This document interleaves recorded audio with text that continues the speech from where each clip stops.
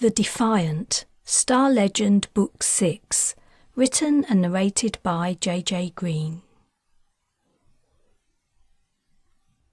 Chapter 1. Spiral City, Java glowed in the morning sun.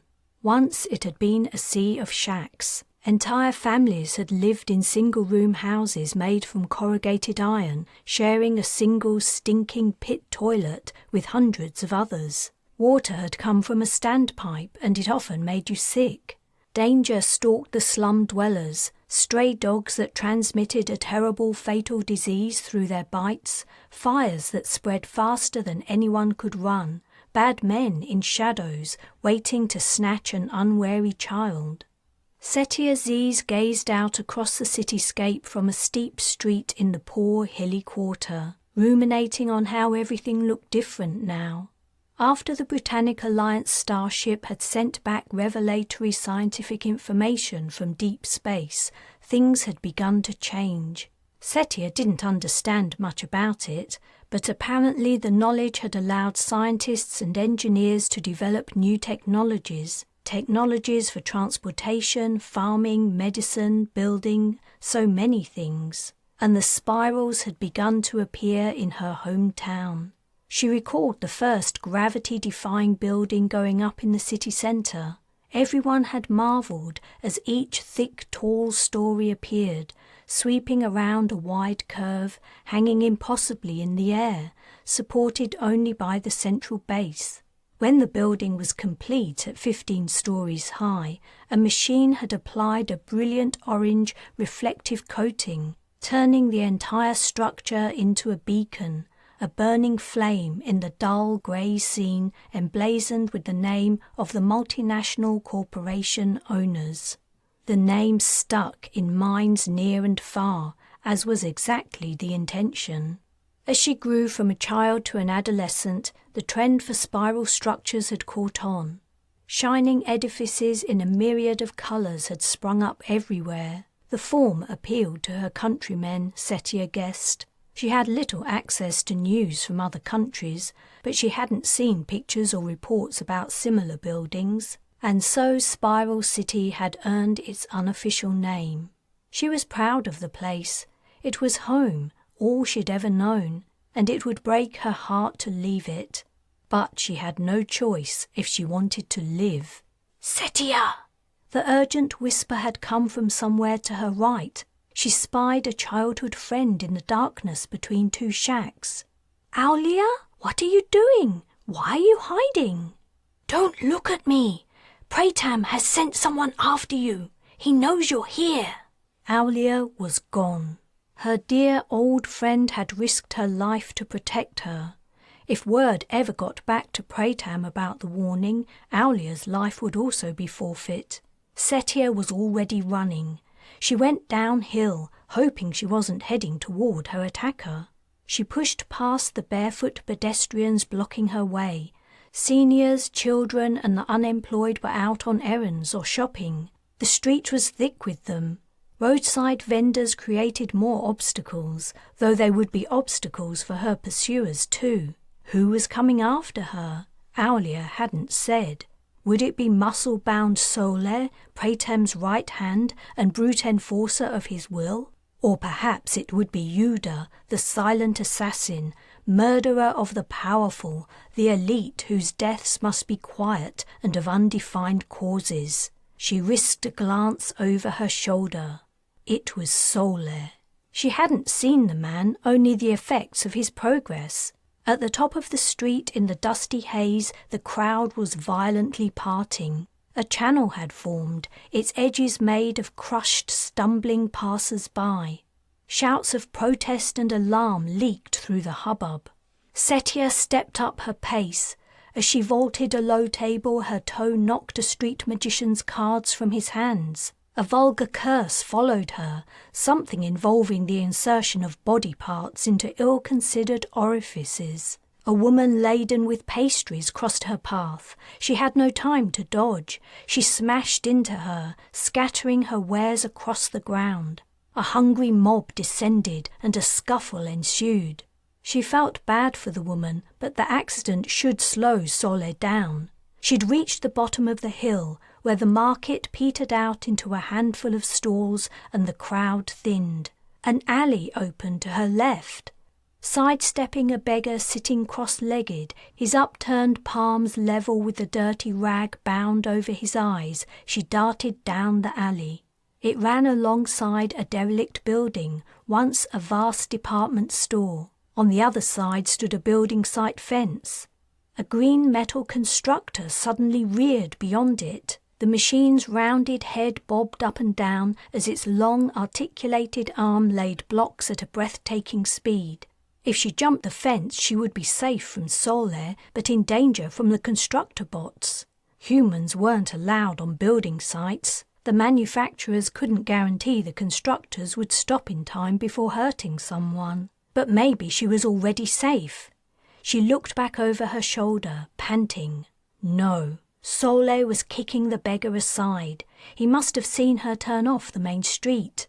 As their gazes met across the distance, he looked furious. Glistening with sweat, his shirt wide open, his expression black as a thundercloud, he was probably incensed that she hadn't given herself up and allowed him to kill her without going to all this bother. She ran. The alley was long. Both the old department store and the construction site were vast. When would she reach the end? She flicked another glance over her shoulder. Burnap's balls! Solo was gaining on her. She scanned the department store wall. Bricks, some more bricks. Not a door, a window, or even a vent at ground level. Not a single opening in the blank expanse. Then the end of the alley grew clear. Yes! No. What she'd thought had been the wall of a street or another alley running across this one was in fact a dead end. The light dimmed as if illustrating her dismal predicament, but she had no time to figure out why. Normal brightness quickly returned. Her only escape was the fence. She would have to take her chance with the constructor whirring and clanking to her right, and she had to do it now before Sole reached her. Setia Ziz. A tall, slim figure had appeared from nowhere. She skidded to a halt. Burnap's balls! Where did you come from? She was sure he hadn't been here a second ago. There was no door he could have stepped from, and she assumed he couldn't walk through walls. Before the man could answer, she said, "Forget it." She leapt for the top of the fence. "Nice to meet you, and good—" The strange man tugged sharply on her ankle. She tumbled down, grazing her knees on the rough ground. What the hell? Sole had reached her. His hands on his muscled hips, his gaze moved from Setia to the interloper. He had to be trying to figure out if the man was friend or foe. So was Setia. Judging from the fact he'd prevented her from escaping, he was not a friend, but any port in a storm. "Thanks for coming to my rescue," she said confidently, edging behind him. "Sole, as you can see, I'm not alone. I have important and—" She squinted up into the man's enigmatic face.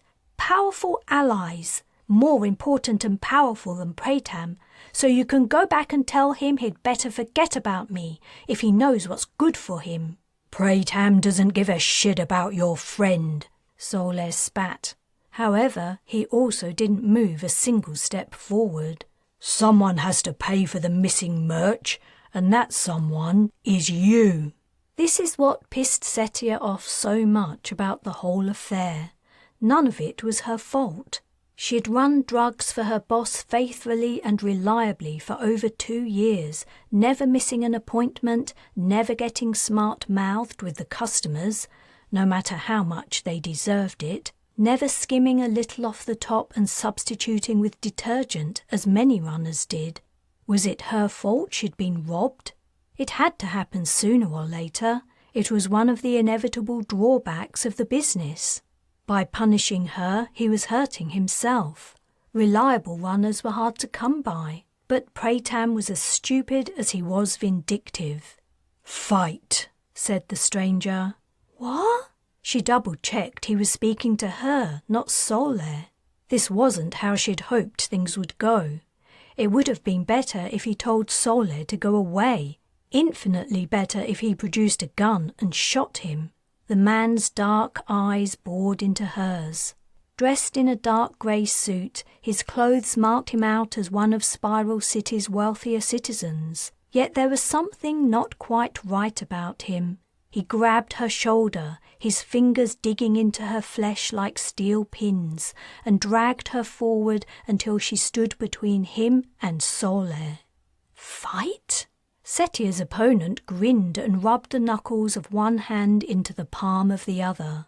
"No weapons," said the man in a commanding tone. Sole had been obeying orders all his life, and he was even dumber than Pratam. He nodded agreement, pulled knives from their sheaths on each side of his torso, bent down and slid them along the ground a couple of meters to his rear. Setia still had no hope of beating him. Sole stood head and shoulders taller than her, and he was about twice as wide. He was also a killer and a practiced brawler, while she had only been in the usual street fights, mostly bravado and windmilling fists. She had learned enough to extract herself and run away, which had always seemed to her the wisest response. The strange man's hand remained on her shoulder. She'd almost forgotten about it in all the excitement, but then an odd feeling emanated from his touch. A sensation flowed from it, a hot, liquid feeling like blood pouring from a wound, but instead it was flowing into her. An energized thrill passed through her, leaving every part feeling stronger. Her muscles no longer ached from running, her panting ceased, and her heart rate slowed and steadied. Calmness and confidence suffused her. Her mouth dropped open, and she stared at the man. Was this some new type of drug? She'd never tried any of Pratam's merchandise. The terrible state of his customers had put her off the stuff for life, but her experience seemed similar to accounts she'd heard. Still, what good would drugs do against? As she'd been staring at the stranger slack-jawed, she glimpsed movement in her peripheral vision. The next thing she knew, her forearm hit something meaty. Sole had swung for her, and she'd blocked him without even thinking about it. Sole looked as surprised as she felt. He threw another fist. Like an automaton, she ducked. As his momentum carried him forward, she grabbed his shirt and pulled him closer and down before driving her knee into his nose. He toppled forward and she kicked his knee, buckling it. He screamed and collapsed. She leapt on top of him and locked her leg around his neck, folding her other leg over the first, pulling it tight. Sole tried to rise, but her weight held him down. He tried to prise her from his throat, but she squeezed tighter. In a few seconds, his body went limp. Setia lay still, numbly wondering what had just happened. How had she managed to defeat Sole, Pratam's best fighter? It had all taken place so quickly. She'd moved as if by instinct. The man was holding out a hand. She grasped it, and he helped her to her feet. "Come with me, Setia. I have someone I would like you to meet. You are both destined for great things." Chapter 2. Patrin Ellis clenched and unclenched his hands as they rested on his knees. He took in a deep breath and then exhaled slowly and evenly, practicing the technique Mam had taught him to ease his racing pulse. It didn't do much good. Sweat prickled his brow and trickled down the back of his neck. The room was too warm. Why did they have to make it so warm? It was barely autumn outside, let alone winter. There was no need for them to have the heating on. Caris leaned in close and murmured, "You'll do fine, don't worry." "I'm not worried," he shot back heatedly. Then, feeling shameful at his outburst, he repeated, more gently, "I'm not really worried. I just wish they would get it over with. Why are they taking so long?" She shrugged. "These things take a long time. They have to do everything correctly, according to the rules. If they make a mistake, it gives his team an opening. You don't want to go through this again, do you?" Definitely not. Then try to be patient. Answer every question clearly to the best of your knowledge and memory. You can't do any better than that. It'll be over before you know it. I wish. He recognized some of the people in the waiting room, or at least he thought he recognized them. 10 years had passed since he'd seen these boys and girls, and they were not allowed to speak to each other, to exchange names or stories. The evidence had to be as uncorrupted as possible, uninfluenced by other accounts of what had happened. He and Caris were an exception. They'd lived together since returning to West BI. Any sharing of stories had already taken place, the authorities said, so it didn't matter if they talked to each other, except they hadn't shared anything. Neither he nor Caris ever mentioned that time. He supposed she didn't want to bring up the subject any more than he did. Why go over something that made your guts clamp down in painful knots whenever you thought about it? There was nothing either of them could say that would change the past. Kayla was lucky. She had been so young then, she'd been ruled out as a reliable witness. The door slid open in a quiet whoosh, loud in the silent room. "Patrin Ellis," said the official, reading from an interface. "Good luck," Caris whispered as he stood up. He didn't look back at her as he left. The official led him along a narrow passageway and up some steps. At the top of the steps stood an open door, light spilling from it. The low hum of quiet voices also leaked out. He stepped through the opening and the voices quietened to silence. The door snicked closed behind him. The official had disappeared. He was alone inside a booth with transparent plastic walls. The judge sat highest in the room on a platform behind a polished desk. Men and women in suits were behind more desks. He recognized one of them, Mr. Barnaby, who had helped him prepare for today. Beyond the lawyers was the audience, perched on rows of benches squashed together. The place was packed. His gaze roved the faces. Where was she? Then he saw her. Ma'am. She smiled and gave a little wave. His nervousness fell away. Sitting next to her was her boyfriend, TJ. Ma'am always called him by his surname, Wright. He wasn't sure why. He liked TJ. He was a good guy. Good for Ma'am. Steady and kind. She needed someone like that. Just be honest about what you remember, she'd said. That's all. Just tell them what happened. Would the witness please be seated? The judge snapped. Shit. He slid into the seat, embarrassed. Everyone was staring at him. They must think he's an idiot. He went through the formalities, swearing to tell the truth. There were no mics he could see.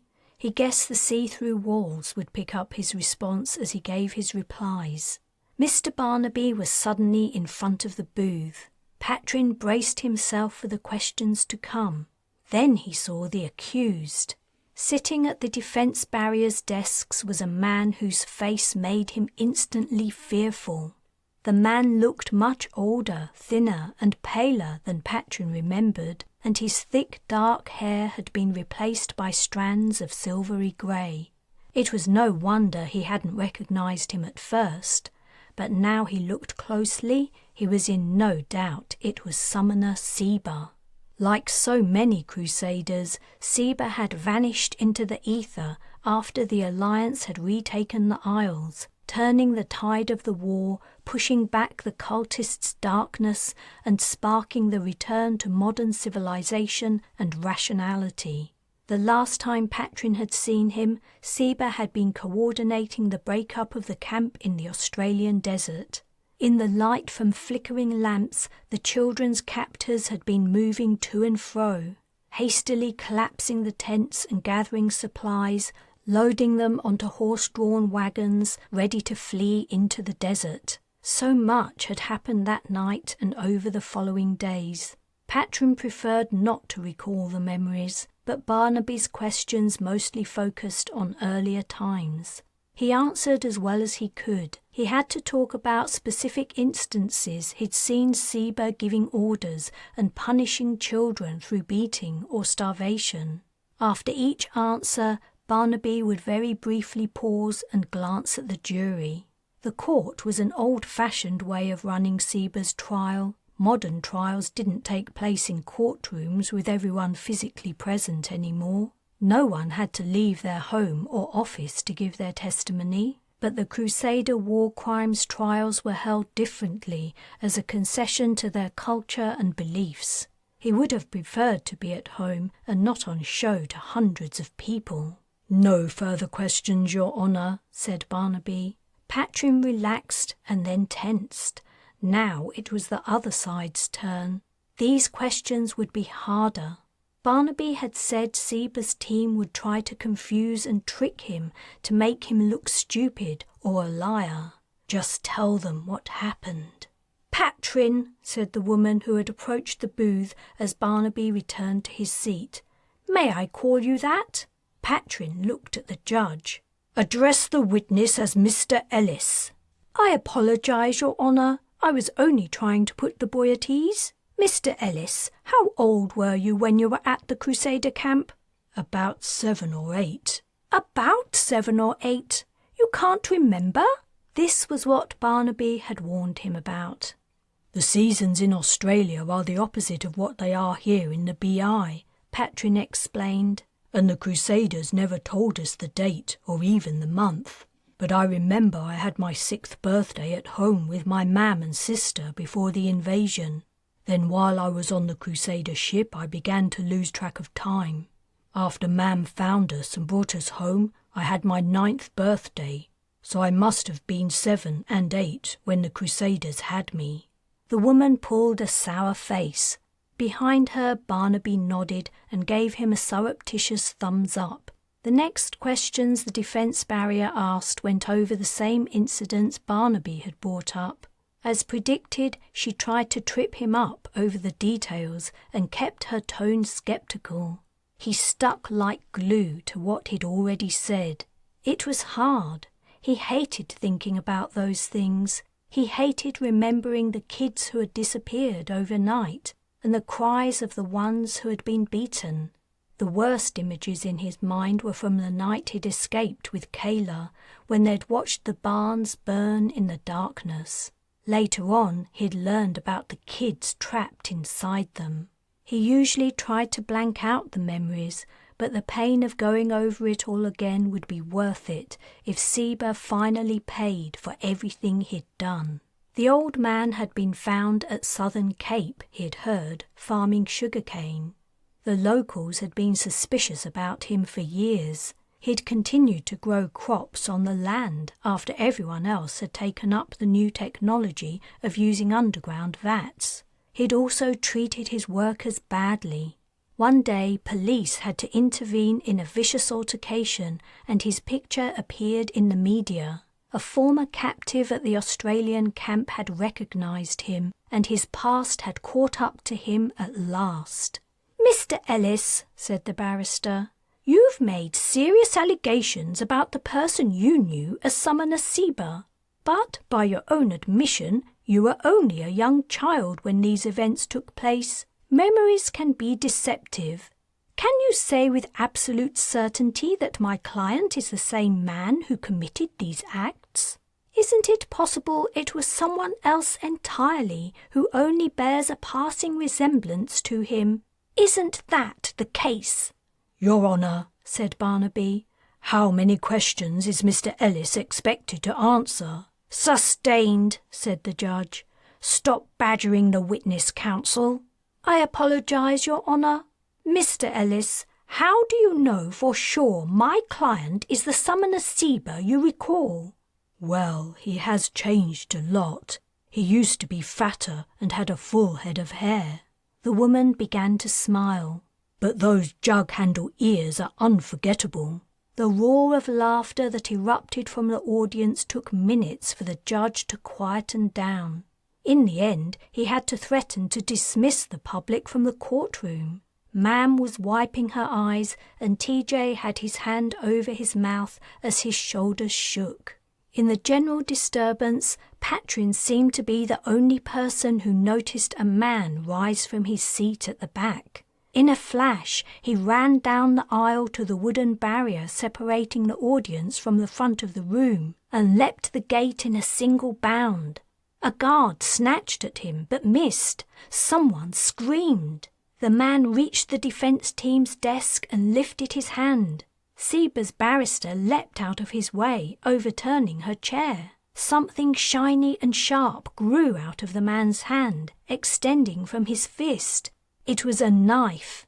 The guard shouted at him to drop it, but the blade swept down into Seba's neck. He did nothing to defend himself. In fact, in the few seconds of action, Seba seemed to offer up his throat. As the knife plunged again, the guard threw himself on the stranger and wrestled him away. The blade clattered to the floor, and the guard got the man down and knelt on his back. More guards arrived, but they were too late. The damage was done. Seba sprawled face downward in a rapidly widening pool of blood. Chapter 3. I think this is what he must have used, Wright said, sliding an interface across the dining table. Taylan peered at the article as she took a bite of toast. It was about a new material called flow metal. The substance wasn't actually metal, the article explained. It only looked metallic and had several properties in common. Most importantly, it was programmable. She lifted her eyes and read further. Flow metal could alter its shape according to digital input. As long as the total volume remained the same, it could be whatever you wanted, even things with simple working parts. The attacker must have brought some into the courtroom, said Wright. The security scanners wouldn't have detected it because it isn't metal. Maybe he made it take another form so it looked like something else. Right. And if he had one of the new neural transmitters... Exactly. She gave a shudder, recalling the knife appearing from nothing in the man's hand and its descent into Seba's bared neck, smooth as a diver plunging into water.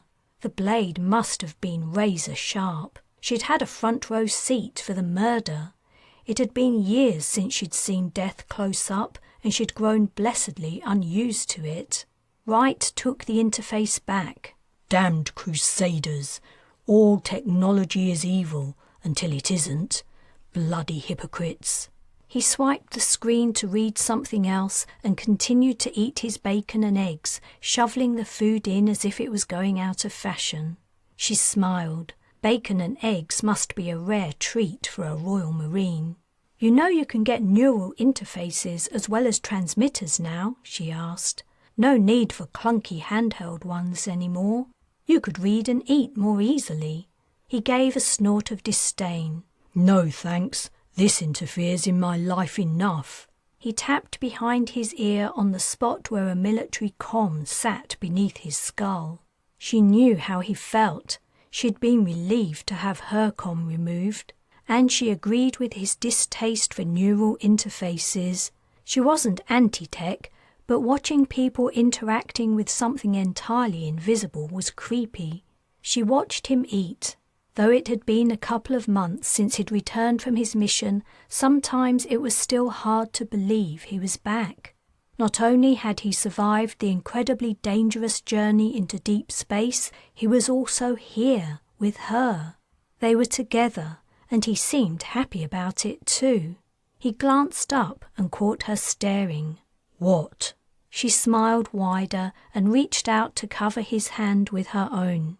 He grinned back, stood up, and leaned over the table to give her a bacon-flavour peck on the lips. Are you ready? We have to leave soon. She deflated. She'd been lost in the moment, forgetting today's appointment. Cheer up, it'll be fun. Fun? She asked incredulously, then sighed. I don't know if the kids are even awake yet. Have you seen them? No, I haven't, come to think of it. Could you check? Colburn will be pissed off if we're late. You say that as if I care. Heavy footsteps descended the stairs. "That's Patrin," Taylan said. Her son entered, a knuckle rubbing one eye, his hair a tousled mess. He looked as though he'd barely slept. "Bad night?" she asked. Giving an adolescent grunt, Patrin scanned the empty plates on the table, then asked, "Is there any breakfast left?" "There's plenty to eat in the kitchen, same as always." He shuffled past her. "Don't take too long," she said to his retreating back. "We leave for the Institute for Skein Studies soon, remember?" He didn't reply.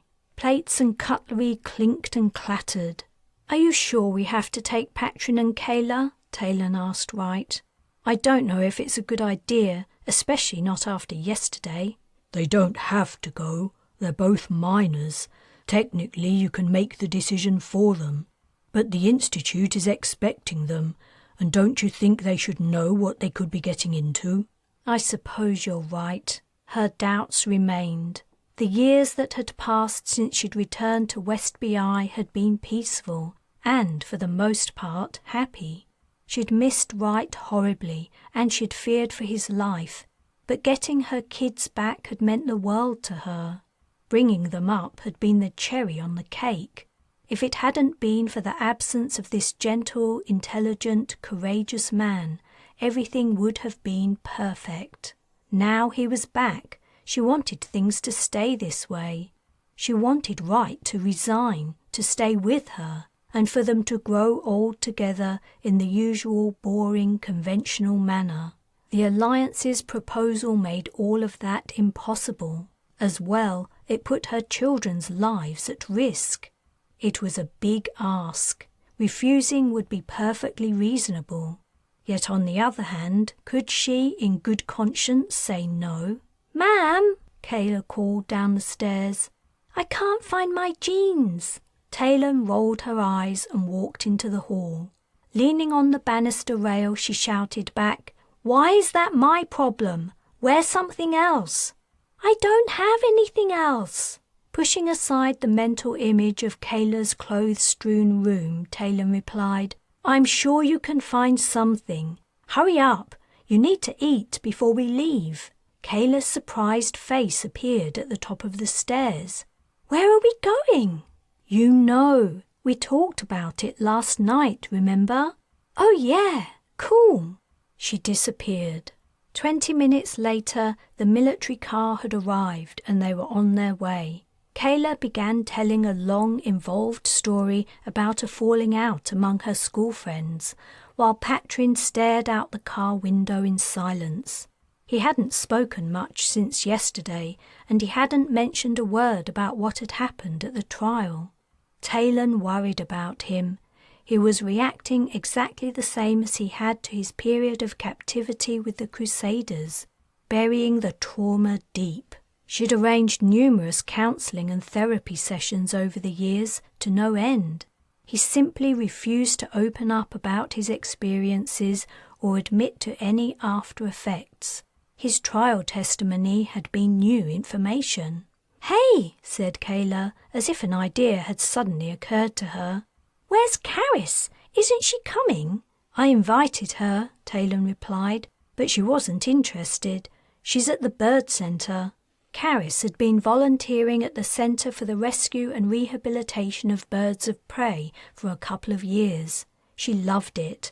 It hadn't escaped Taylan's notice that her adopted daughter had gone from saving Patrin and Kayla's lives to rescuing wild animals.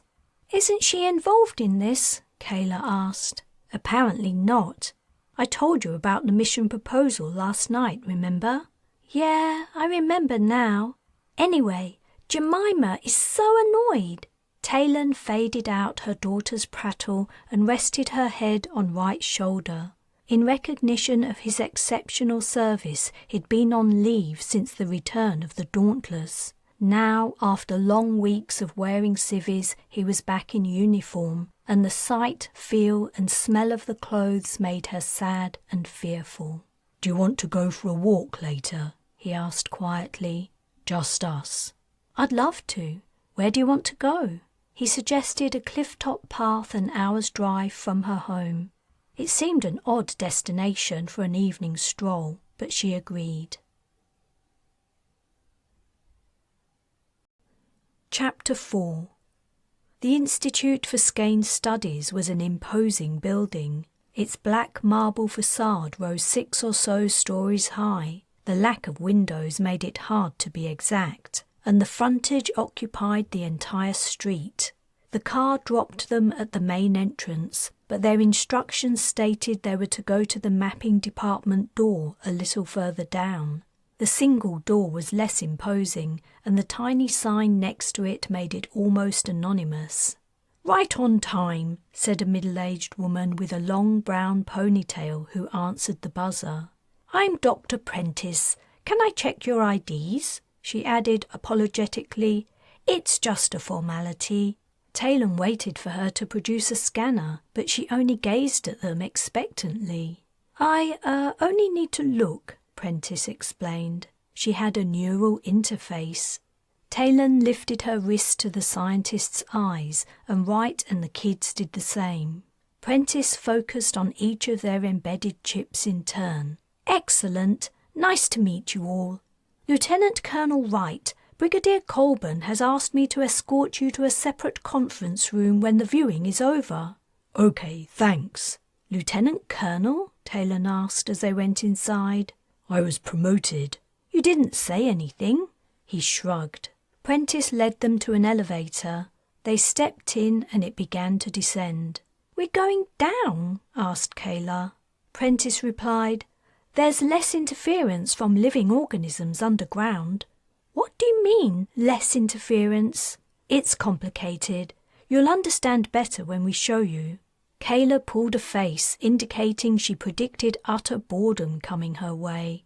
Taylan gave a mental sigh and leaned on the elevator wall as they descended. She watched her adolescent daughter surreptitiously as the ride continued. The Institute for Skein Studies was far more expansive below the surface, and it looked like they were heading for the lowest floor, B20. Kayla's growth spurt showed no signs of slowing down. She had always been a tall child, and now it seemed she would end up taller than her mother and perhaps nearly as tall as her towering brother. Her period of deprivation at the hands of the Crusaders didn't appear to have affected her physically, and mentally she appeared unscathed too. Thank the stars.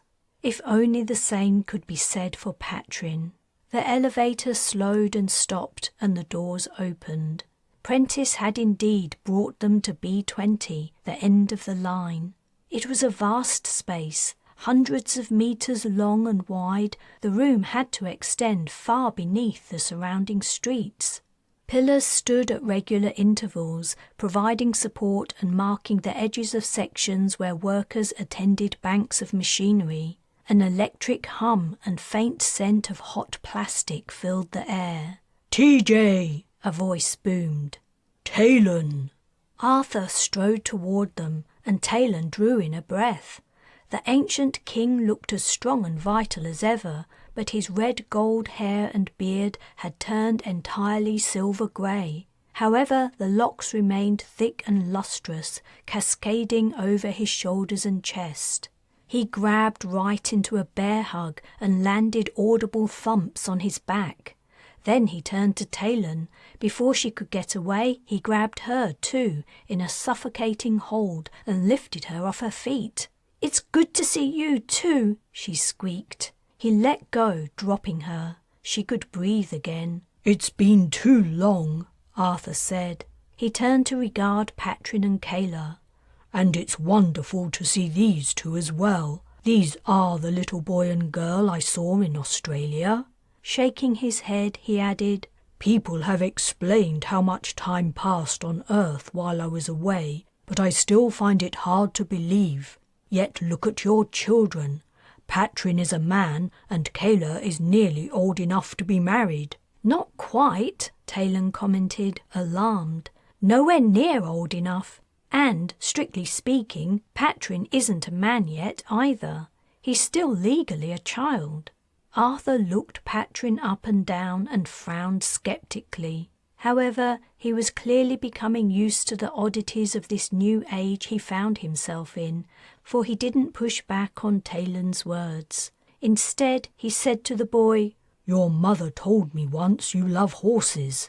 Do you know how to ride? No, I don't, Patrin replied. Between school and Mam's training, I haven't had time to learn. Would you like me to teach you? Are you kidding? I'd love it. Ma'am? You think I'm going to make you miss out on horse riding lessons from the King of the Britannic Isles? Patrin breathed a silent yes. Excellent, said Arthur. I believe we still have quite a while before we leave. He asked Taylan and Wright, How do you feel about our new quest? Quest? Kayla interjected. What's a quest? A noble adventure, young maid. Cool, a noble adventure. I like the sound of that. Arthur smiled. You have your mother's brave heart, though I hope you don't have her tongue too, for all our sakes. What? Why? Never mind, said Taylan. Prentice said tentatively, now you're all reacquainted, would you mind stepping this way? As they followed her, she continued over her shoulder, I've been told the purpose of your visit is so I can fill you in on Skein mapping. I'm not sure how much you already know. Personally, Wright replied, I know very little. Arthur and I missed out on all the developments of the last few years. Okay, I'll start from the basics. Heads were turning and gazes following them as they walked along the open central aisle. No doubt everyone recognized Arthur. His face had been plastered over the news media ever since the Dauntless had returned, but the articles Taylan had seen displayed an old photo of him. Perhaps the Alliance wanted to maintain a more youthful image of the king. The Skein mappers weren't only interested in Arthur as a public figure, they also had to be as stunned as she was by his transformation. This is as good a spot as any, said Prentice, stopping at a quadrangle of machines. 4 technicians sat in the middle facing a machine each. Right, if I could have your attention? Kayla was gazing slack-jawed at the seemingly endless rows of machinery. She returned her attention to the scientist. Put simply, connections exist between every living and non-living thing in the universe. We can't see them, and for a very long time we had only the smallest inkling they existed. How should I put it? She glanced upward, brow furrowed, before continuing. Physicists and mathematicians had spotted the signs. Particles that appeared to wink in and out of existence, for instance. Imaginary numbers, interactions between independent objects separated by huge distances. We understood some aspects of these things, but when we received the files from the Dauntless, we realized all these phenomena were like mountain tops poking up out of the ocean, indicating something hidden beneath the waves. With the help of a friendly extraterrestrial species, we've been allowed a peek in the water. Did she know Wright was the person the friendly extraterrestrial species had approached with the new knowledge? Clearly not, and he was the last person to blow his own trumpet. And what a vision it is, Prentice went on. What a mountain range within the ocean. Even now, years later, we haven't uncovered or applied 5% of the knowledge revealed. Yet one thing we do know with a great degree of certainty is there is a general background of connections of all matter.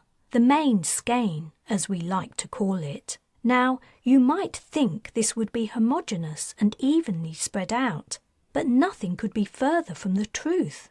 The main skein has patterns and areas of density and thickness, and it moves. It's rippling around us as I speak. But that isn't what you're here to see today. Overlaying the main skein is something else. It's easier to show you. Max? Apparently she wasn't abbreviating the word maximum. The man sitting next to her nodded and his lips moved, though Taylan didn't catch what he said. All movement in the room ceased. Seated workers' arms fell to their sides and walkers halted in their tracks. The lights went out. In a heartbeat, millions of lines flashed to life. Fluorescent green, they snaked from person to person, object to object, ran across the floor and pierced the ceilings and walls at all angles. The lines ranged in thickness from mere threads to dense, brilliant bands. Thick, bright cables ran between Taylan, her children, and Wright. More bands ran from them all to Arthur. Prentice said, "Thanks, that'll do, Max." The lights came on, and the lines winked out of existence. Except, of course, they had not. They still existed, invisible to human sight. Their traces were burning in Taylan's retinas. "What you saw was not the main skein," Prentice said. "That's much, much more complicated, and we don't have the computing power to even begin to map it yet, though we're getting there. The connections you saw was what for the moment we're calling the secondary skein. I doubt that name's going to last. We're starting to see divisions and layers in the secondary skein we'll be able to classify soon. Anyway, that's a bit more technical than necessary. Any questions?" "As I understand it," said Wright, "some of these connections are pre-existing and some are created by actions. Is that correct?" "Yes, that's one of the classifications we're working on. There's more to it, but that's the gist. We don't know enough to define the exact distinction yet." Arthur said, "And it's this map that's leading us away from Earth again, out to—" Prentice held up her hands to stop him. "I know what you're referring to, but I can't discuss it here. My aim today is to show you the framework. You saw the connections between you all and the basic idea of the secondary skein. The implications of all this is something we're still working on. As far as you're concerned, you can discuss the finer details with your superiors." "TJ," said Arthur, "what we just saw must have been what Merlin was studying the night we found Taylan in the wilderness. He must be able to see the invisible patterns." "You mean when I was on my way back from Anise Morn?" asked Taylan. "I always wondered how you managed that." Wright nodded. "Merlin spent a while concentrating, then he seemed to know roughly where you were." "But if the aliens can read the skein," Taylan mused, she asked Prentice, "do these lines show the future?" The woman's features brightened in excitement, but she only said, "That's currently under investigation. I'm sorry, I don't think I can risk telling you much more. The demonstration was mostly for your children, to help their understanding." Kayla folded her arms across her chest and a line formed between her brows as if she felt insulted. Taylan said, "So next it's—" She read Wright's look. "Don't tell me Colburn's going to speak to us too."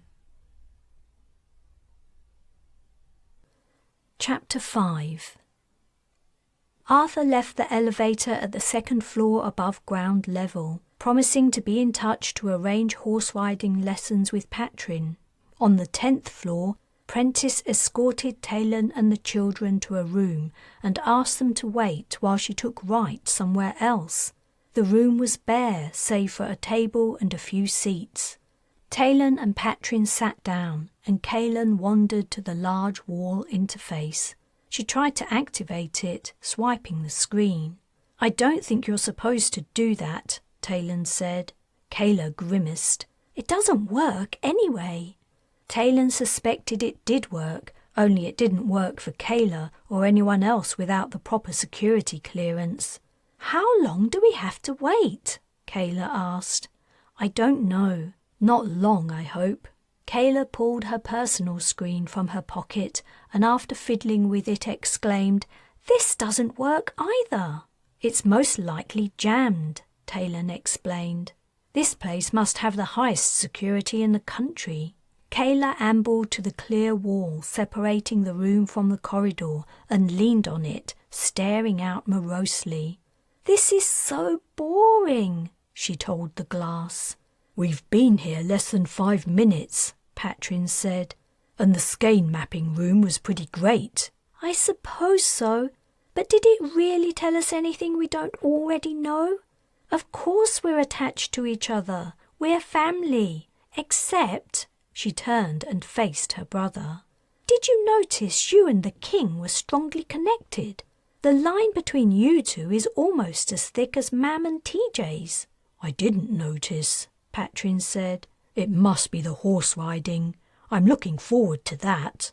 Taylan didn't think it could be something as inconsequential as a mutual love of horses that tied her son to Arthur.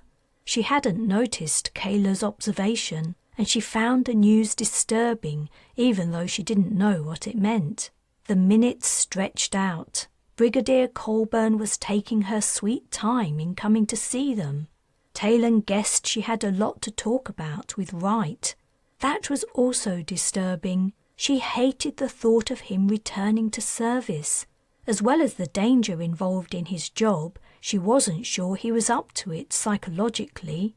He hid his mental troubles well, but some things he couldn't hide from her, such as the nightmares that jolted him from sleep on a regular basis and moments of nervous distraction when she was sure he was having flashbacks.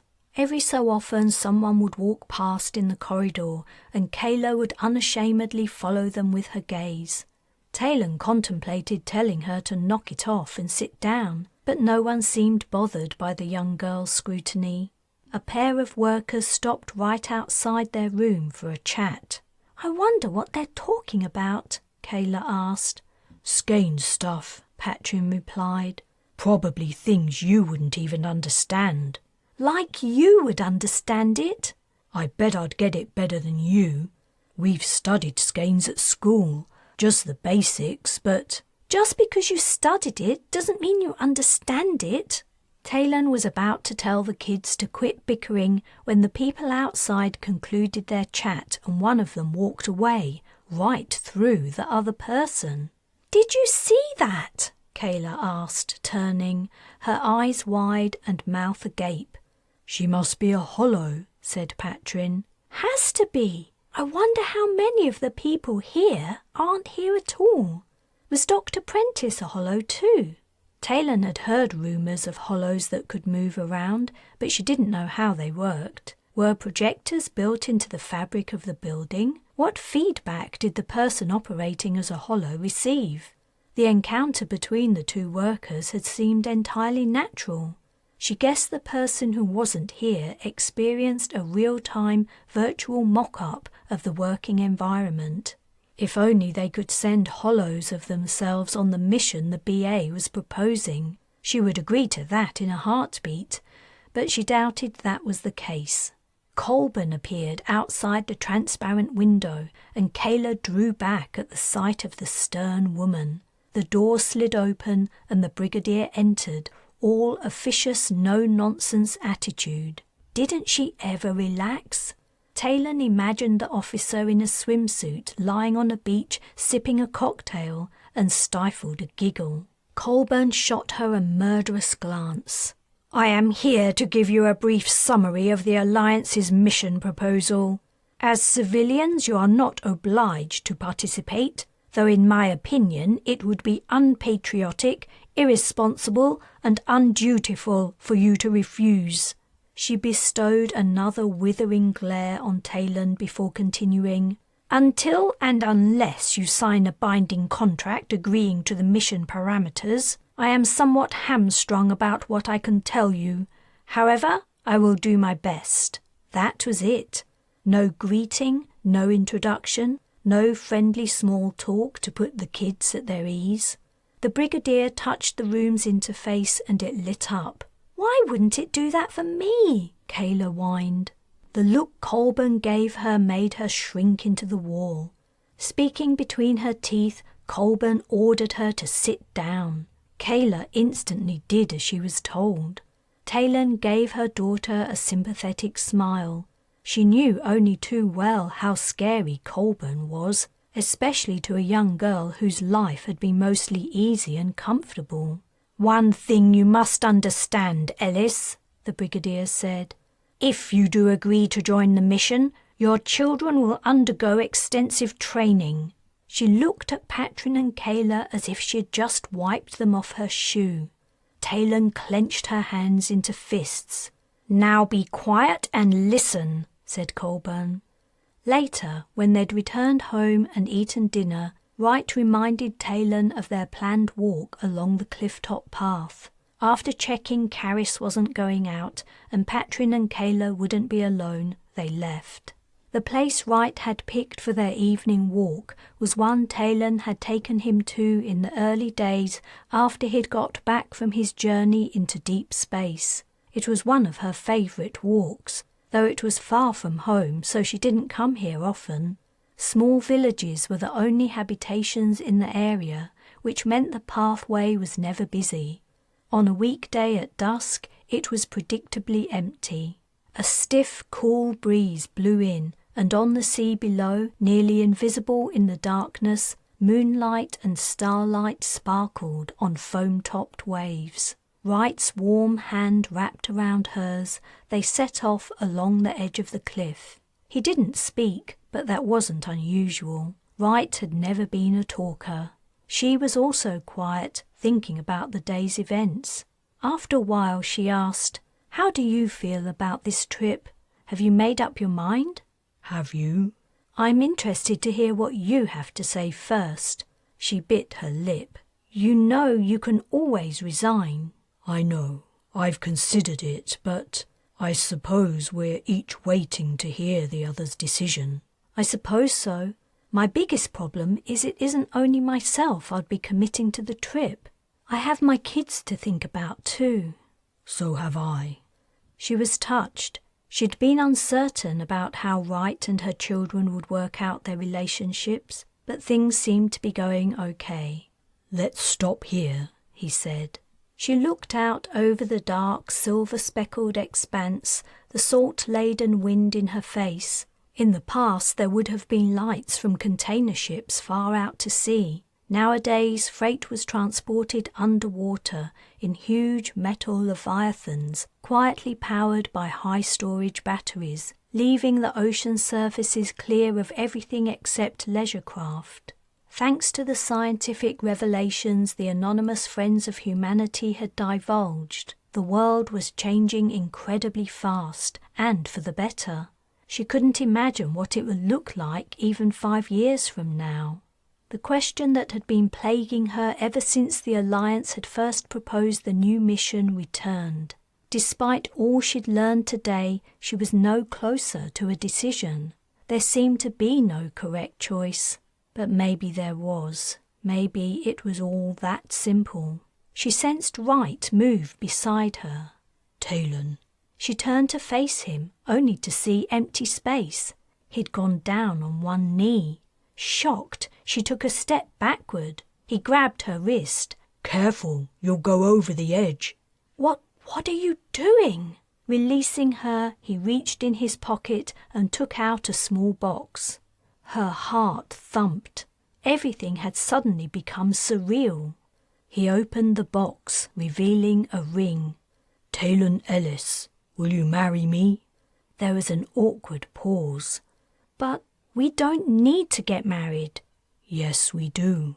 I do." "You're so traditional." "I know. What's your answer?" She blinked back tears. "Yes, of course it's yes. On one condition." Chapter 6. Carla Orr studied the hollow of the ship's schematics sourly.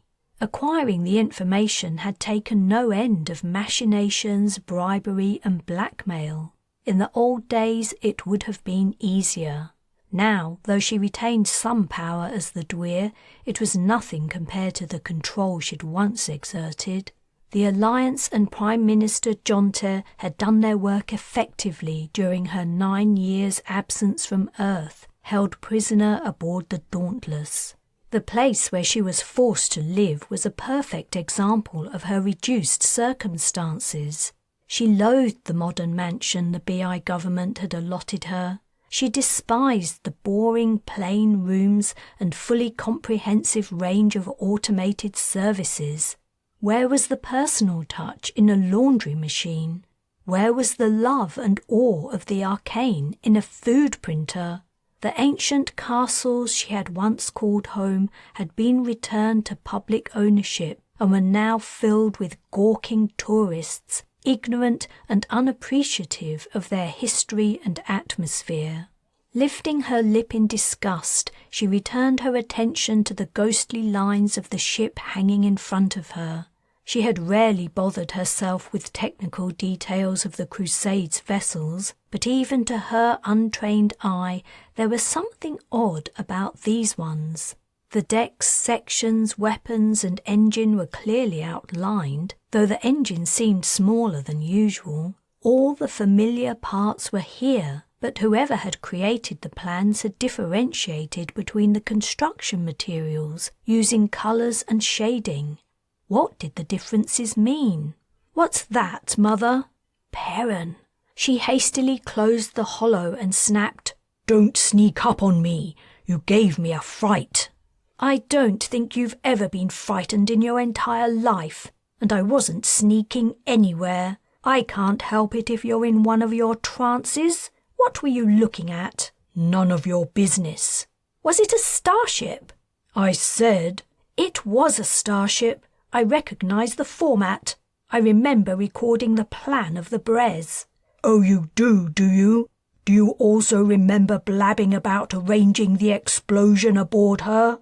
His jaw clenched, and he replied through his teeth, "I was a kid, and it was Morgan's idea. How long are you going to hold that over me?" "As long as it takes for me to return to the position I was once in. It was because of your stupid mistake I had to leave Earth for nearly a decade. If the BA hadn't been able to threaten me with exposing you—" "We've been over this I don't know how many times. Do you have to keep reminding me? When are you going to let it go?" She rose to her feet and stalked toward him. "You have no idea what I had to endure out there. No idea." The memory of John's ghost silently reproaching her, it seemed, for all she had done, sprang vividly into her mind. She halted and took a breath. "No idea," she repeated, a catch in her voice. "That's all in the past now. You need to get over it." Dragging herself back to the present, she regarded the young man standing before her. He'd grown tall in her absence, but his dark hair and dark eyes were the same. There could be no doubt he was her son. Yet she felt she hardly knew him. The BA had completed the work Morgan Le Fay had begun. It had severed him from her. Perrin was no longer hers. The bond was gone. But perhaps all was not lost. Perhaps she could bind him to her again. Conceived when the Horned One came to her in the guise of many men one night in an oak grove, and born through great pain and joy, he was her blood. Nothing could change that. The world was changing, however. The secrets revealed to humankind had been revelatory. The stupid scientists were finally beginning to understand the great truths of the universe, things she had understood and accepted for most of her life. She had been right all along. Not that anyone had given her credit for it. The Alliance's propaganda had turned the image of the Crusade into a quaint, quirky movement, its members batty but essentially harmless. "What are you thinking, Mother?" Perrin asked, looking at her strangely. "Are you feeling all right?" "I'm fine," she retorted hotly. Then, calmer, she said, "Come here and sit down." She returned to the sofa and patted it. He joined her, looking somewhat wary. "This trip the BA plan on taking us on," she said. "What do you think about it?" "I think it's exciting. It's been years since I was aboard a starship. You do realize we'll be traveling into interstellar space, don't you? Aren't you afraid?" "Should I be? You haven't told me much about your time on the Dauntless. What was it you had to endure? What made it so bad?" "Things out there are different from how they are on Earth. Out there's no telling what might happen. and the Defiant will be heading for a new, different section of the galaxy." "The Defiant?" His eyes widened. "Is that the ship's name? Was that its plans you were looking at just now? It was, wasn't it? Where did you get them?" He stood and backed away from her. "You have to destroy the files. You'll get us both in trouble." "Sit down," she hissed, glaring. Slowly he complied. It was gratifying to discover she still held sway over him. "Listen, you are my son, Perrin, and for that reason, and that reason alone, I forgive you for being a snivelling, whining failure. What happened to you while I was gone? What did they do to you?" His expression hardened, but he didn't answer. "You weren't a small child when I left, or rather was forced to leave. You must remember the days of the crusade, the rites and rituals, the adoration of our followers." "I remember," he said sullenly. "Do you recall our time on the Belladonna, when Morgan taught you telepathy?" "That was only a trick. It wasn't real." He wouldn't meet her gaze, no doubt ashamed of his betrayal when she tried to escape with him. "It was real. Let's try now, shall we? Close your eyes and try to speak to me with your mind." "No, it's stupid." She put the idea to one side. For her, it had been less than a year since she'd practiced telepathy, but for Perrin it had been half a lifetime ago. It was perfectly possible he'd simply forgotten how to do it. "Another time, maybe," she said. "It isn't important. Perrin, I forgive you for allowing the Alliance to run roughshod over everything I worked for. You were young when I left, and you were alone, lacking a guiding hand. But I'm back now. I've been back for months. Whenever I try to speak to you about how things were and how they should be, you rebuff me. You act as though everything I ever believed in, everything we believed in, is a nonsense.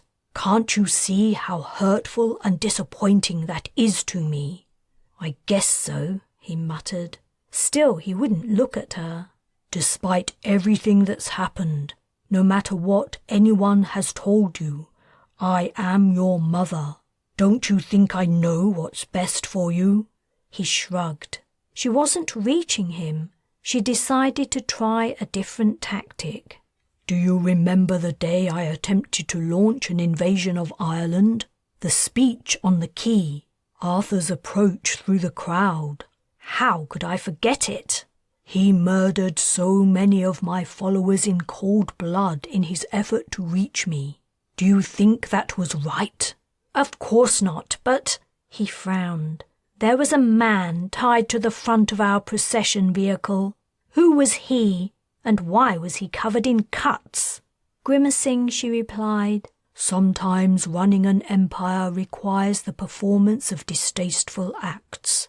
That man was a traitor, but the people Arthur killed were innocent. Think about it. Who were the evil ones then? Us or the Alliance?" "That was ages ago. The Britannic Isles are peaceful now. People are mostly happy." She gritted her teeth. Happy? When did happiness ever count for anything? Chapter 7. "I can't do it," Taylan exclaimed. "And I don't understand how you can even ask me." Wright put his head in his hands. They had been going over the same topic for hours. He was sick of it. She had to be sick of it too. But he couldn't give up. It was too important. He understood her concerns, but why couldn't she see his point of view? She didn't seem to want to give an inch. When he looked up, she'd moved to the living room window and was staring out of it, her arms folded across her chest. "You know what I went through," she murmured. Turning to face him, she continued, "You know what it did to me and how I nearly lost them. They were just kids. They've suffered enough, and so have I. You saw what the trial did to Patrin. He was a mess. It's time we put it all behind us. Patrin deserves to live a happy, normal life, and so does Kayla. I'm not dragging them into the Alliance's harebrained scheme. Everyone's acting like it isn't insanely dangerous. We'd be going up against beings vastly superior to us, with abilities and technology we can only guess at. I'm not going to subject my children to that. She was silhouetted in the darkening room, her back to the window, so he couldn't make out her face, but her tone had risen, trembling as she spoke. She went on, "And if that means you and I have to be separated again, so be it." There it was. That was the real point of their argument. If she didn't agree to join the mission, they would be living at different speeds. While he was gone, time would pass on Earth faster than it would aboard the Defiant. When he returned, she could be decades older than him, or possibly dead. The physicists had said the new method of space travel, passing through seams in space-time like areas of dead current in an ocean, meant the rules of relativity didn't apply in the same way. There would be some variance in the speed time passed, but they weren't exactly sure how much. If she didn't come with him, their relationship would essentially be over. She said softly, "I thought I mattered to you, that we all mattered to you." He gasped and strode across the room to grab her into a hug. "You do matter to me, more than I can say. You mean the world to me." She muttered into his shoulder, limp in his arms, "But the Alliance means more." "No!" He held her arms and looked into her eyes, shadowy in the twilight. "This isn't just another job. If it weren't for this mission, I would have resigned the minute I disembarked the Dauntless. I was done. In fact, I was done after Jamaica. I should have left then. I'm not sure why I didn't, but I'm glad I stuck around. You said these beings we saw as Merlin and Morgan are incredibly dangerous. That's right. That's exactly why we must do something about them now, while we still can. And we can't leave it to other people to do it. It was me the aliens spoke to when they exploded our scientific understanding, and that means something. Can you imagine what might have happened if it had been Arthur or Carla Orr? But why did they contact you in particular? Did they explain?" "No, but they initially tried to speak to all three of us due to the connections they saw. They first came to me looking like my father." "Your dad?" "They seemed to pick up on significant figures from our past. For Arthur, it was Guinevere, and for Orr, some old guy she used to know. The point is, they could see these things we don't comprehend yet, even with everything they've told us. These connections are significant, and if there's a strong link between you, me, your children and Arthur, as well as all the other links the Skein mappers have discovered, it's important. I don't know how or why, but—" "We've been over this so many times." She broke away from him. "I keep telling you I don't care. I'm not going to join the mission, and I won't give permission for Patrin or Kayla to join it either. Who knows what might happen to them? I'm not putting my kids in danger. I would be a reckless, neglectful parent if I did. What you do is up to you. It would have been nice to get married, but if you insist on doing this, I don't see much point. We should just try to do our best to enjoy our time together before you leave." "Taylan, I don't want to leave without you." He wasn't sure he even could. Looking at her standing before him, he imagined the wrench it would be to tear himself from her side. The experience on the Dauntless had been terrible. He didn't know if he could do it again. Yet if he didn't, he wasn't sure how it might impact the future of humanity. In a way, he wished he could see things through her narrow, focused scope, but he couldn't. "You realize you could be jeopardizing your children's future?" He felt bad hitting her below the belt, but he didn't see any alternative. "Huh? By refusing to allow them to travel into unknown danger? She asked icily. Explain that. He hesitated. There was so little he could tell her. We have free will, that's clear. Some connections are formed by our actions, but there's also a natural passage of things. The map indicates it. The alien told me the Dauntless was smashing through the web of connections, that there were easier and less destructive routes to take. If we, you, don't follow the indications, no one knows what might happen. No one knows what'll happen if I do. We are currently heading for a better world for all humankind, right? But what if Merlin and Morgan return soon? They don't give a shit about us. We're like ants to them. What do you think Earth will be like for Patrin and Kayla then, and their children's world? We have to try to put a stop to their interference. Our new knowledge of the Skein seems to give us a chance, but only if we put it to use. Otherwise we remain ignorant, barely sentient beings, smashing through the spider's silk wherever we go. That's hypothetical. You're trying to scare me, and it isn't fair. What choice do I have when you won't listen to reason? I'm not the one being unreasonable here. But you are. Weren't you there at the Institute with me? Didn't you see the patterns? I saw a lot of pretty lights, yes. That doesn't mean I have to pay attention to them. Now look, said Wright, his ire rising. You're being disingenuous. It was the connections that led you to your children out in Australia. It was all due to what Arthur told you about recognizing the pattern. You didn't believe him at first, but in the end you had to admit he was right. That's what you told me. She was silent. If it wasn't for you following the connections, Patrin and Kayla would have died in the desert. That's true, isn't it? Still, she didn't reply. Answer me. I want you to leave, she said quietly. What? I want you to go. Now. Take what you need for tonight. When you know your address, I'll send the rest of your stuff on. He stared at her. Come on, Taylan. You're being ridiculous. We're just having a discussion. Take your things, she hissed, and get out. He froze, watching her, trying to figure out what was going on.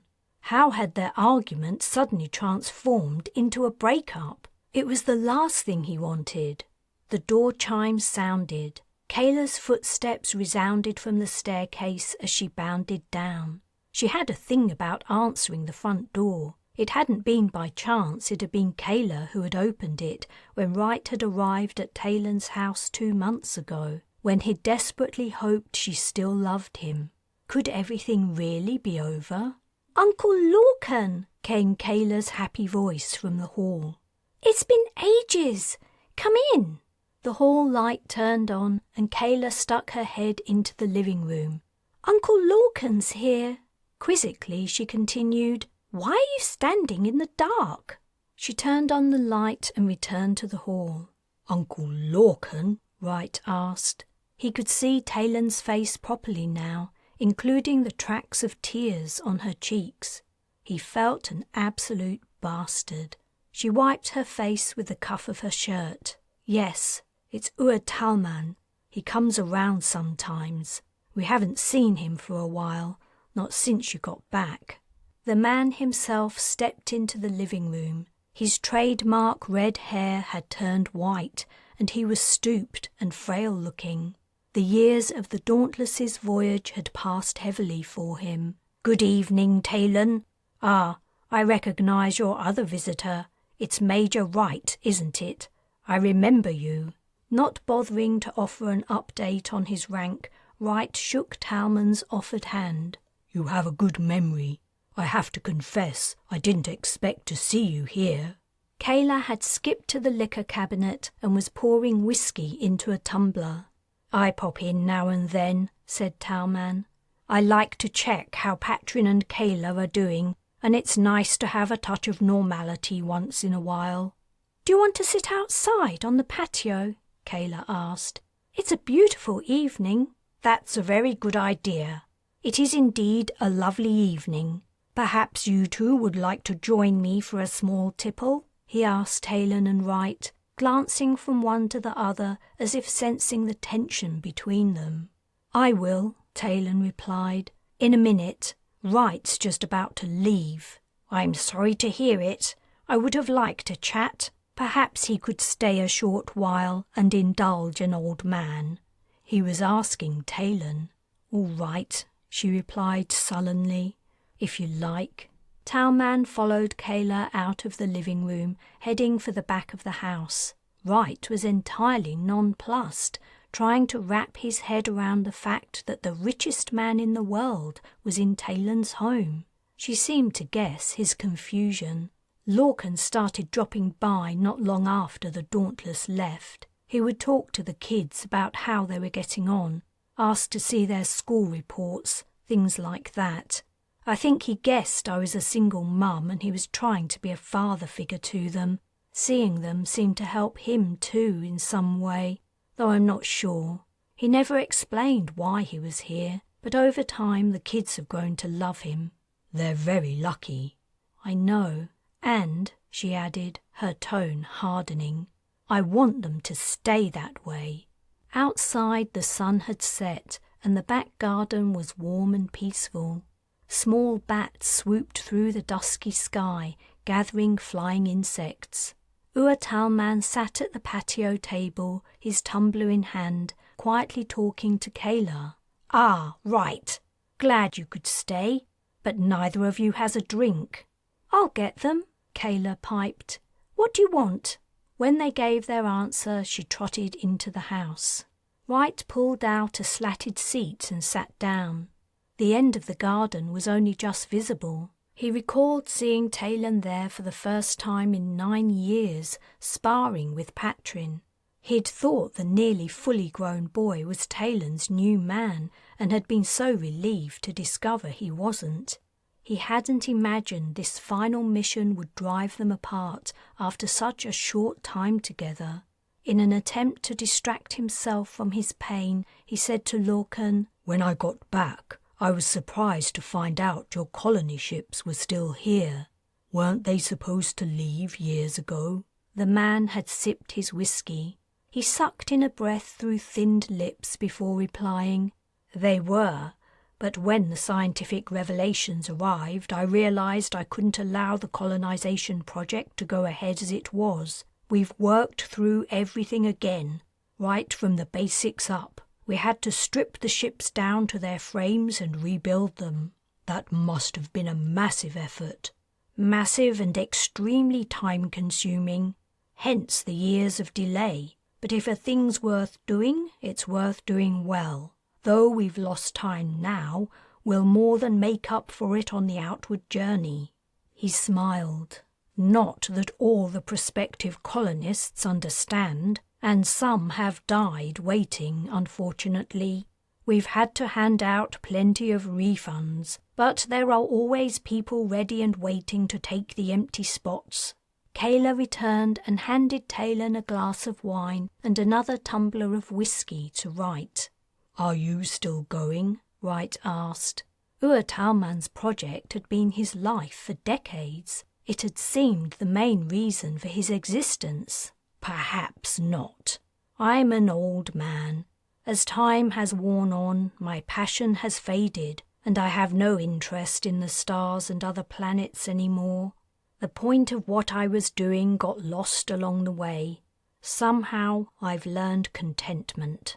He turned his attention from the shadowy garden to Wright and Taylan. But don't let my experience put you two off. The Alliance doesn't let me in on many of their secrets these days, but I know about the Defiant. The trip sounds very exciting. Taylan remained stubbornly silent. Probably more challenging than exciting, said Wright. The voyage on the Dauntless was no joke. You have my best wishes for success, though I doubt I'll still be alive when you return. He added pointedly, You'll have each other. That's the main thing. You're very fortunate. I wish I'd had longer with Grace and my children. Alas, it was not to be. If I were to give one piece of unsolicited advice to young couples, it would be to cherish what you have. You never know when it'll be taken from you." With a heavy heart, Wright stepped over the threshold of the hotel. His ID had been read by the scanner built into the wall. The hotel was one of those fully automated places with no human staff on site. A hollow map of the building's layout appeared in the lobby, the empty rooms highlighted. If he had a neural net, the image would have appeared only in his vision. He figured out the nearest available room and headed for it. He hadn't brought any of his things from Taylan's home. He didn't need anything for tonight, and he could buy whatever he needed. He had left nothing sentimental there. He didn't have anything sentimental. The door opened at his touch. From now until he checked out, it wouldn't open for anyone else except hotel staff. The innovations were piling up. What would the world look like when he returned? He wondered what the Crusaders made of all the changes. After quickly showering, he climbed between the cold sheets. Some things never changed. Hotels were as soulless and anonymous as always. Sleep usually came quickly to him, but this night was different. He lay painfully awake for hours, ruminating. He'd tried everything he could think of, but he couldn't seem to get through to Taylan. At the end of the day, it was her decision. She couldn't be compelled to join the mission, and Kayla and Patrin were minors. She had the final say on her children's inclusion. Patrin would turn 18 this year, but his birthday fell after the scheduled departure date. Finally, with Taylan's averted, tear-streaked face in his mind's eye, he must have fallen asleep, for something was waking him up. At first he thought it was his comm, and he mentally answered it, but then he realized the bleeping sound was external. He opened his eyes on darkness, lit by the flashing of the room's interface. It was still night time. He must have only been asleep a short while. He opened the screen, but the caller was using only audio, not video. "Right?" The speaker's voice was thick with long crying and sorrow, but it was unmistakable. "Taylan, are you okay?" "I was wrong. I'm sorry." "What?" "I hate the thought of putting Kayla and Patrin in danger, but you were right about how Arthur helped me to find them. What he said about patterns turned out to be true. We'll come on the mission." He sat up. "You will? You're sure?" "I'm sure. I was only scared about what might happen to the kids. It's my job to protect them." "I know. I get it. I really do. But if you'll come, that's fantastic." "We will." A pause. "I love you." "I love you too." There was another pause. Then Taylan said, "Right?" "Yes." "Come home." Chapter 8. The Skein mappers had been busy. Hans scanned the list of names they'd sent him. Each person was supposedly connected to the alien invasion of human society. How they were connected, why they were involved, no one could say. Only that a band of mysterious origin ran thick and true between these people. Not all of the names on the list were even BI citizens. Several were from Australia, one was from St. Kitts, and another was from Hawaii. How could they possibly be associated? Probably, if a researcher investigated their backgrounds, links would be found.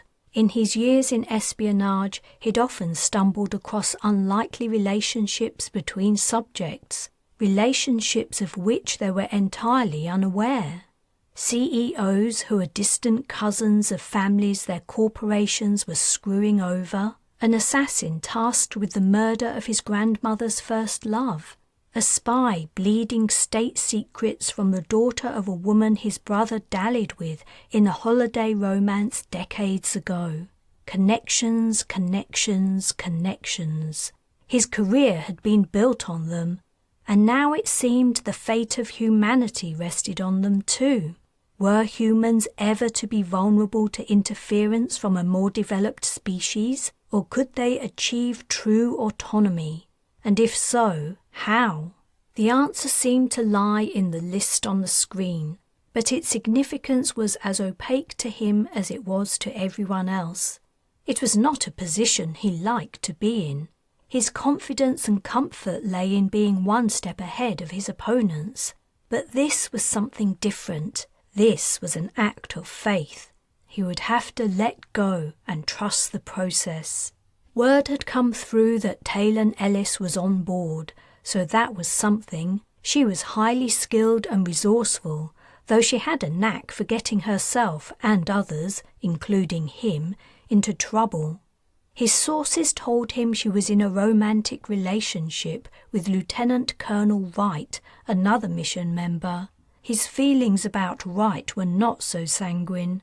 The BA thought highly of the man, but in Hans's personal experience he was unreliable. It couldn't be helped. Like the unfathomable pattern they had chosen to follow, including Wright was something he had to do on faith. Plus, Taylan wouldn't want to leave him behind, as who knew how long the Defiant would be gone. The same applied to her children. He was uncomfortable about sending minors out into deep space. "Sir," said his secretary over the desk comm, "you have 5 minutes until your press conference." "Thank you." He rose and walked to his private restroom, where he washed his hands and face. It was a ritual he'd developed over the years of his rise to Prime Minister. The familiar actions centered him, concentrating his focus. Journalists and their questions were the bane of his career, but they were a necessary evil. His ritual helped him marshal his thoughts and anticipate the difficult answers he might have to give, but it was also a reminder of a moment over a decade ago when he had checked his appearance before attending the General Council meeting in Jamaica. The bombing of the event by the combined EAC and Antarctic Project forces had been a watershed. Josephine, his PA at the time, had saved his life, and in doing so lost her own. That action had allowed her twin sister, Maria, to step into her place. Maria, who with her beguiling charms had helped him engineer a military coup of the BI government. Maria, a secret agent of the EAC, who had alerted Carla Orr to the Alliance's vulnerability. Maria, his only true love, who had died a revolutionary. Though she had subjected him to horrible torture, he hoped he was a better person for having known her. He didn't think he had played so fast and loose with people's lives since then. The evidence of his work was all around. The Caribbean had its independence at last. The Britannic Isles was a peaceful, prosperous country, more or less united, and the Earth Awareness Crusade had diminished to a largely powerless group of people with rather odd beliefs. The last he'd heard, the cult was hemorrhaging followers, particularly younger members who had attended regular state schools. Carla Orr still lived, unfortunately, protected only by her significance to humanity's involvement with the aliens, according to the Skein mappers. Perhaps it was for the best. If executed for her many war crimes, she would become a martyr to her people, increasing their religious fervour and perhaps sparking a resurgence of the dangerous movement. He had achieved many things, subtly or overtly. His dream of a BI republic had come true in all but name. Soon King Arthur would leave on another long voyage. Who knew when he would return, if ever? Hopefully, by the time he was back, the citizens of the Isles would inform him he was no longer needed. Hans doubted he would receive any acclaim for what he had done. These days, all he heard were complaints and criticisms. Such was the fate of those burdened with profound responsibilities. The fact didn't particularly bother him. History, not the general public, would be his judge. To fulfill his deepest ambition was enough of a reward. He gazed into the mirror. His beard was greying, and lines surrounded his sagging eyes. Yes, he had reward enough. Only there was a knock at the door. "Sorry to disturb you, sir, but the press are waiting. Should I tell them you've had an unexpected delay?" "No, I'll be out in a moment." Had 5 minutes passed so quickly? He took a final look in the mirror. He was content with everything he'd achieved, only it would have been nice if Maria had been by his side. Chapter 9. "The Prime Minister's giving a speech," Kayla called from downstairs. Patrin ignored her. Kayla was always getting excited about one thing or another. This time it wasn't the Prime Minister speaking to the media that interested her. It was because Mam had told them she knew Jonta during the war. They'd done some stuff together apparently, though she hadn't explained exactly what. She hadn't been lying. Patrin was sure about that. Mam didn't lie or even exaggerate. If she said she'd known Jonta, it was true, but she didn't know him anymore. He wasn't like Uncle Lorcan, who turned up every month or so to check how they were doing, sometimes bringing them a cool present. The PM was just another public figure. He and Mam had nothing to do with each other. He picked up his gloves and went downstairs. "Are you going out?" Kayla asked from the living room, spying him through the open door. "I go out this exact time every week," he replied, exasperated. "You know why." "Oh yeah. Hey, come and listen to this. It's about us." "Huh?" He stepped into the room. The Prime Minister stood behind a polished wooden lectern on a raised dais in front of his residence. The camera angle took in the tops of the heads of reporters clustered tightly around him, jostling for their positions. Jonta appeared to be answering a question. "I am not at liberty to discuss the selection criteria, but suffice to say only the very best candidates, most suited to enduring the rigorous challenges of the mission, will be invited to participate." Someone asked, "Can anyone apply?" "Absolutely not. Individuals have already been approached on a person-by-person basis." "But isn't it only military personnel who will be going?" the same journalist urged. "A range of people from all walks of life have been chosen to represent humanity on this expedition, after an intensive consultation process with our heads of armed forces and scientists working at the forefront of our new understanding." Patrin asked. "He isn't going public about the Defiant?" "He hasn't mentioned her by name yet," Kayla replied. "The press seem more interested in who's going, not what ship they'll be aboard." She clasped her hands together. "I wish I could tell my friends. Keeping it a secret is killing me." "Don't you dare. You'll spoil everything, and then they might not let us go. Besides, your friends could all be grown up by the time we get back. Remember what happened with Mam and TJ? He was gone for 9 years, and she had to wait for him." "I know, it's so romantic," Kayla gushed. "And now they're getting married. I can't wait for the wedding." "I can. I'm terrified about being best man." "Don't be stupid. It'll be awesome. My bridesmaid's dress is beautiful." Jonta had continued his speech while they chatted. As they returned their attention to the screen, he said, "I'm afraid that's all I have time for today. It's been a pleasure to talk to you about this jewel in the crown of the Alliance's achievements. I'm sure you'll join me in wishing the men and women the very best of luck in this monumental endeavour." Ignoring questions shouted from the audience, Jonta stepped down from the podium. Patrin frowned. "Did he say anything about the alien threat?" "Nope, didn't mention it at all. He probably doesn't want to scare people."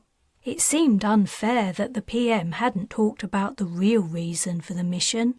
He appeared to be spinning it as an exploratory journey into the unknown, talking up the exciting part and downplaying the risks. Jonter was a typical politician. Patrin wasn't sad Mam no longer had anything to do with him. The setup at the riding stables was always the same. 3 black limousines sat outside, professional drivers at their controls, and men and women in dark suits and sunglasses hovered around the entrance. Patrin didn't know how Arthur put up with his ever-present retinue. It would annoy the hell out of him to be constantly followed, with never a moment of privacy until you were behind a locked door. Even then, guards would be posted outside 24/7. Was Arthur's home fitted with cameras and listening devices too? Mam had explained it was all because his life was under constant threat from Crusader extremists. The nutcases believed the king had pushed Carla Orr to one side, making her a powerless figurehead. In fact, Mam said, it was the Alliance who had done that, and Arthur was just as much a figurehead as Orr. But it suited the BA to allow the king to be a scapegoat. He walked up to the entrance and sighed as he lifted his arms. The security agents had to recognize him on sight by now, but they still searched him thoroughly every time he arrived for a lesson. "Good morning, Mr. Ellis," said a bald-headed man. He ran his gaze up and down Patrin, gently turned him around and then said, "Nothing like the old methods." He patted Patrin's legs, felt up his back and sides and into his jacket collar, then turned him around again. The thorough search continued until the man felt the lump in his jacket pocket and took out the gloves. After inspecting them thoroughly, he handed them back. "You can go in. Have a good lesson, kid." The literal rite of passage over, Patrin walked through the gates. Arthur was already in the cobbled stable yard, holding the reins of 2 big stallions. The horses had to be large to comfortably carry his and Arthur's weight. Arthur's mount was the bay he always rode, but Patrin didn't recognize the other one, a dapple grey. "Who's this?" he asked, reaching out to pat the animal's neck.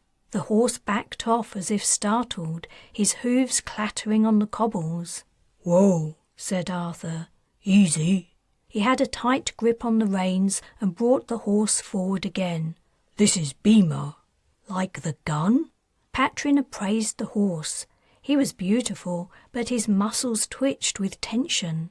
"Ah, yes, that's what the name means. Justin isn't available today. He's pulled a muscle.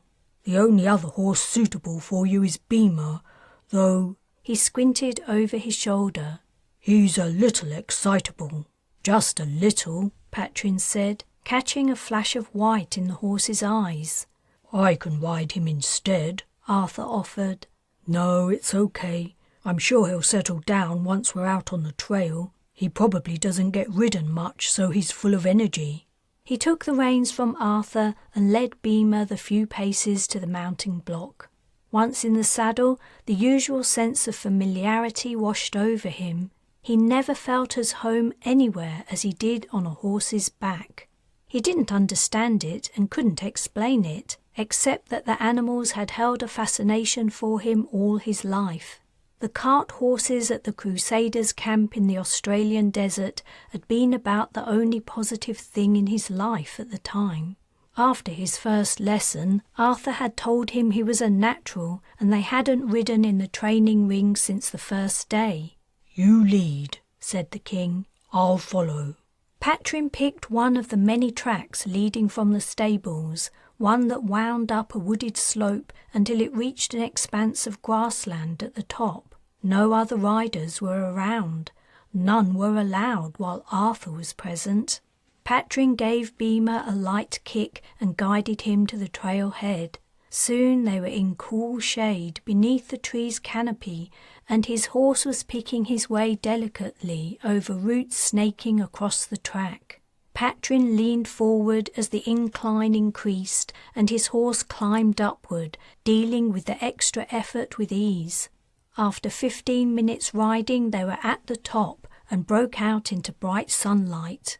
The tree line continued to their left. On their right, tall grasses undulated in the breeze. Arthur urged his horse forward until they were riding abreast. Unusually for the situation, the king's head was down and he held his reins listlessly. "Is something wrong?" Patrin asked. All their previous rides had seemed to invigorate him. Patrin had thought he'd never seen a man so much in his element. Without looking at him, Arthur replied, "I have watched you ride many times now, and I have formed an impression I cannot shake. It saddens me." "What kind of impression? Am I doing something wrong?" Arthur murmured. "You are your mother's son, and there's nothing I can do about it." "But why is that bad?" As Patrin spoke, crashes resounded from the forest, like several things dropping to the floor and smashing into brambles and bracken. Before Arthur could answer, a figure sprang from under the cover of the trees and sprinted toward them. A flash of light erupted from his hand. He was firing. Where was the security detail? They couldn't gallop out of danger. Though the attacker was on foot, a pulse round could hit Arthur in the back. Patrin brought Beamer around, tugging hard on the reins, to put himself and his horse between Arthur and the would-be assassin. Another light flashed somewhere in the woods. More than one cultist must have dropped from the trees, and now the security agents were in battle with them. But no one was protecting Arthur. Patrin was an expert with many weapons thanks to Mam's teaching, but he had nothing with him. He kicked Beamer again and rode directly at the Crusader. All his horse's skittishness was gone. Neck outstretched, the animal bore down on the black-clothed figure like a torpedo locked on its target. The man fired again, aiming around Patrin, and the pulse flew past so close it nearly blinded him with its glare. No sound came from Arthur, so he assumed the round missed its target. The assassin wavered, his attention flicking from the horse and rider set on a direct course for him and a spot behind them, presumably Arthur.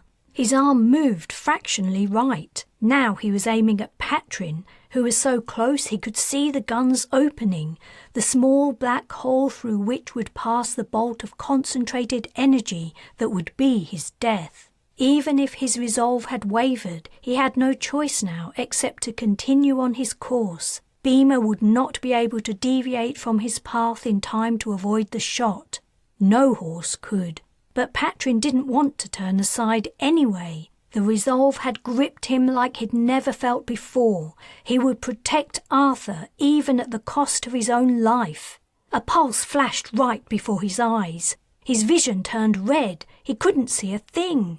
He felt Beamer leap lightly, carrying him upward, and then he landed, softly for a horse his size. His gait slowed.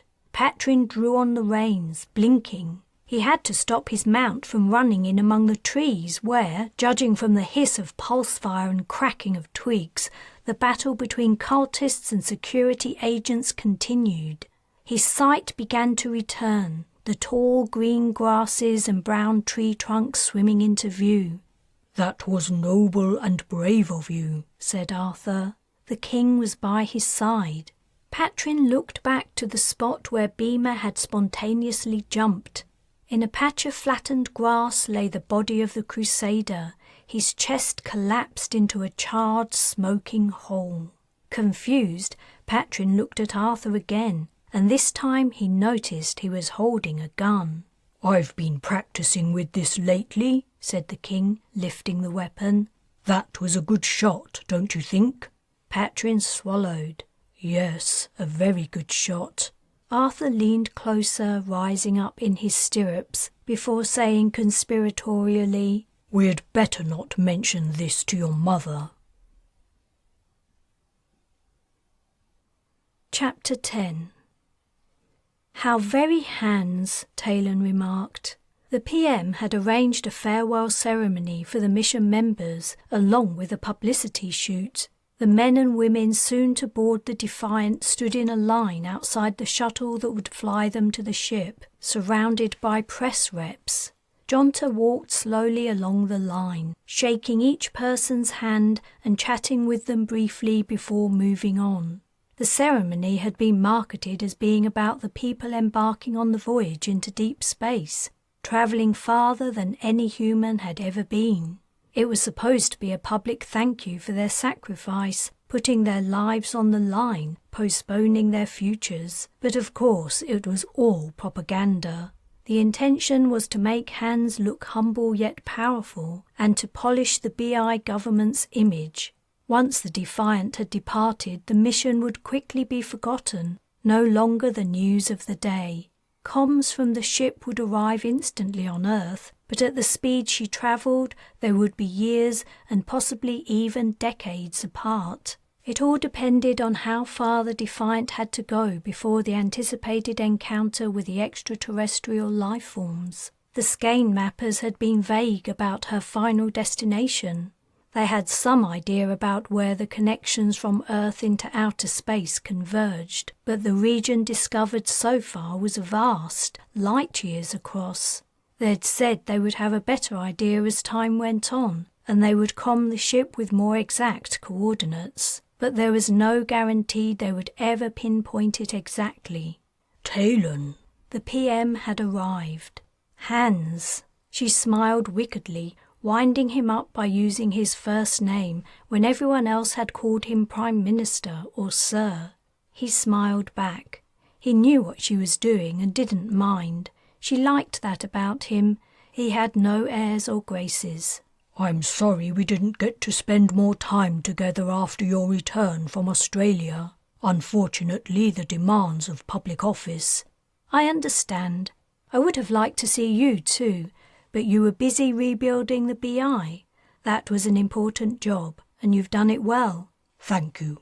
That means a lot to me, coming from you. You always speak your mind. Some wouldn't put it so politely, but you're right. If I didn't mean it, I wouldn't say it. Good luck, Taylan. When you return, come and see me. I'll make time. It's been an honour to know you. He shook her hand firmly, then he moved on. She reeled from his compliment. Considering she'd nearly got him hanged, the praise was unexpected.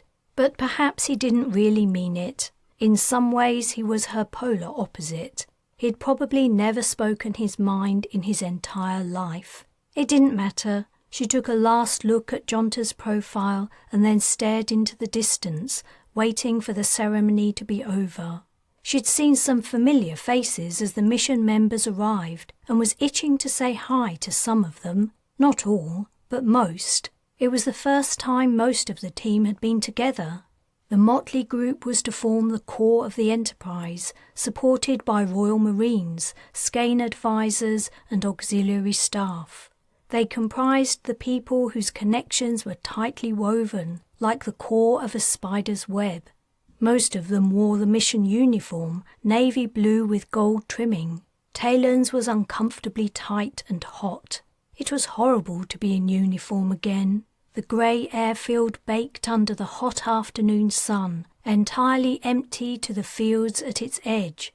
All aircraft except for the shuttle were in the hangars, and the skies had been made a no-fly zone. Crusader attacks had ramped up recently, possibly in response to the Dwyr's imminent departure. She and her loathsome son were two of the few not present. They would have no public farewell. Hans's spin doctors had made up a lie about her being unwell and Perrin unwilling to leave her side. Both had been transported directly to the Defiant yesterday. Taylan looked to the side. Hans had nearly reached the end of the line. Thank the stars. She risked reaching for Wright's hand, now the two of them were out of close scrutiny. He frowned at her, no doubt disapproving the break in acceptable behaviour, but he didn't pull his hand away as she lightly held his fingertips. The Prime Minister posed for some more shots with the mission team in the background, and then the ordeal was finally over. As he climbed into his limousine, Taylan slumped in relief. They were waved onto the shuttle, and the media closed in to gather more images for the world's news agencies. "Lieutenant Colonel Wright," a voice shouted from the audience. "Is it true you and another mission member got married recently?" Wright ignored the speaker, but Taylan looked over her shoulder. The reporter, a young woman, noticed her behaviour and pushed forward. "Are you Mrs. Wright? How do you feel about taking part in the mission? Is that why you were chosen? Because you're the Lieutenant Colonel's wife?" They were forbidden from speaking to the press in any way, shape or form.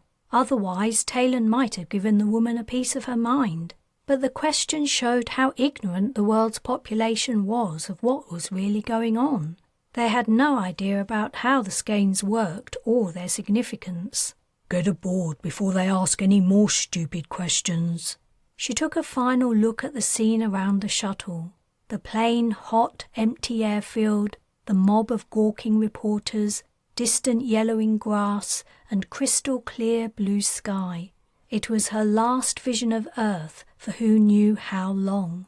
Patrin walked ahead of her into the passenger cabin, closely followed by Kayla. He picked a row of 4 seats and they all sat down, Taylan in an aisle seat. The trip had finally begun. "Hey, it's good to see you again," said a young man sitting down across from her. "Kevin!" She reached out and gripped his hand. "Damn, it's good to see you too." She was forced to let go of him to allow the other passengers to pass by. "I remember you saying you didn't want to visit the Isles. Bet you never thought you'd be here, let alone boarding a flight to a starship. It's hotter than I thought it'd be. We do have the occasional warm day." She couldn't stop grinning at him. "Where's Arthur?" Kevin asked. "I thought he was coming too." "He has his own farewell ceremony. We'll see him tomorrow." "Yeah, while I remember, thanks for not telling me he was the freaking king of the Britannic Isles. I wouldn't have let him ride my motorbike if I'd known." "No problem. Arthur prefers it when people don't recognise him. He hates all the deference and special treatment." "Oh." She'd just spotted a line of 4 approaching up the aisle. Reacquainting herself with these people would be less pleasant. "Taylan?" Maylir passed by. Madog was next. He nodded at her. Medwin moved past as if she didn't exist. Mark bent down for a quick hug and whispered, "Talk later." A woman followed him, the last to board the shuttle.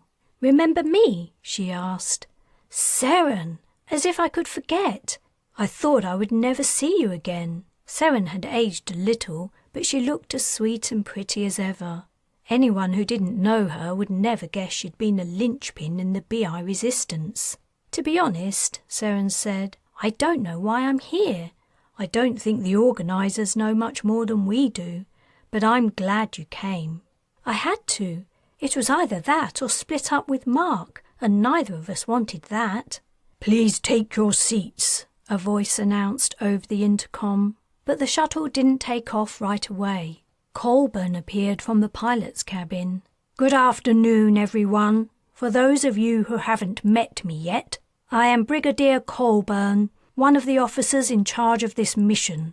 I am the conduit between the civilian and military sections of the crew, and your port of call regarding any problems in this area. However, be aware I value my time, and I won't waste it on spurious nonsense."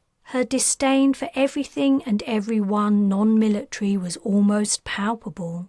"I am also the person who will provide you with mission updates. I am here to announce there has been a slight change of plan. We will be arriving at the Defiant in 4 hours as scheduled, but we will not be departing the solar system directly. The ship will dock at Mars Station for upgrades and to pick up the remaining mission members. That is all. Please prepare for takeoff." Chapter 11. The cool, filtered air of a starship washed over Taylan as she boarded the Defiant, the unique scent evoking powerful emotions. She associated being aboard a spacefaring vessel with being separated from her kids, never knowing if she would see them again, or even if they were alive. They were right here beside her, but despair and fear welled up, and she reached out to touch them. "Ma'am, are you okay?" Patrin asked. Wright, perhaps misinterpreting her expression for regret, put an arm around her. "You made the right decision, I'm sure of it." Then his arm slid away as he saluted. Colburn returned the salute. "Welcome aboard, Lieutenant Colonel." The Brigadier ran an icy stare over Taylan, Patrin and Kayla before stalking off without saying a word to them. "Why does that old woman hate us?" Kayla asked, long before Colburn was out of hearing range. Colburn's back stiffened, but she didn't break stride. "Shh," said Wright. "Brigadier Colburn is a Royal Marine officer. She deserves our respect." "No, she doesn't," said Taylan. "Kayla, she hates us because she's a bitter old witch, not because we did anything wrong." "Taylan," Wright admonished. "It's true," she continued to her daughter. "She hates almost everyone except Wright. Don't take it personally." "Okay," Kayla blithely replied. "Where's my cabin? This is so exciting." She had gathered her duffel bag into her arms and was squeezing it to her chest. The packing of the bag had been a prolonged, complicated exercise involving many complaints and hard decisions about what to bring and what to leave behind. The volume and weight restriction for luggage applied to all mission members equally, regardless of the size of their wardrobe. In the end, Taylan had given Kayla half the space in her own bag just to get her to shut up. "Sir," said a young Marine, approaching them, "I am to show you to your quarters."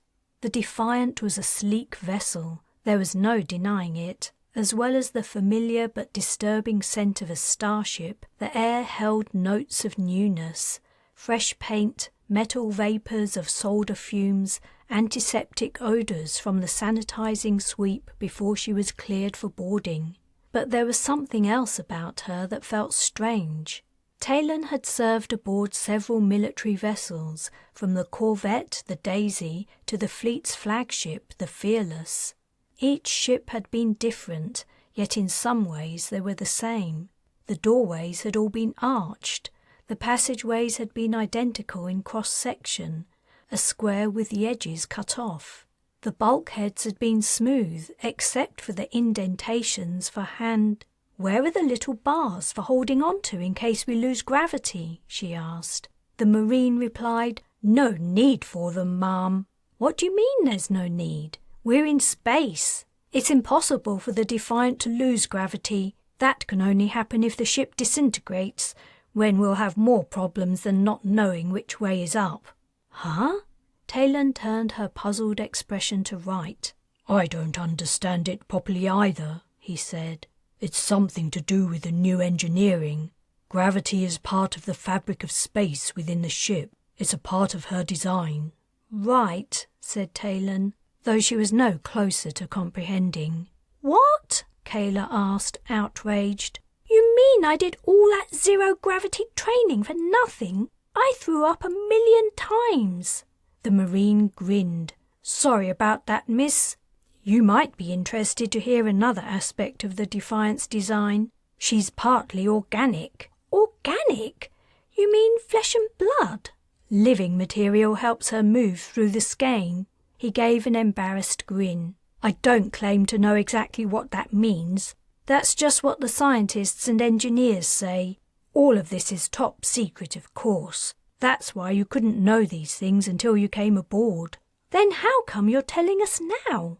When the young man didn't answer, Taylan said, "Because by the time we get back, it won't be." "Oh," Kayla said, her expression troubled. Was she only just beginning to understand that years would pass on Earth while they were gone? The fact had been made plain to her several times over the last few months, but she was barely a teenager. Her mind was on many things, but physics wasn't one of them. For her, the here and now were all that was important, and she probably didn't think about much else. The uncomfortable realization was quickly forgotten when Kayla saw her cabin. Space was tight on the starship, but in recognition of their non-military and minor status, she and Patrin had been given singles. Taylan and Wright shared a double between them. She left the kids to settle into their new homes while she and Wright unpacked. The orderliness with which he folded and stored his possessions was mildly disturbing, but military life was all he'd known since he was 18. She guessed some things about him would never change. She stowed her few belongings. Next came yet another briefing, this time in the vessel's small auditorium. "Surely they've told us everything there is to know?" she asked as they took seats. "Like the Marines said," Wright replied, "we're aboard ship now. We can't com Earth, so we're effectively cut off from everyone except our shipmates. This is where we hear the stuff they couldn't or didn't want to tell us before." They were among the last to arrive. As soon as they were seated, a short man in a Royal Navy uniform walked to the front of the room. "Who's that?" Taylan whispered. "He looks familiar." After a quiet sigh that told her she should already know the answer to her question, Wright replied, "Admiral of the fleet, Yorkson." "Was he the one on the Fearless that Merlin brought back to his senses?" "That's right. I'm surprised it's him, not Lieutenant General Carroll, leading the mission. We have to be quiet now." The Admiral seemed about to speak, but conversational buzz in the room continued. He frowned. He probably wasn't used to addressing civilians who wouldn't give him his accustomed deference and instant obedience. It took him loudly clearing his throat to make everyone pipe down. "Ladies and gentlemen, officers and Marines, it gives me great pleasure to welcome you aboard the Defiant. While many of you are under orders and therefore have no choice about being here, a significant proportion of you are not. You have chosen to join this mission and leave behind your lives on Earth of your own free will, and for that you have my and the BI government's gratitude. However, you must understand this is a military endeavor, and as such, military standard behavior is expected of everyone." While Yorkson was whittering on, Taylan peered around the assembled heads. Where was Arthur? Carla Orr and her horrible son seemed to be absent too. Then she saw a face she recognized and gave a gasp of delight. A Batcher! "Now you're here," said Yorkson, "I can pass on more information that's recently come to our notice. As you're aware, the purpose of this mission is to address the threat a hostile alien species poses to human autonomy. These creatures have interfered in the course of human history, turning our political conflicts into games for their own sport. This cannot be tolerated, and so we must find them and challenge them. We must demand and insist they leave us alone, under the threat of an armed response if necessary. Admittedly, the Defiant is David compared to our enemy's Goliath, but we must do what we can with the resources we have to hand.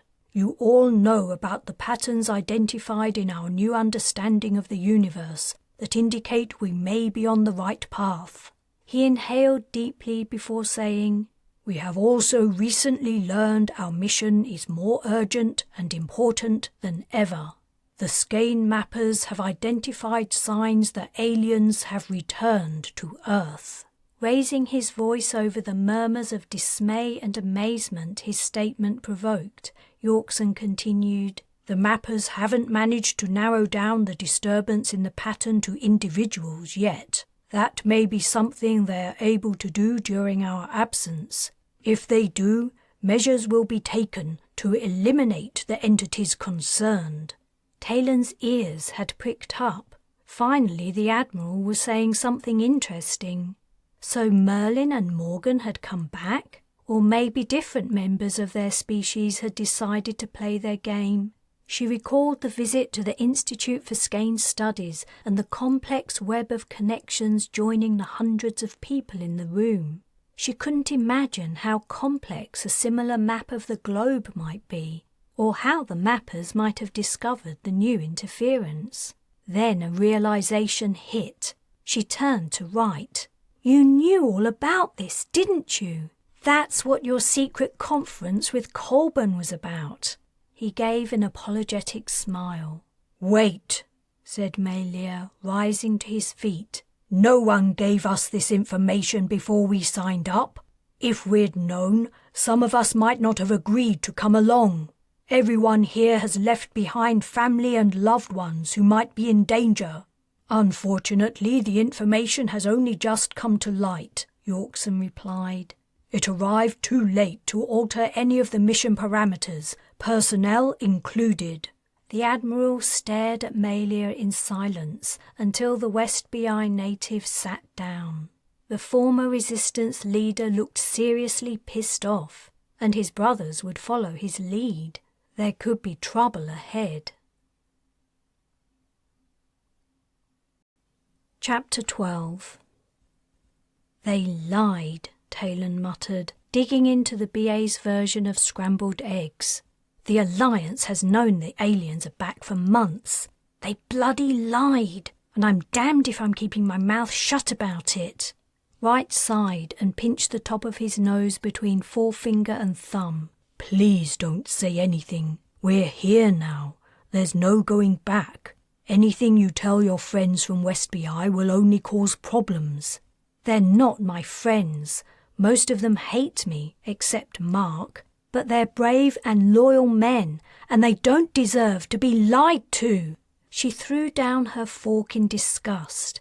It bounced and landed on the deck with a clatter. The noise drew attention in the refectory. When Taylan didn't move to pick it up, Wright stooped and scooped up the cutlery, placing it on the table as if the whole thing was an accident, not a display of Taylan's temper. The diners returned to eating while Wright's new wife quietly seethed. She'd been uncommunicative since the meeting yesterday. He didn't think he'd ever seen her this angry, except maybe the night she'd kicked him out. She narrowed her eyes at him. You lied too. No, I didn't, he replied patiently. I couldn't tell you what I knew. You aren't a Royal Marine anymore, and even if you were, your rank wouldn't have given you clearance. So you lied by omission. It's still a lie. What do you expect me to do? This is my job. I have rules I have to follow. Almost before the words were out of his mouth, he realized he'd said completely the wrong thing. So you put your job before our relationship? Before me?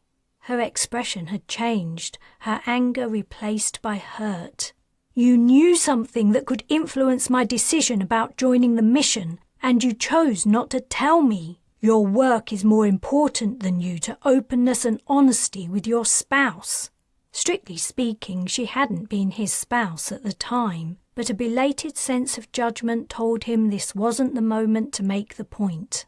I'm sorry, but my hands were tied, and I thought, in the circumstances, the best thing for you, Patrin, and Kayla would be to come on the mission. The signs in the Skein indicated it was the right course of action. Who knows what'll go down on Earth now the aliens are back? You and your children could have been targeted. That's why you wanted us to get married? So I would come with you? Tears glimmered in her eyes. Wright silently cursed. Taylan was a strong woman, probably the strongest he'd ever met, in all senses of the word, yet he seemed to regularly reduce her to an emotional wreck. He reached over the table and covered her hand with his. I love you, with all my heart and forever. That's why I wanted us to get married. She didn't look convinced. Pushing her plate away, she stood up and walked off. Hey, Taylan, said a voice at Wright's side. She must have heard, but she didn't turn around. Abacha, said Wright. Great to see you. Take a seat. What's up with her? Asked the corporal. It's nothing personal. She's looking forward to catching up with you. She just has a lot on her mind. Taylan suddenly reappeared and gave Abacha a hug. Everything okay, little chick? He asked. Everything's just fine. Taylan threw Wright a dirty look before stalking away again. Always was a pain in the ass, Abacha said. What's got her goat this time? I thought she'd be okay now she got her kids back. We have a difference of opinion. That's all. About something important. Shame. I was going to congratulate you guys on getting married, but I guess not. Maybe save it for later. Planning on starting up another Shang-Chi tournament? Abacha grinned. You read my mind. Count me in, though I expect I won't make it through the first round as usual. Don't put yourself down. I bet you'll make round 2 at least. He glanced around the refectory with a predatory look. Plenty of newbies in here. You'll have an advantage. I'll need it. Wright looked down at his bagel, his appetite gone. Then he remembered something that brightened his mood. While you're here, I have some good news. Do you miss our time on the Resolute? I do. It was fun, right? Aside from nearly dying in the Australian bush, I mean. Wright chuckled. Yeah, aside from that. You know we're picking up a few more personnel on Mars. Well, 2 of them are Ford and Kroll. You're kidding. That's great news. They're both part of this too, somehow. Abacha's face fell. Kroll got pretty good at Shang-Chi on that deployment, so you'll have a worthy opponent, someone to really test your abilities. Yeah. He frowned. I'll need to up my game, but you're right, it'll be good for me. I'll ask the purser if I can print some medals. I'd better have extra for the runners-up. I only hope I'm not one of them. Kroll will never let me live it down. If it gets her talking, who cares? I care. I care, man. Whoops, sorry, I mean, sir. Wright waved dismissively. Don't worry about it. Just watch out if Colburn's around. Do you know how long it'll take us to reach Mars? I'm wondering if I should announce the tournament now or wait for the main voyage. Only 2 days, and that's travelling at nowhere near top speed. Abacha whistled. 2 days to Mars. Who would have thought it, even a few years ago? By the time the Defiant settled into Mars orbit, Taylan had started speaking to Wright again, but her attitude remained cool. He didn't know what to say or do to make things better between them. He couldn't change the facts. He wasn't allowed to reveal sensitive information to people who didn't have the clearance to hear it, not even his wife. And he had known Earth was under imminent threat when he proposed. He had wanted to get Taylan and her kids away. He couldn't deny any of it. Then he thought of something that might convince her about his true feelings. He didn't see her all day until the official ceremony to welcome the remaining mission members boarding from Mars. Only military personnel were required to attend. Civilian participation was optional, but Taylan was here anyway. She hadn't mentioned she'd been planning to come. He hoped she was only curious to see who was coming aboard, not using the opportunity to demand a sudden exit. He wouldn't put it past her. She had never been the best at following orders. But Patrin and Kayla weren't here, and Taylan would never abandon them. Yorkson was dressed in full regalia, looking pompous and self-satisfied. It seemed a necessary characteristic of officers of the highest rank, or maybe rising in the ranks made you that way. The rest of the military complement of the Defiant's crew had lined up along one side of the passageway. The few civilians stood in a less straight line opposite. Mars Station was an Alliance outpost, hence the formality. Yorkson had even arranged for the newcomers to be piped aboard. The whistle sounded as the first arrivals emerged from the airlock. There was Lieutenant Ford, now Captain Ford. The Australian sun had aged him. Wright allowed himself a flicker of a smile as they saluted and made eye contact. And there was Kroll, her dour features betraying no sign of recognition. Never mind. She'd never been the most expressive person in the world. Was she up to speed with a new model of starship engine? He didn't doubt it. She had probably been practicing Shang-Chi in the intervening years too. Another figure appeared, and Wright's heart warmed. Iolani Hale had been working on the terraforming of Earth's sister planet, but now, as he understood, she would be responsible for the Defiant's green habitat. Heck, the ship probably only had a habitat due to her report on the voyage of the Dauntless. Had other measures been taken to mitigate the psychological effects of a deep space journey? The last thing they needed was a repeat of the events on that trip, when several people had died and Iolani had nearly joined them. All the newcomers had arrived. The airlock hatch closed and the 2 lines of greeters began to dissolve. The assigned Marine took Ford and Kroll to their quarters. Wright approached Iolani for a less formal hello, but Taylan reached her first. The two women began to chat, and he hesitated. "Major Wright," Iolani called out as she noticed him. "There you are. I knew you were here, but I couldn't spot you. You guys all look the same in uniform." "He's a lieutenant colonel now," Taylan corrected. "You got promoted. Congratulations." "And we got married." Wright lifted his eyebrows. What was going on? Was Taylan claiming her territory? "Whoa, that's amazing," said Iolani. "I'm so happy for you." She hugged Taylan and then Wright. "You make a great couple. Listen, can I catch up with you two later? It's been a long day and I'm bushed. I'd like to get to my cabin and settle in. Try to make the place home. It's going to be a long voyage." "Of course," Taylan said. "Maybe we can meet up for dinner." Iolani left and they were alone in the passageway. The sociable mask Taylan had been wearing dropped and her glum look of the last couple of days returned. Wright decided not to ask her why she'd made a point of telling Iolani they were married. Nothing good could come of it, and if she had guessed feelings might have developed between him and the scientist during the Dauntless's voyage, that wasn't unreasonable. Iolani had seemed to begin to see him as something more than a friend at one point. "Taylan, going back to our conversation at breakfast the other day." "Yeah," she replied noncommittally, not making eye contact. "I thought of something you might want to think about." "What?" At least she was prepared to be persuaded. He took her left hand and lifted it, his fingers holding the two rings she always wore, an engagement and a wedding ring. "If you remember, I proposed to you the same day we went to the Institute, and Colburn told me the Skein mappers had spotted the aliens' return. We went straight home afterward, and then out for our walk, right? I didn't have time to go and buy a ring, and I didn't need to, because I'd bought it days before. I had it with me all the time. I didn't propose to you because of what I'd just learned." Her shoulders rose and fell. "You're right, I remember."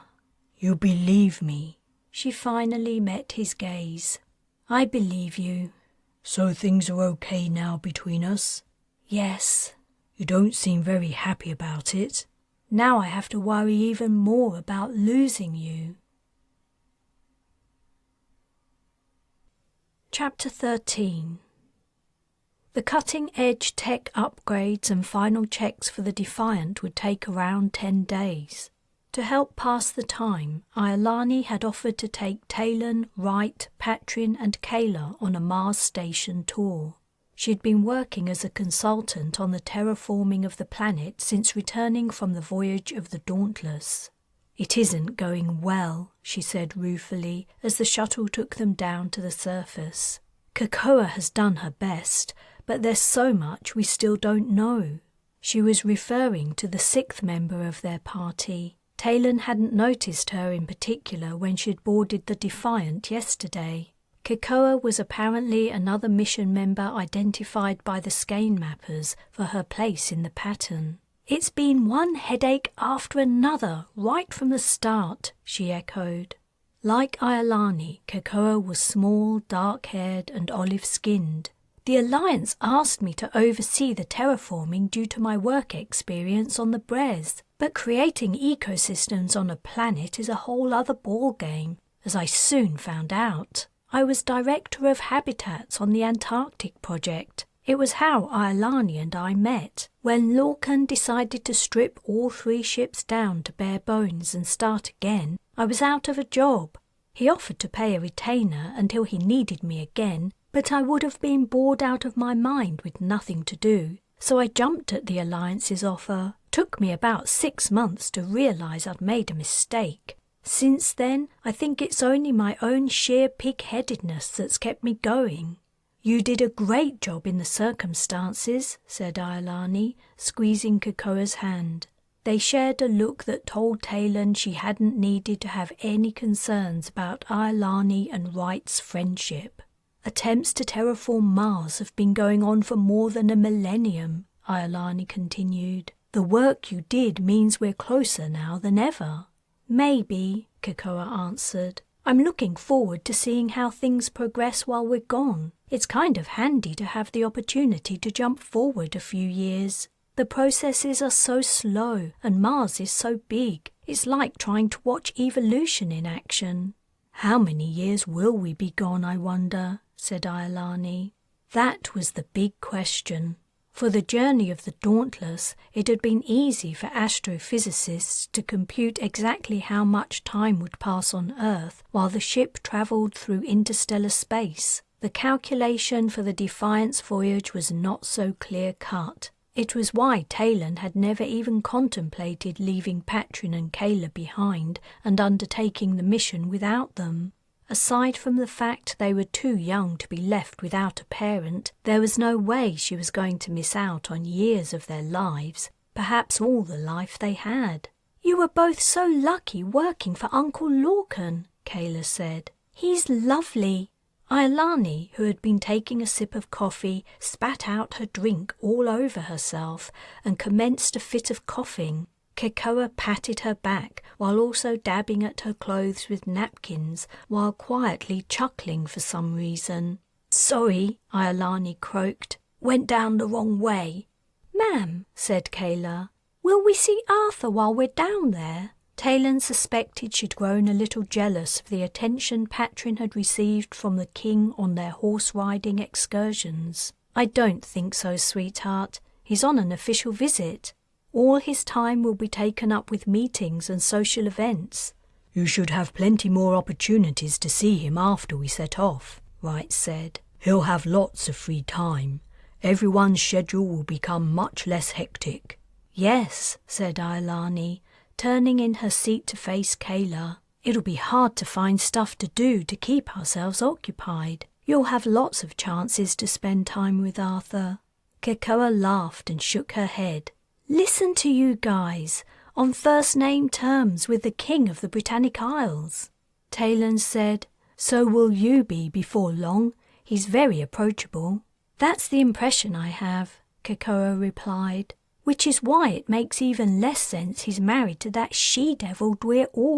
It's a marriage of convenience, right? Has to be. You didn't hear it from me, Wright joked. Is the Dwyer taking part in the ceremonies? Asked Patrin. Wright snorted his disgust.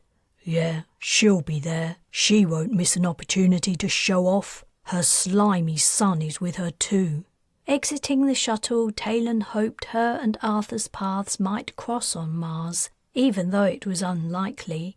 She hadn't seen him aboard the Defiant yet. She wasn't sure why, but he, Orr, and Orr's son hadn't mingled with the rest of the passengers at all, as far as she knew.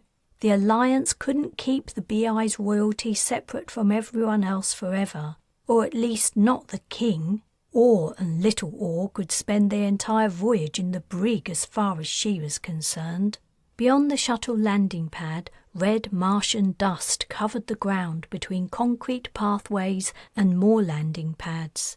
The dust lay in a fine layer on everything else and tinged the sky pink-orange. She hadn't seen Arthur much at all since his return to Earth, and she missed him. It was odd. There had been a time she had feared him and been appalled by his behaviour, but now she didn't think it was his true nature, more what he felt compelled to do. Realising everything he'd done was due to Merlin and Morgan's manipulations must have been devastating. Evasuits were still required for getting about on Mars. A spaceport official made the party wait at the base of the ramp while he checked their suits' stats. Taylan brought up the environment levels on her visor overlay. Oxygen sat at 5.5%. CO2 still comprised most of the planet's atmosphere. Terraforming definitely wasn't going well. Okay, said the official via comm. You're all fine and cleared to go. Follow the red arrows to immigration. I feel so much lighter, Kayla exclaimed. This is cool. She jumped, rising far off the ground before descending. Taylan said, Can you save the acrobatics until we're outside the spaceport? I'm surprised this isn't all enclosed, Wright remarked as they walked along. Most Martian bases are enclosed, said Cocoa. Almost everything is underground. Only the spaceports are above ground for the shuttle landings. Bases? Kayla asked. Don't you mean towns? No. There are no towns here. Just research bases and mine sites. Though I suppose you could call the miners' residences towns of a kind. They've expanded a lot since Lorcan shifted all his operations off Earth. But I thought we were colonizing Mars, said Kayla. What would be the point of that? Asked Patrin. Even the most inhospitable places on Earth are way easier for humans to survive in than anywhere on Mars. Your brother's right, said Iolani. People used to talk about Mars colonization programs hundreds of years ago, but no one's thought it's a good idea for a long time. There are too many disadvantages to make it worthwhile. Like what? Kayla took a leap and sailed upward. I'd love it. You wouldn't like the effects of low gravity on your bones, said Cocoa. To avoid long-term damage, I had to spend at least half my days here in a chamber that created Earth-equivalent gravity. And then there's the radiation. Unless we somehow manage to kickstart a magnetosphere, it isn't going away anytime soon. Martians will have to live underground or in radiation-proof habitations, rarely going outside. And when they do go outside, in most places it's too cold to take off EVA suits. Would you like that? Maybe not. Just some of the problems we face with terraforming, Cocoa said to the group generally. Very few organisms survive here, only a handful of species that metabolize CO2 and hydrogen. The radiation, cold, or low atmospheric pressure kills almost everything else eventually. After passing the immigration checks, Cocoa requested a transport to take them to Valles Marineris Minor. As the vehicle took them down a tunnel, Cocoa explained that the underground road and rail network covered most of the vast valley. It was built in more optimistic times. The minimal activity in the crust has kept it stable all these years. Lights flashed past as the vehicle sped along. Patrin asked, "Do the tunnels have atmosphere?" "No," Cocoa replied. "They're way too leaky. You can only take off your suit inside a base, and then you must always check the readings on your visor beforehand. Even so, there have been accidents. Everyone here always sleeps with a suit under their bed, just in case."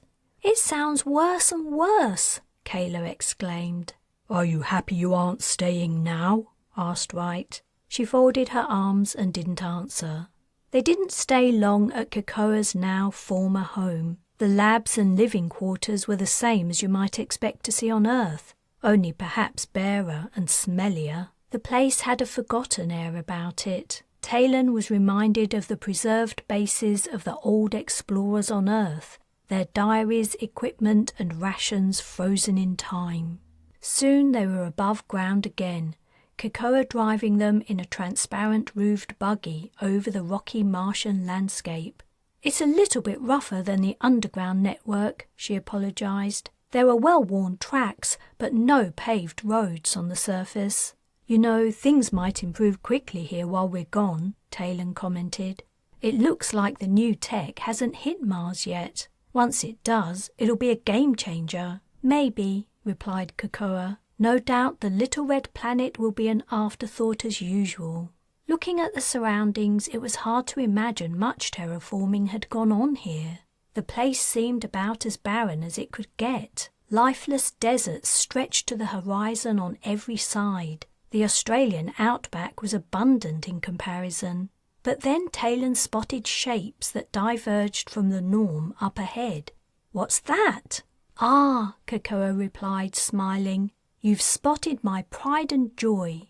As they neared the rounded outline standing out against the pink sky, their colour intensified. On Earth it would have looked pale and wan. Here the soft green seemed remarkable, almost alien. The results of Cocoa's years of work stood about 3 meters high at their tallest. Clumps of smaller examples of the fungus, had sprouted around the largest specimens. They climbed out of the buggy and approached the life growing miraculously in a highly inhospitable environment. 40 or 50 specimens dotted the ground in an area spanning 20 or so meters. Touching the tallest one proudly, Cocoa said, "I realized trying to get Earth species to grow on Mars was just about pointless. They all evolved to survive on another planet, and while succeeding generations would adapt to the conditions, natural selection has been slow so far. Even the first species we seeded Mars with centuries ago are still only clinging on. So I decided to go a different route and genetically engineered completely new organisms from the basics up. Living here meant I could test them on a daily basis, tweaking and improving as I went along." "You did a fantastic job," said Iolani. "They're amazing." Amazing was a strong word for the nondescript lumps poking up from the dry, frozen Martian soil. Taylan struggled for something genuinely positive to say. "That's it," Kayla whispered. Unfortunately, because she was speaking via comm, everyone heard her. Patrin said, "Kayla, how many times have you been told to watch what you A brilliant flash lit up the sky from horizon to horizon, and a dull rumble resounded underfoot. Chapter 14. Shock silenced the little group, and then Kayla said, "I'm guessing that wasn't supposed to happen." "No," said Cocoa. "We sometimes feel detonations from mining operations, but nothing like that. Something's gone very wrong. I hope no one's hurt." "Right," came Colburn's comm. "Yes, ma'am." "Get over to Vallis Marineris Major immediately. There's been an attack on Arthur and Orr." "Wilco, where are they exactly?" "Just get moving. I'll send precise coordinates as soon as I have them." She cut the comm. The Brigadier knew he was on the surface, but she didn't know who he was with. None of the others carried military implants. He hesitated. "I have orders to drive to Vallis Marineris Major. Can you all return by yourselves to—" "Not a chance," said Cocoa. "It's a 3-hour walk. We'd be pushing our suits O2 supplies." "What's going on?" asked Taylan. "Then you'll all have to come with me. I'll explain on the way." They bundled into the buggy. Colburn drip-fed Wright details on the attack as he guided the vehicle over the rocky ground.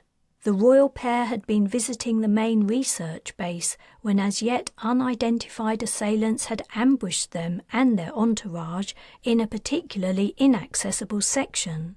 The commander of the base's small military contingent had been killed in the initial assault, and his second-in-command had only just arrived on Mars.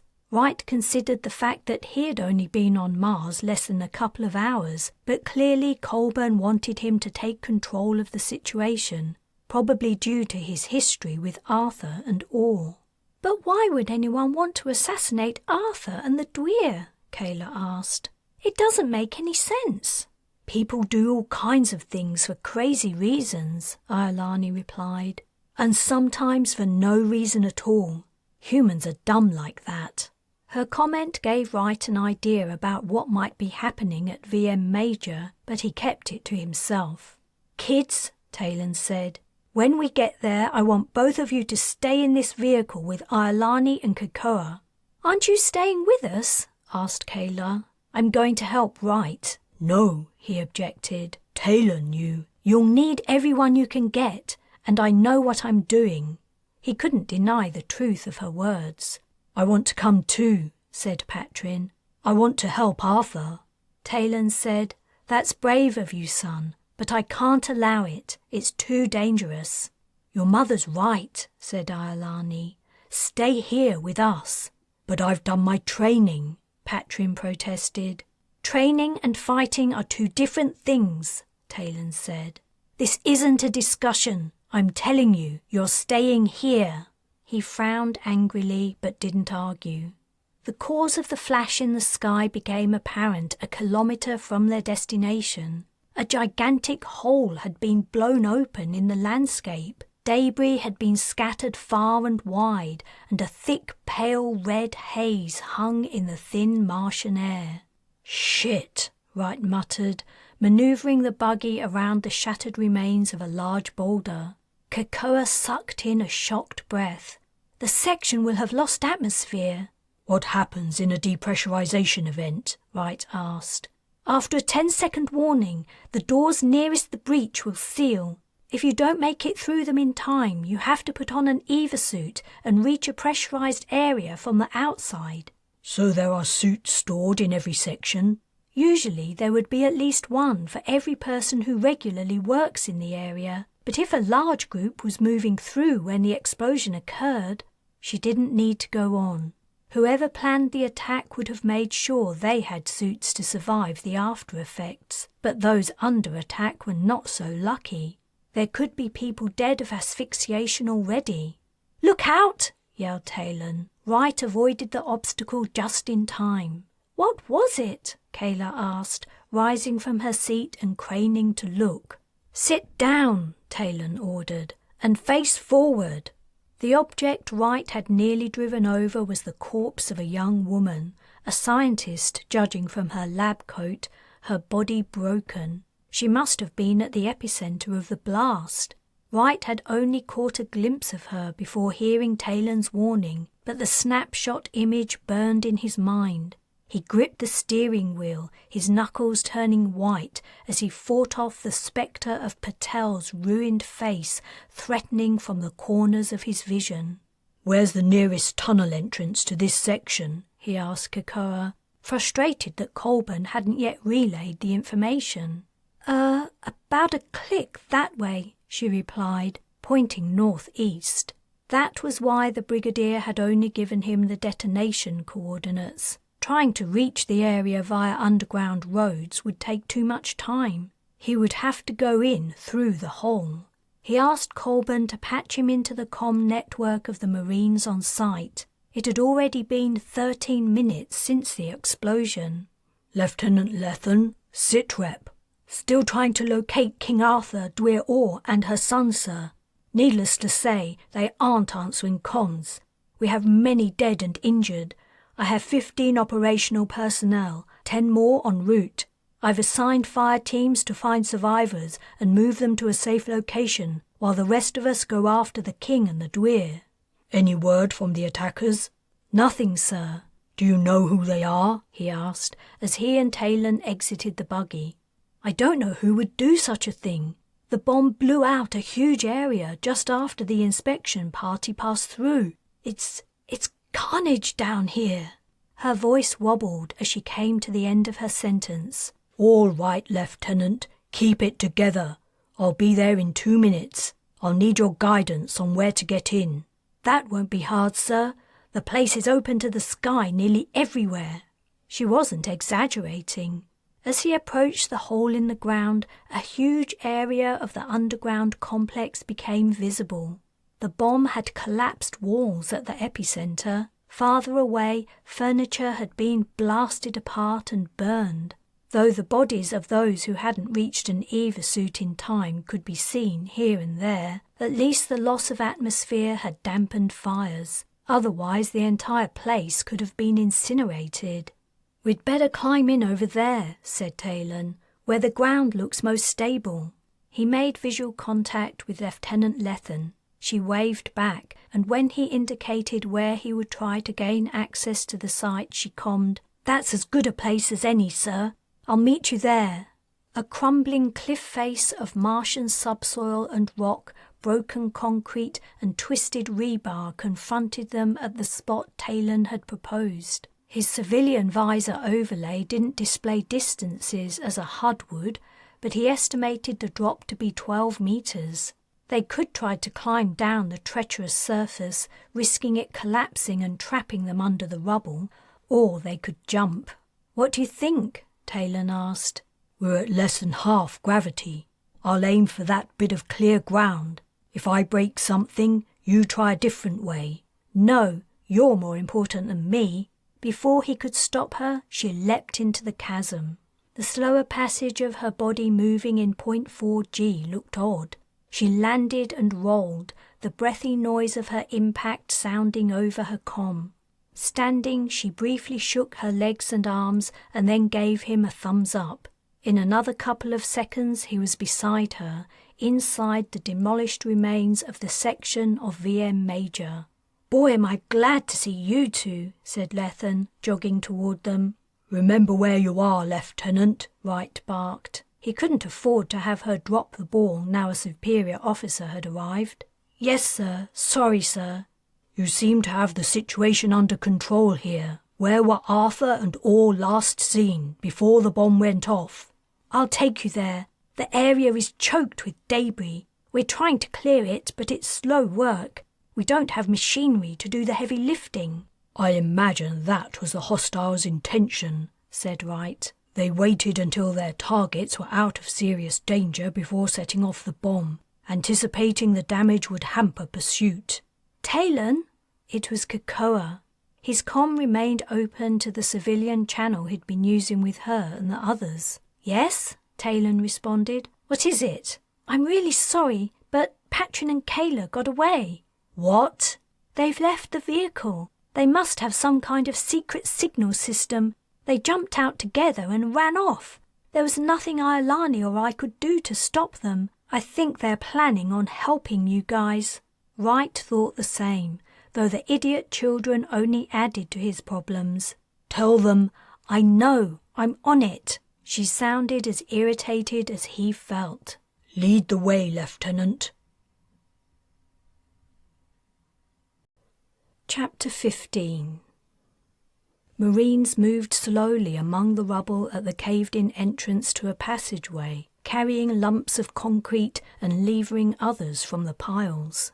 They were at a far side of the destroyed section, under a jagged-edged roof. Deep cracks ran at all angles across the ceiling, forewarning of imminent collapse.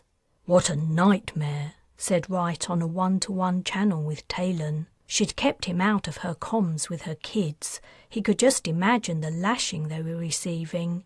"You two," he said, addressing a pair of Marines pulling a body out from a recently excavated mound. "Leave that. Look for beams, posts, and anything you can find to prop up this ceiling.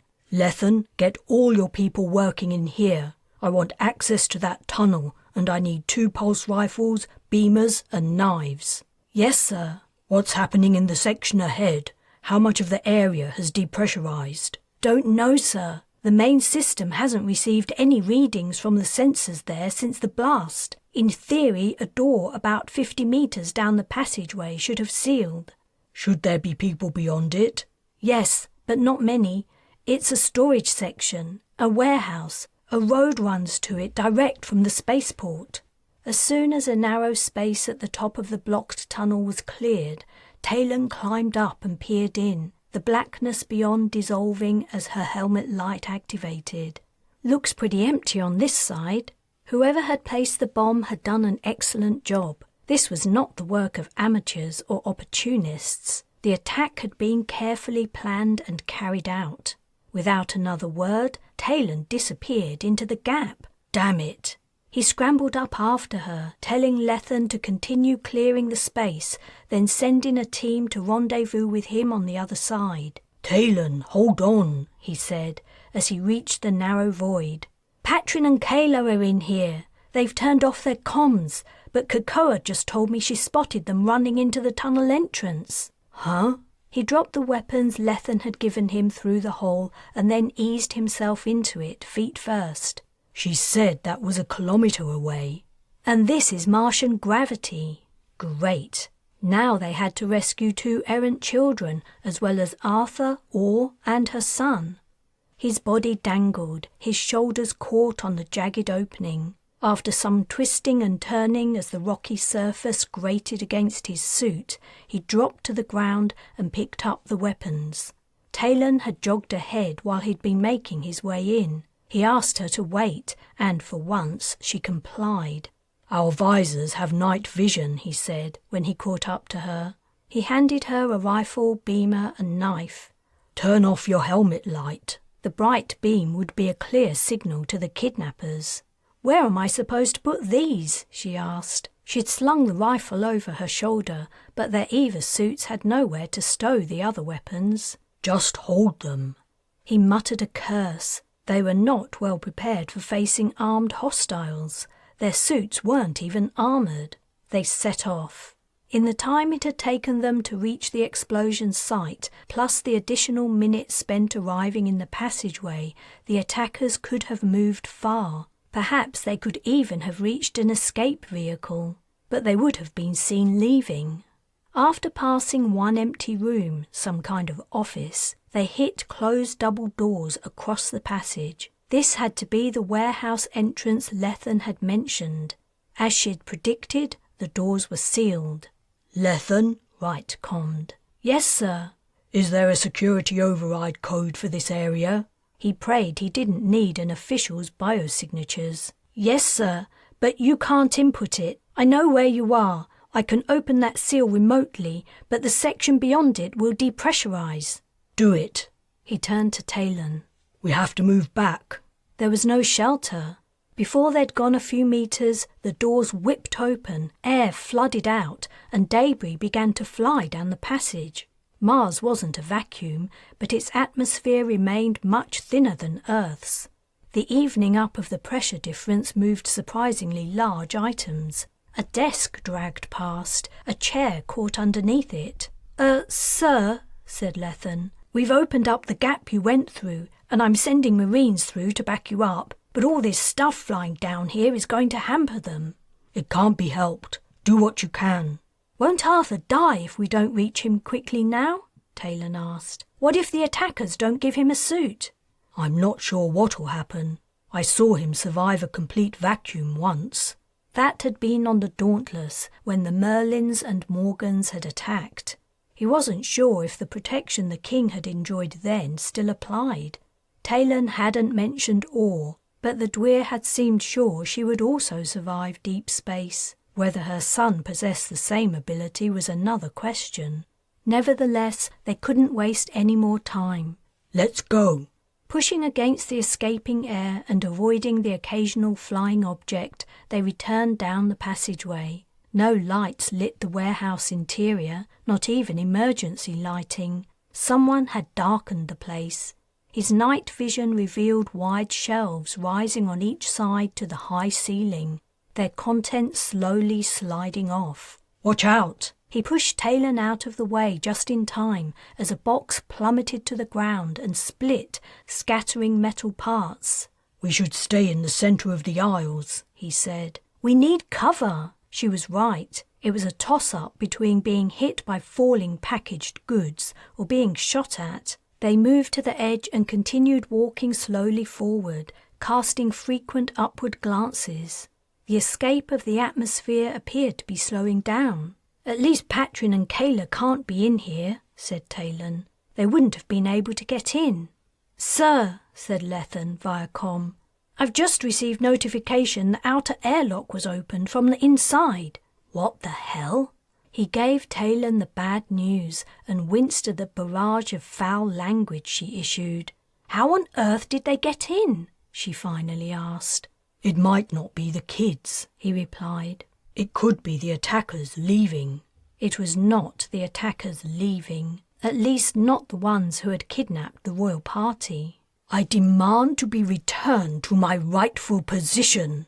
Awe had stepped in front of them. Though she wore an Eva suit, her bearing made her unmistakable. The also-suited figure flanking her on her right seemed to be her son. Another man stood assertively to her left. Wright halted. "Where's Arthur?" he asked via external comm, casting the weapons in his hands aside and lifting his rifle to his shoulder. He expected Taylan to do the same, but she'd vanished. "He's choking out the remainder of his life not far from here," Orr replied. "If the Alliance wants him to live, they must return me and my son to Earth and restore all our rights. I will hold Arthur hostage until my demands are met. He doesn't need to be there. That was my guess too, but I was wrong, and so are you. Then you'll need to give him a suit or you'll be killing your only bargaining chip. Don't worry, my loyal crusaders are seeing to it. Finding one to fit him proved somewhat of a challenge." The tightness in Wright's chest eased. Arthur wasn't about to die. "You're insane, Orr, if you think you'll get off an Alliance outpost alive. Our military has this place surrounded." "Your confidence is misguided, Wright.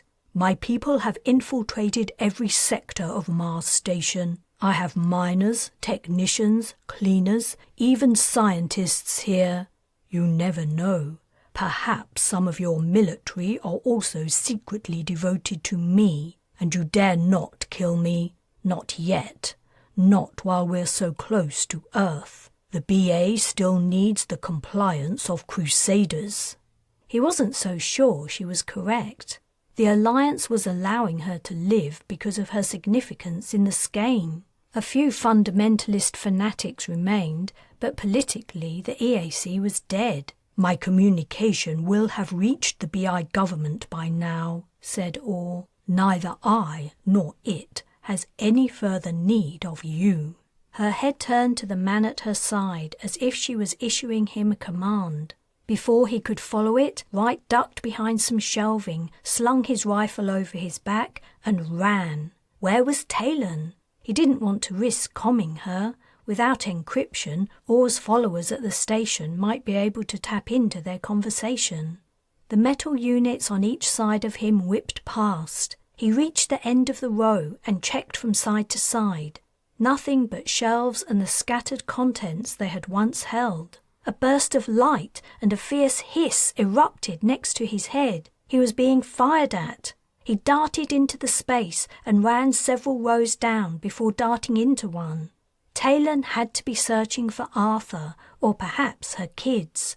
Where were they, and how had they managed to get in? Orr hadn't mentioned a word about them. Stores packed the shelves here, clearly items too heavy to be dragged off when the place depressurized. He arrived at a wall, hoping for an opening but meeting a dead end. He would have to go back. Or would he? His gaze travelled up the shelving. It seemed to stop before it reached the ceiling, leaving a gap. He had no time to figure out for sure. He climbed onto the lowest tier and stretched to reach the one above. His fingertips grasped the edge. He hauled himself up, pushing over an elbow and then a knee. Running footsteps sounded nearby, faint in the thin air. Quickly sliding into a recess between two boxes, he held his breath and waited.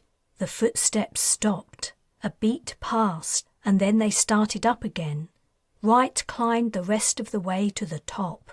A steel and cardboard landscape spread out all around, the ceiling roughly a couple of meters above. He spotted movement. Like a bird on a perch, a figure squatted on a shelf some distance away, waving. Taylan. She pointed downward. She had found Arthur. Chapter 16. Thin struts linked each set of shelving. There was no other way of travelling between them without descending to the floor.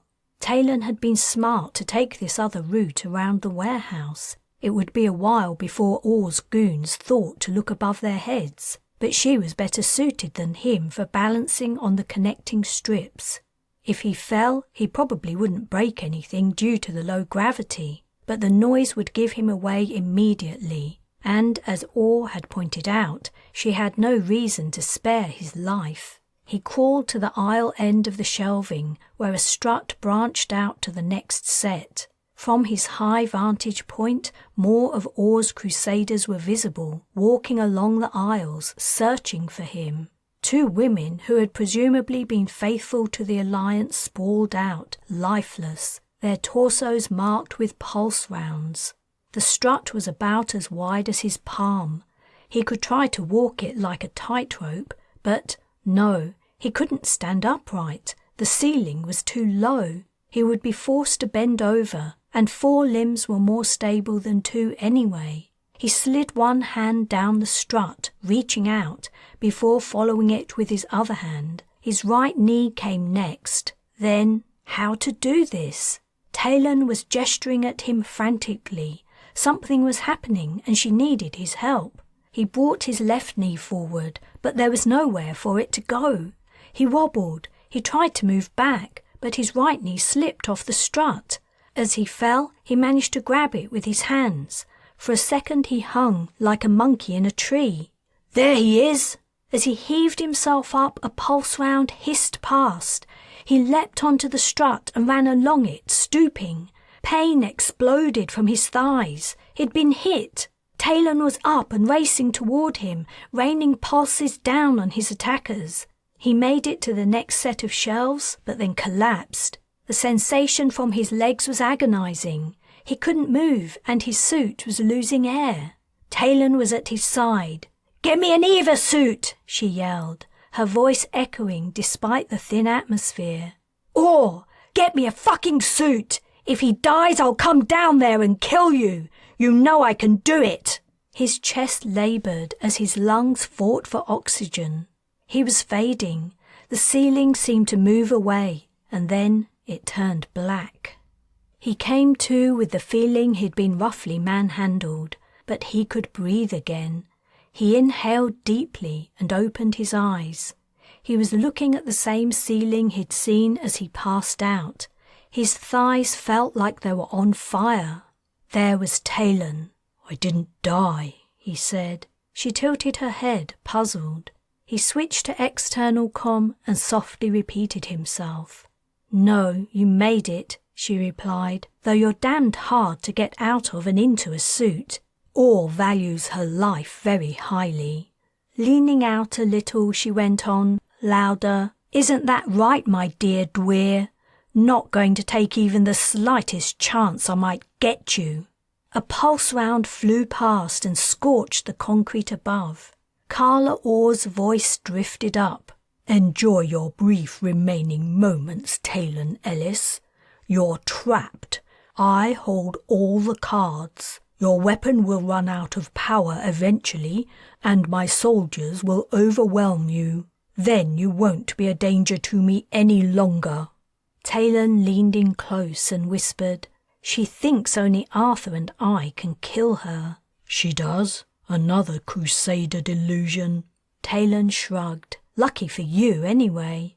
The Dweer's comments on the Dauntless began to make sense. She'd said something about drifting in space, unable to die, if he put her out the airlock. Whatever the woman was on, it was strong stuff.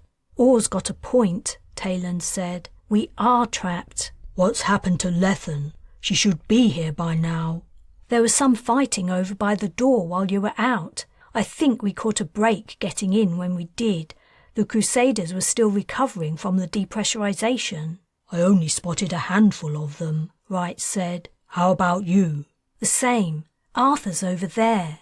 She nodded toward the corner he'd seen her at before. "I thought so." "He only has 3 Crusaders guarding him, but I couldn't get a clear shot at all of them. I was hoping you could take out 1 or 2 from another direction." "I don't think I'm in a fit state to take out anyone right now." The pain from his wounded thighs was rapidly intensifying as his adrenaline faded. If only he were armored up, he would have the benefit of rapid effect analgesics. Doing it the old-fashioned way sucked.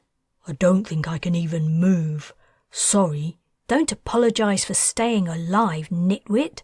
"If I hadn't persuaded you to join the mission, I'd be—" "I knew you had an ulterior motive. Shut up, okay? Don't waste your energy. I need to figure this out."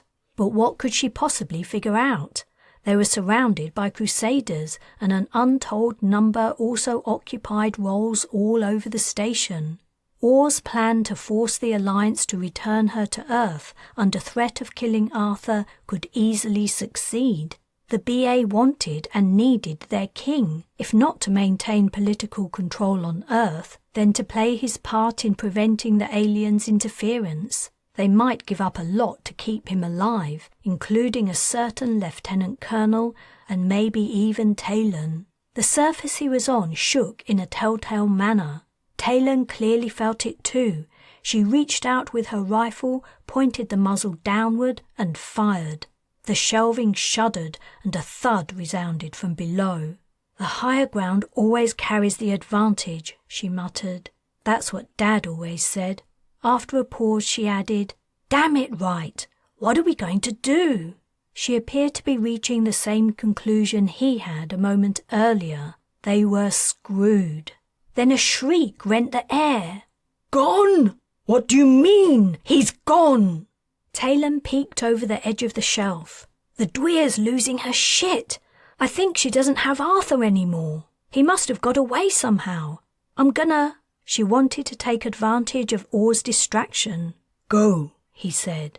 I'll be fine. He pulled himself painfully up onto his elbows and lifted the rifle Taylan had placed by his side. I will. I have this.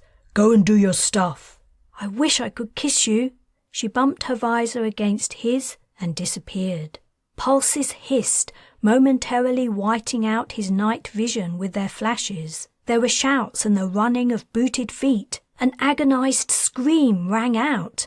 Vague, meaningless sounds reached him. Then a hush fell. Wright strained his hearing. What was going on? Had the voice screaming been Taylan's? He tried to pull himself closer to the edge of the shelf to see what was happening, but the slightest movement of his legs brought paralyzing pain. He lay down again, cursing his feebleness and impotence. What if Orr had caught Taylan? What if she had killed her while he was lying here, useless? His resting place juddered. Someone was climbing up. If it was Taylan, she would call out and warn him. No sound came from the climber. He angled his rifle to point at the place he guessed the person would emerge. He would get only one chance to take them out, and only then if they were stupid enough to expose themselves before firing. Staring at the spot where he anticipated his attacker would appear, he rested his finger lightly on the trigger. A head rose up. It wasn't Taylan's. He fired. At the last second, he realized his mistake and managed to jerk the rifle a fraction. The shot kissed the figure's helmet before it went wide. The head ducked down. It's Kayla! Please don't shoot! Stars, Kayla! I could have killed you. Are you okay? She reappeared and nodded. It's my fault. Ma'am told me to warn you I was coming up, but I forgot. I wanted to see if you were all right. She said you got shot. Are you okay? I'm all the better for not murdering you. As they'd been talking, the shelves had begun moving again. Someone else was climbing up. Another head appeared opposite Kayla's. Patrin. Thank the stars you're still alive, TJ, he said.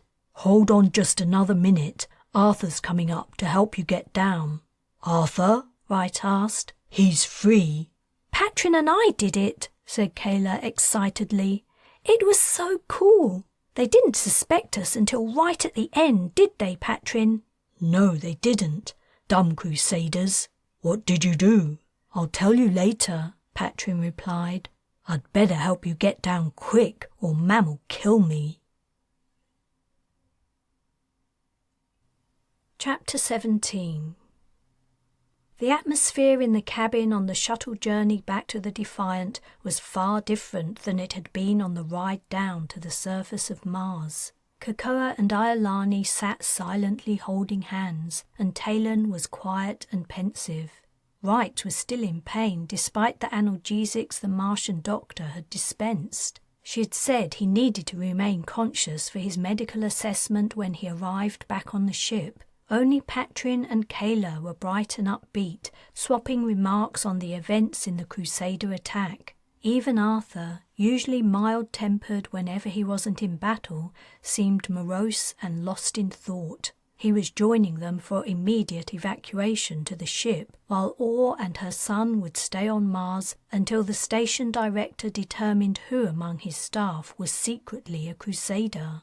Wright reckoned he knew what Arthur was thinking about. In the skirmish, while Taylan's children had done whatever it was they did to free him, they hadn't explained yet. He'd been hit by pulse fire. Like Wright, he'd been wearing a civilian EVA suit, which was utterly useless to protect against an armed attack. Arthur had been hit in the midriff, and the doc would have only given him sufficient meds to take the edge off the pain. From the expression on his face as he lay across the seating, he was suffering just as much as Wright, but that probably wasn't the main cause of his worries. Arthur should not have been vulnerable to pulse rounds at all. In every fight ever since he'd been brought back to life, the energy bolts had slid over him, harmless as a puff of wind. Today's battle had been the first time he'd been actually hit, and Orr had said she'd needed to find him an EVA suit when the warehouse depressurized. When the Dauntless had been attacked, Arthur had survived the vacuum of space. He wasn't only aging, he was becoming more human in other ways too. He was becoming mortal. "Hey, kids," Wright called out. "Yes, TJ?" Patrin replied. "Come here and tell me what you did in the warehouse. I still don't understand how you managed to get in." Perhaps Arthur would be glad of the distraction too. Taylan, sitting in the aisle seat in front of the king, looked up sadly. "Please don't encourage them, Wright." She had to be rueing her decision to allow her children to join the mission. Patrin and Kayla were high on the excitement and triumph of their plan's success, but things could easily have gone differently. The pair ignored their mother and climbed into the seats in front of him, leaning over their backs to talk. "As soon as I saw the explosion," said Patrin, "I figured out it had to be Crusaders. They love that shit." "Patrin," Taylan said, a stern note in her voice, "don't swear." Wright blinked and looked at her, wide-eyed. She stared back. "What?" His volume a notch lower, the boy continued. "I knew Kakoa and Ailani would never allow us to leave the vehicle, but I also knew we could help you guys and Arthur a lot. None of you know Crusaders like I do." Taylan silently shook her head. "Me too," Kayla protested. "Yeah," Patrin conceded reluctantly. "Honestly, sis, it was more like you would never have let me go alone." Kayla grinned. "That's true." "Do you two have a secret sign language?" asked Wright, remembering Kakoa's remark. "Yes," the woman in question echoed, apparently overhearing. She leaned out into the aisle, looking back. "Do you?" "Not really," said Patrin, "but we've grown up together. We get each other, right, Kayla?" "Yeah, I could tell from his face what he was planning." She added to Kakoa, "Sorry about running off like that." Kakoa replied, "I guess it all came out in the wash in the end." "I thought," said Patrin, "if I talked to them in the right accent, telling them we were here to help, they would let us in, and they did." "Couldn't they tell you were just kids?" Wright asked, then immediately regretted the question as he registered Patrin's offended look. "I mean adolescents." He wasn't sure if his correction made a difference. "Do we look like kids in our EVA suits?" asked Kayla. "Good point." The suit's tinted visors would have prevented the Crusaders from seeing their faces clearly, and Patrin was taller and bulkier even than him. Kayla was a fair height too, for a 13-year-old girl. "After the place depressurized," Patrin went on, "I think they were keen to have some more hands on deck." "It was incredibly risky," Taylan exclaimed. "How could you have been so sure Carla Orr had other operatives at the station? They could have guessed what you were up to and killed you."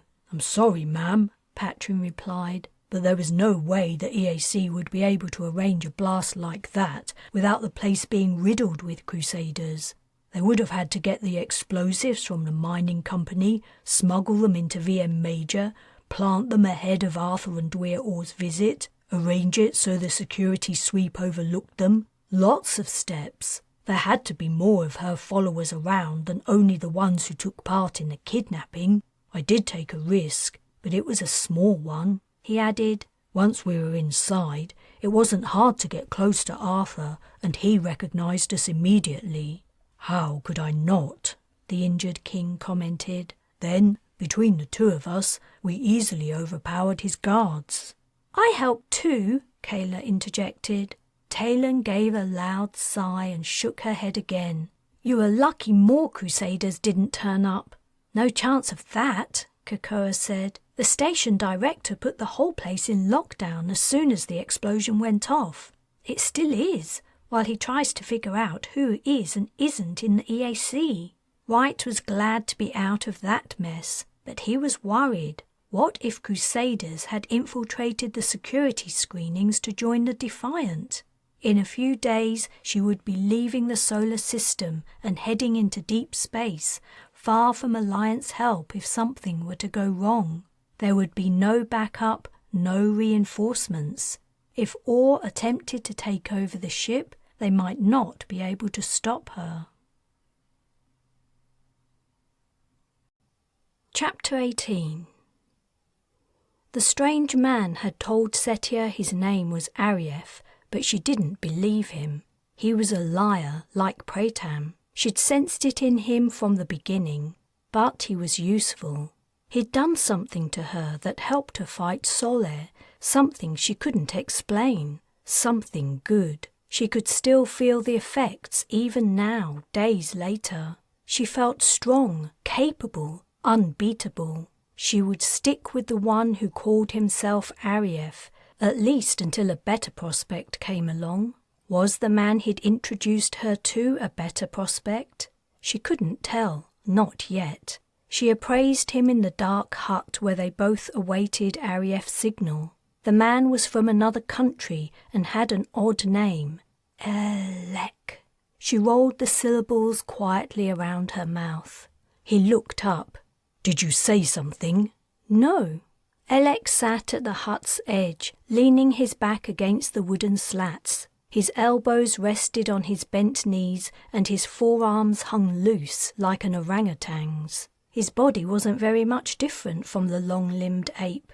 His height was more in his spine than his legs, and his head was large, made to appear even larger by his dark curly hair and beard. She had never seen his physical type in the flesh before. He was 50% larger than the average among her countrymen. Wherever he went in her land, he would stand out. That was part of his appeal, Arief had explained. "In every place in these lands, people will follow you, Elek. You can do great good here. In time, you will do great good for all humanity." Elek's eyes had shone after Arief's speech. He must have been transported with visions of sweeping across the earth like an avenging angel, righting wrongs, bringing peace and prosperity to humankind. Which was strange, considering things were better now than they'd ever been. The menace in the West, the Earth Awareness Crusade, had been subdued years ago. New technology was improving everyone's lives at work and at home. Medical treatments were advancing at a breathtaking pace. The environment was cleaner and greener than ever. The scientists had even mentioned they expected the climate to begin cooling and stabilizing within the next 50 years to a century. She guessed Elek's experience of life must have been hard if he thought human civilization on Earth was in a bad way. His clothes certainly told that story. The condition of his shorts and shirt was only marginally better than her own attire, and that wasn't saying much. Threadbare sandals clung to his bony feet. His head rose and his eyes locked on hers. "You don't need to do this, you know." It was the first time he'd opened a conversation with her since Arief had introduced them. Their mutual acquaintance rarely left them alone together, and when he did, Elek spent most of his time brooding over nameless worries. She wasn't talkative herself, so the scarcity of their discussions was no wonder. "Do what?" she asked. "Sit here with you in this stinking hut? Follow Arief's orders? Trudge around the place attending these stupid rallies?" "You do more than attend, and you know it. It's that part I'm talking about. I am not a man of violence. I disagree with Arief's methods." "Huh." Setia stood and stretched her arms and back. "How far do you think you would get without me? Mobs are vicious. They can turn in an instant, and not everyone agrees with your ideas. If you didn't have someone by your side, meeting attacks with brutal defenses, you wouldn't be able to speak like you do. This isn't the West. Here, law and order are hazy, imprecise concepts. For you, I am the law." She added, rolling her neck, "Though I'm going to suggest to Arief he recruits some more muscle. The crowds are getting bigger, and there's only so much I can do, even armed." "Yes," said Elec, his brow wrinkling. "How is it you can do what you do? You don't look like a fighter." "I think that's the point. The bullies don't expect to meet resistance when they take a swing at you. I'm usually a surprise." "Wouldn't it make more sense to have a larger, heavier muscled bodyguard? That would dissuade most people from attacking me." "Perhaps, but—" She shrugged. She'd never figured that out herself, so she couldn't explain it. "I think Arief likes it," said Elec. "Likes what?" She strode to the wall and peeked through a gap in the slats. The crowd was growing thicker and beginning to look impatient. It would be time for Elec to speak soon. She would walk with him to the podium, stand by his side while he told the people his ideas, and stick to him like glue afterward. It was usually after the speechifying, when the rally was breaking up, that a disgruntled listener would demonstrate his disagreement with what Elec had said. "He likes it when you fight. He likes my attacker's surprise when you defend me." She turned to look at him. "You don't see his face," Elec continued. "You're too busy and distracted. But I've watched Arief while you're dealing with a problem. He smiles. He enjoys it." This was news to her. But was it so bad? Most people enjoyed seeing a good fight, especially when the person you were rooting for was winning. "That isn't all," Elec said. "Have you noticed there's something strange about him? Do you get a funny feeling when he's around?" She recalled the first time she'd met Arief, when Soleh had been on a mission to evict her guts from her body. Arief had appeared from nowhere. Since then, she'd convinced herself she must have missed the doorway he'd sprung from, but in truth that was unlikely. A door would have meant the difference between life and death at the time. She wouldn't have missed it. All she could remember was the sun darkening for a moment, and then suddenly Arief was there, and she couldn't deny the creepy feeling he'd given her then. The feeling had lessened over time, but spider legs still seemed to tickle her spine whenever he was near. Elec got to his feet and walked to her side. Putting his face close to hers, he whispered, "How is it you can do what you do? How did Arief find you? Why has he put us together?" There was something in his eyes that alarmed her. Desperation? Fear? Madness? She couldn't tell. The dimness of the hut and the way his face became shadowed as he leaned close made it hard to see him clearly. Burnap's balls. Mad or not, Elec was making sense. She could only fight as well as she did because Arief had done something to her. She didn't know how or why he'd found her, nor why he'd picked her to be Elec's guardian. He drew his head away from hers. "You won't say it, but you understand me." The noise of the growing crowd penetrated the hut. A chant had started up. "Elec! Elec! Elec!" Other voices joined. "If you're right," Setia said, "if there's something fishy about Arief, why are you letting him control you, setting up meetings and events like this?" "I want to speak to people, lots of people, and in person. These days, everything goes on virtually. We're all just faces on a screen. It isn't meaningful. A face on a screen could be anyone. Their words might not be their own. You can't tell. I want to reach people, make a connection, really make them think." "And you need Arief to do that?" "Since he began working for me, my followers have increased exponentially. I don't know half of what he does, but whatever it is, it works for me better than anything I've ever done before." "So you accept help from this creep you dislike and don't trust because it benefits you?" "Not me, my cause." "But you have a problem with my presence." "I don't know why you're here," Elec said. "I can't figure you out." She wasn't sure why she was here either. Maybe it was because Arief had given her something she'd never had before, power. She'd always been the underling, the weak one. Trying to survive had meant always appeasing people stronger than you. She'd done bad things. She'd supplied drugs for users, knowing they were spending money they'd stolen from their friends and family. Some of Pratam's clients had overdosed on drugs she'd given them. Though she'd never admitted it until now, she'd hated her life. She'd hated herself. Arief hadn't only given her a way out, he'd given her strengths and abilities she couldn't have hoped to achieve otherwise. They were heady narcotics. She was in deep. She met Elek's gaze. "I'm here because I want to be, the same as you." The noise of the crowd's chanting had grown so loud it almost drowned out her words. Elek nodded, satisfied. The door of the hut opened and Arief stood silhouetted in the frame. "It's time." Elek strode to the entrance. As he walked out, he lifted his arms into the air. The crowd roared. Setia followed quietly behind. Chapter 19. Taylan smoothed medicated gel over Wright's thighs. The medic had said it was okay for him to recuperate in their cabin. He should be able to get up and walk in a couple of days, she'd said, and by this time next week his legs would be back to normal. The pulse round had only seared his skin and flesh and hadn't penetrated to the bones. It was a fortunate escape.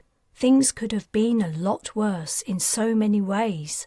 When Taylan thought back over what had happened, her gut clenched as deadly scenarios played out in her head. "Hey, it's all over now," Wright said gently, clearly seeing the tension in her face. "Everyone's okay." "Yeah, you're right." She forced her mind to turn to happier things. He would get better, and so would Arthur. Patrin and Kayla had received a boost to their self-esteem and a rep among the crew, and a tight lid had been sealed on Carla Orr and her son. Perhaps no one would have to set eyes on them for the entire voyage. It would take them months to reach the area the Skein mappers had suggested. Wright and she would be able to spend plenty of time together when he wasn't on duty, as there was almost nothing else to do. Her hand moved lazily over his quads, spreading out the gel evenly. Then it began to stray. After a few moments, Wright gave a small cough. "That's, not a wound, and while I would love to..." She chuckled, wiped her hands clean on a towel, and moved up the bed before lying down next to him, resting her head on his chest. He wrapped an arm around her.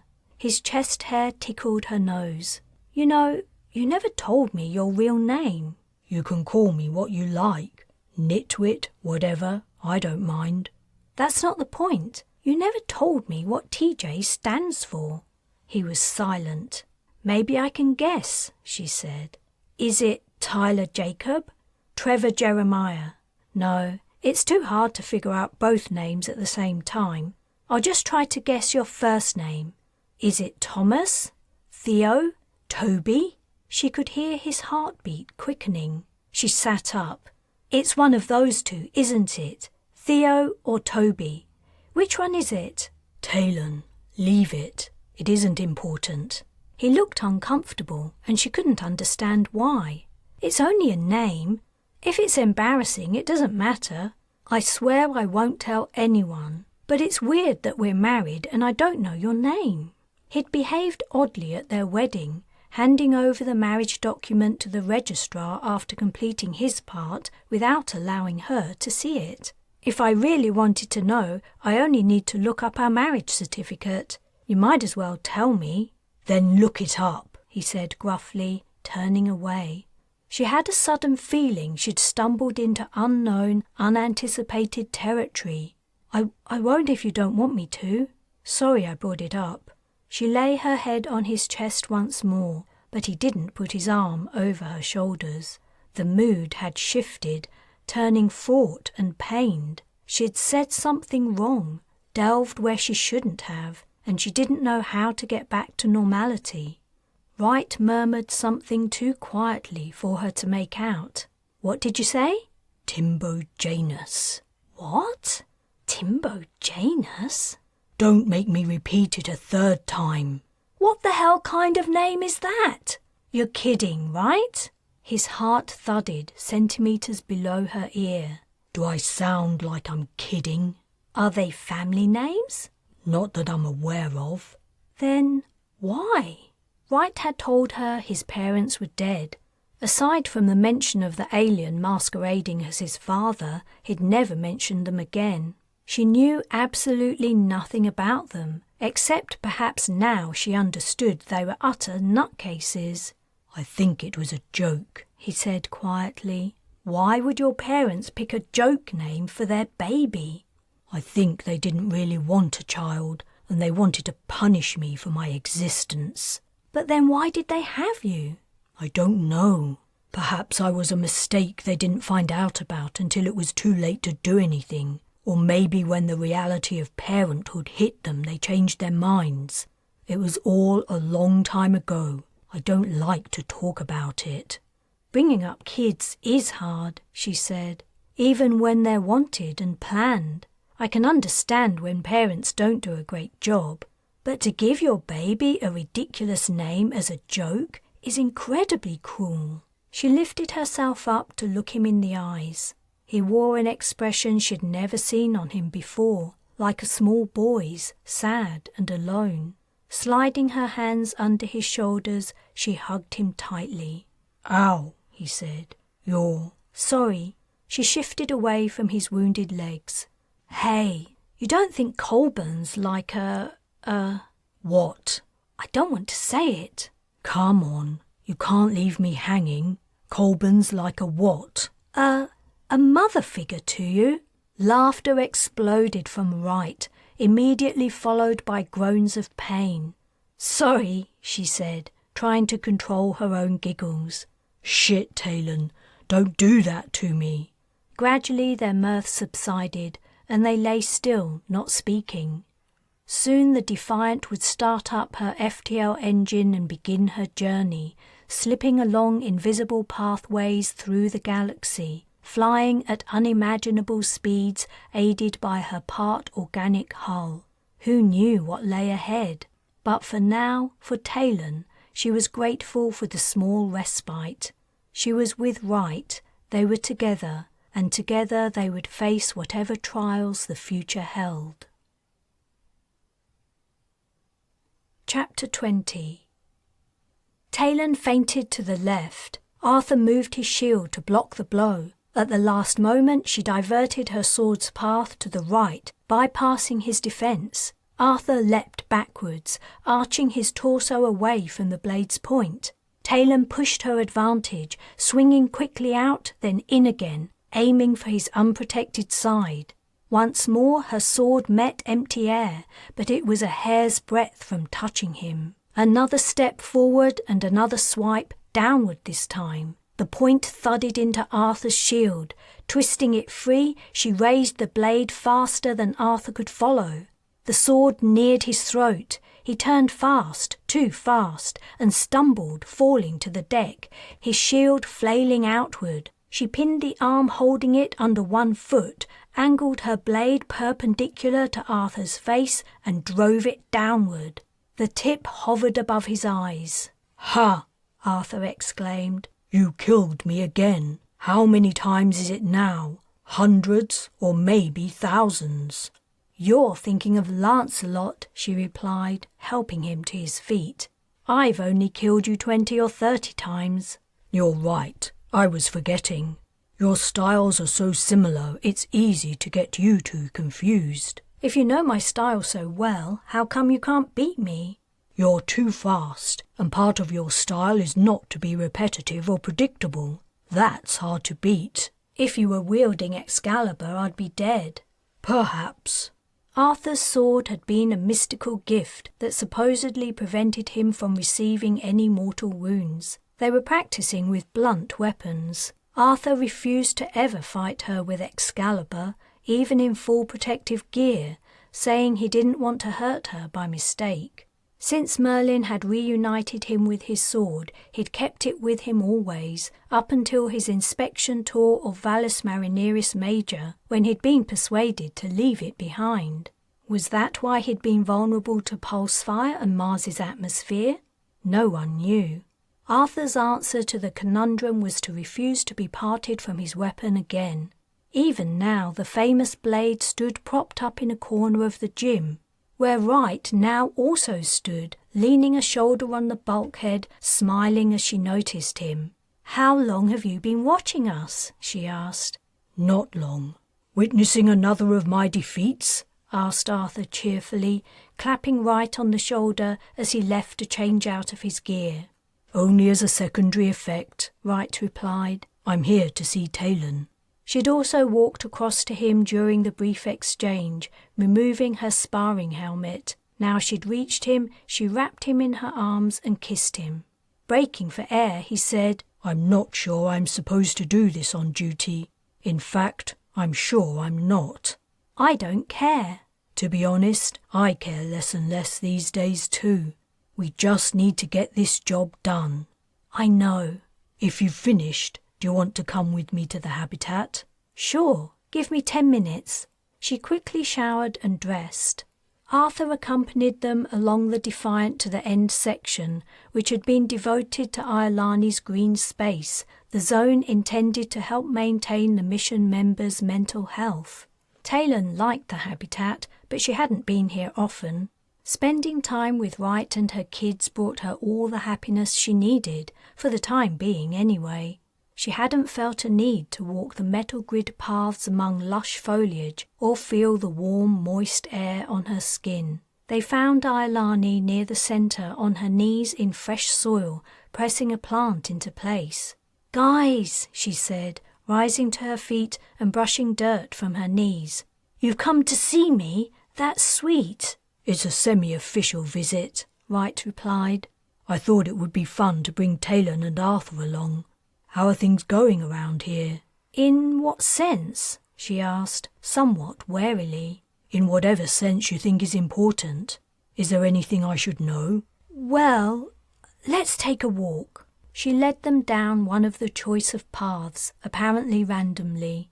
Tropical trees rose overhead, their branches thick with hanging vines. Exotic flowers sprouted from nooks and crevices in their bark, and ferny undergrowth covered the ground, spilling out onto the path. They walked over rivulets and pools sparkling through the mesh holes.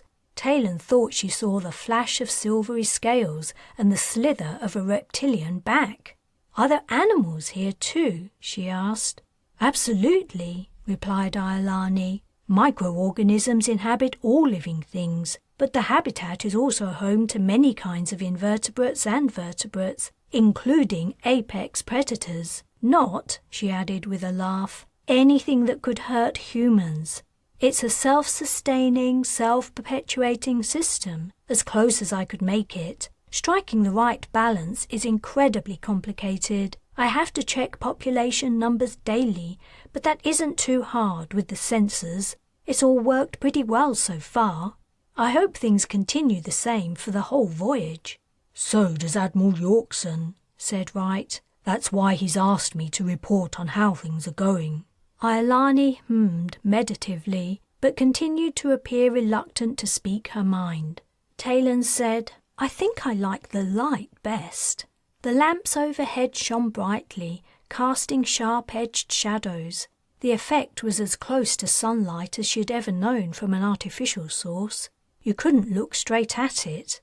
Perhaps it was something to do with the new tech. "The light is wonderful," Arthur agreed. "I almost feel as though I were back on Earth, but not in my home country. These plants and this heat and moisture are strange to me." Iolani smiled. "I'm sorry I couldn't create something more familiar for you. I had many climate types to choose from. In the end, I indulged myself and settled for the environment I grew used to in my years in Suriname." "It's so beautiful here," said Taylan. "It must have been a wrench to leave home and go work on a sterile starship. How did Lorcan persuade you to join the Antarctic project? Was the salary too hard to resist? Iolani burst into laughter. Taylan had a feeling she had done a Kayla. Sorry, did I say something wrong? No, it's a fair question. Let's just say Lorcan can be remarkably persuasive when he puts his mind to it. Oh, I can believe that. Here we are, said Iolani, halting. They'd reached a junction of walkways. A path crossed theirs, and they had a choice of going left or right. But Iolani turned to face them and rested her back on the guardrail in front of a multi-shaded green background. You know what I love best about the place? Not waiting for a reply, she answered her own question. The night sky. She must have been carrying some kind of controller, because the lights rapidly dimmed until the place was utterly dark. It was then Taylan saw the stars. Is that real? Beyond the tree canopy hung the harsh blackness of space and the starscape. Taylan had expected the configurations to be unfamiliar. The Defiant was already far from the solar system. What she hadn't been expecting was to see them moving.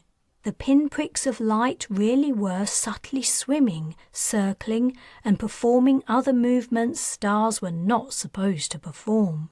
It's real, Iolani confirmed. The chief engineer, what's her name?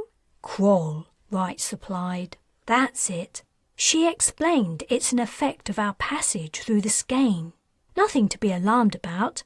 In fact, if you watch it for a while, it's quite restful. The four stood in silence, contemplating the strange view. The plants need a period of darkness to grow properly, said Iolani. I could have just programmed regular hours for turning off the lights, but I thought a night sky might help people's mental health just as much as a green environment. I asked if it was possible, and surprisingly, it was. Hey, she added, apparently as an afterthought, would you like to see, or rather feel, something else cool? I would, Taylan replied. Step this way. The stars shone sufficiently brightly to see her slip under the guardrail. Taylan did the same. Don't worry too much about treading on something, said Iolani. It'll regrow. She pushed through the leaves and Taylan caught them as they sprang back. They walked several meters over the spongy ground before she understood where Iolani was taking her. Are we heading for the hull? Exactly. But have you ever felt it? Taylan had not. This is the only place on the ship where you can actually touch it. Iolani had slowed down. Taylan could just make out her reaching forward in the darkness. She made a soft sound of satisfaction and said, Give me your hand. Gently holding on to Taylan's wrist, she pulled her forward and placed her palm against something warm and moist. At first, Taylan thought Iolani had made a mistake and she was touching a peculiarly warm tree trunk. But then she sensed a flow beneath her fingertips. It was as if she had her hand on the thin, flexible skin of a warm water pipe. That's it, she whispered. That's the Defiant's hull? She felt more than saw Iolani's nod. Whoa, I know, right? It's alive. When they returned to the walkway, Wright and Arthur were in muted conversation. Find something interesting? Wright asked as Taylan climbed onto the metal gridwork. You could say that. You should let Iolani show you. Another time, maybe. Iolani, what should I tell Yorkson? Everything looks good to me, but I'm not the expert here. As far as I can tell, you've done a terrific job, and I'm happy to report that. I appreciate the compliment, said Iolani, but I'm fast coming to the conclusion this place is a complete disaster. She turned on the lights. The effect was like a swift, bright sunrise. Wright's eyebrows popped up. But it's wonderful, said Taylan. I wish I'd come here more often and brought the kids. That's the point, Iolani said. Look around you. While you've been here, have you seen one other person? Arthur replied, I've seen no one else. Iolani frowned. People come here, walk around, love it to bits, and don't come back. I'm not sure why. That's something for the psychologists to work out. But I'm worried the habitat is having the exact opposite effect from its intention. Maybe it's too beautiful, too reminiscent of Earth. What if it's making the visitors more homesick than they are already? Wright groaned. I see what you mean. When we were on the Dauntless, Iolani went on, I missed green spaces so much it hurt. I really thought this place was the solution to the problems we had on that trip. Now I think I might have been completely wrong. Is it really that important? Taylan asked. Humans have been travelling in space for centuries. We're used to it. What's the worst that can happen? A look passed between Iolani and Wright she couldn't fathom. Chapter 21. I have to tell them, said Taylan. Wright heaved a sigh. No, you don't. It was the quiet shift, and they'd just climbed into bed. The issue had been niggling at her all evening, as they'd eaten dinner, spent time with Patrin and Kayla, and while Wright had been finishing his report for Yorkson.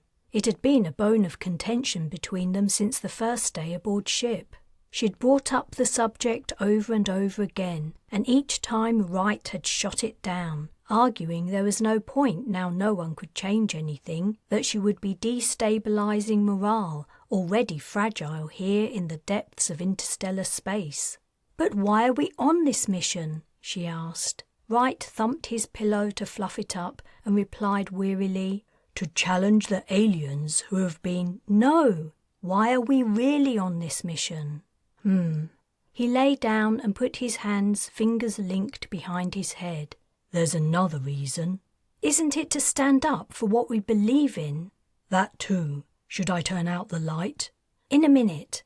What do we believe in? What are supposed to be the Alliance's core values? Taylan, it's been a long day. Can we talk about this tomorrow? He looked tired. From what he'd said, every officer-level task on the ship seemed to fall to him now he'd been promoted, and Wright loved his sleep. Many a time she'd marvelled at how deeply he slept and how peaceful he looked when not troubled by nightmares. She felt bad keeping him awake, but she needed to follow through with this train of thought. She had hit the essence of the problem. He had to understand her reasoning for what she was going to do. What are the Alliance's core values? She repeated. To maintain and further human civilization and progress. To uphold basic human rights. To promote justice, truth, liberty. That's right. Truth. He groaned and covered his face with a hand. I walked right into it, didn't I? How can the Alliance expect to succeed in this mission if it isn't even upholding the values it supposedly stands by? The mission's success isn't going to be down to what its members know or don't know. If you go through with this, you'll be causing more harm than good. I can tell you that as a fact. Can you? A fact? Right, no one knows what's going to help or hinder us here. We've been picked according to some weird scientific phenomenon no one really understands, and we're travelling aboard a ship that's part tough jellyfish, off to do who knows what. There are no facts here. He turned onto his side and propped himself up on his elbow. You're making up justifications for something you've already decided to do. You're determined to tell them. That's what this is about. His words hit home. Maybe, she conceded. Since what happened at the Crusader Festival on Anise Morn, I feel like I owe them. They're good people, and I betrayed them. From what you've told me, you did what you felt was right. Mark's involvement and what happened to him wasn't your fault, and you put it right the first chance you had. She bit her lip. She'd often told herself the same kind of things, but it didn't take away the guilt. Can we please turn out the light? Wright asked. She gave the command and darkness fell in their little cabin. A muscular arm snaked out and pulled her close. Soft lips kissed her neck. She chuckled. I thought we were going to sleep. In a little while. The following morning she quickly dressed and left before Wright woke up. She didn't want to give him a chance to change her mind. It was still early in the active shift and the passageways were empty. She'd looked up the cabin where the brothers from West BI bunked weeks ago, and she remembered it off the top of her head. When she pressed the door's chime, it slid open instantly without anyone asking who had come knocking. The scene in the little space was a bustle of activity. The men had been given a 4-bunk cabin, though only 3 of them slept here. Like her and Wright, Seren and Mark had been allotted married quarters. Mailir, Madog and Medwin were up and finishing their preparations to leave. Mark was already fully dressed. He stood on the other side of the doorway, open-mouthed. "You could look happier to see me," she joked. "Sorry, Taylan," he replied, breaking from his expression of surprise. "I was expecting Seren. She said she'd be here in a minute. Come in. Is everything okay? It's a little early for visitors." "Hang on," growled Medwin. "Don't let her in. She's here to make trouble as always." Taylan cringed. What she was about to tell the brothers would make trouble.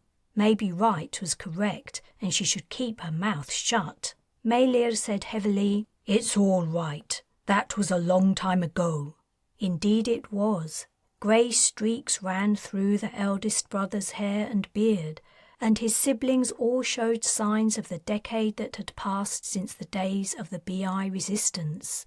Medwin muttered something unintelligible, but, as always, conceded to Mailir. Madog remained silent, studying her from under frowning brows. "It won't take long," she said. "There's something I felt you deserved to know, and I've come here to tell you." The door chimes sounded. "There's Seren," said Mark. The pretty woman stepped into the cabin and immediately paused as she took in the serious faces. "What's wrong? Has someone died?" "Not yet," said Medwin. "But Taylan's here, so no doubt it won't be long." She clenched her jaw. "If it hadn't been for me, you could have burned innocent children alive." "That's not fair," said Mark. Mailir said, "Mark, be quiet." "Sowing discord already," Medwin commented. "Well done." "Shut up," Mailir said through his teeth. "Let her speak and get whatever it is that's bothering her off her chest. Then she can go." It pained her deeply that these people she shared so much with, a language, culture, heritage, and, at one point, a deep comradeship, could not be her friends. But what was done was done. An expectant silence had fallen as 5 pairs of eyes regarded her. She took a breath. At that first meeting after we'd boarded ship, when Yorkson announced that the Skein mappers had discovered signs of the aliens' return to Earth, you, Mailir, said that the Alliance should have told us before we embarked on the mission. "That's right," he said. "I did." And Yorkson replied that they didn't find out in time. "Yes." Mailir was peering at her intently. Had he guessed what she was about to say? She paused, feeling the weight of responsibility for what she was about to tell them and all the consequences she might unleash. "It isn't true. He lied." "I knew it!" Medwin yelled, slamming a fist into the bunk frame. "Are you sure?" Madog asked. "Or are you just stirring up shit again?" "Madog's right," said Mailir. "That's a serious allegation to make. Why should we believe you?" "Wait." Medwin got up close and thrust his face into hers. "You're trying to weasel your way in with us again, aren't you? Pretending you're on our side, telling us lies to make us think you're our friend."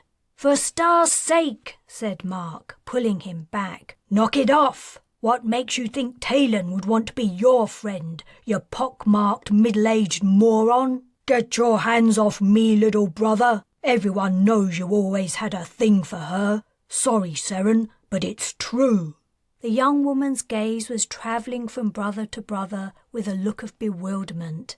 "You're all mad, except for Mark. What kind of family have I married into? You're forgetting Taylan and I already know each other.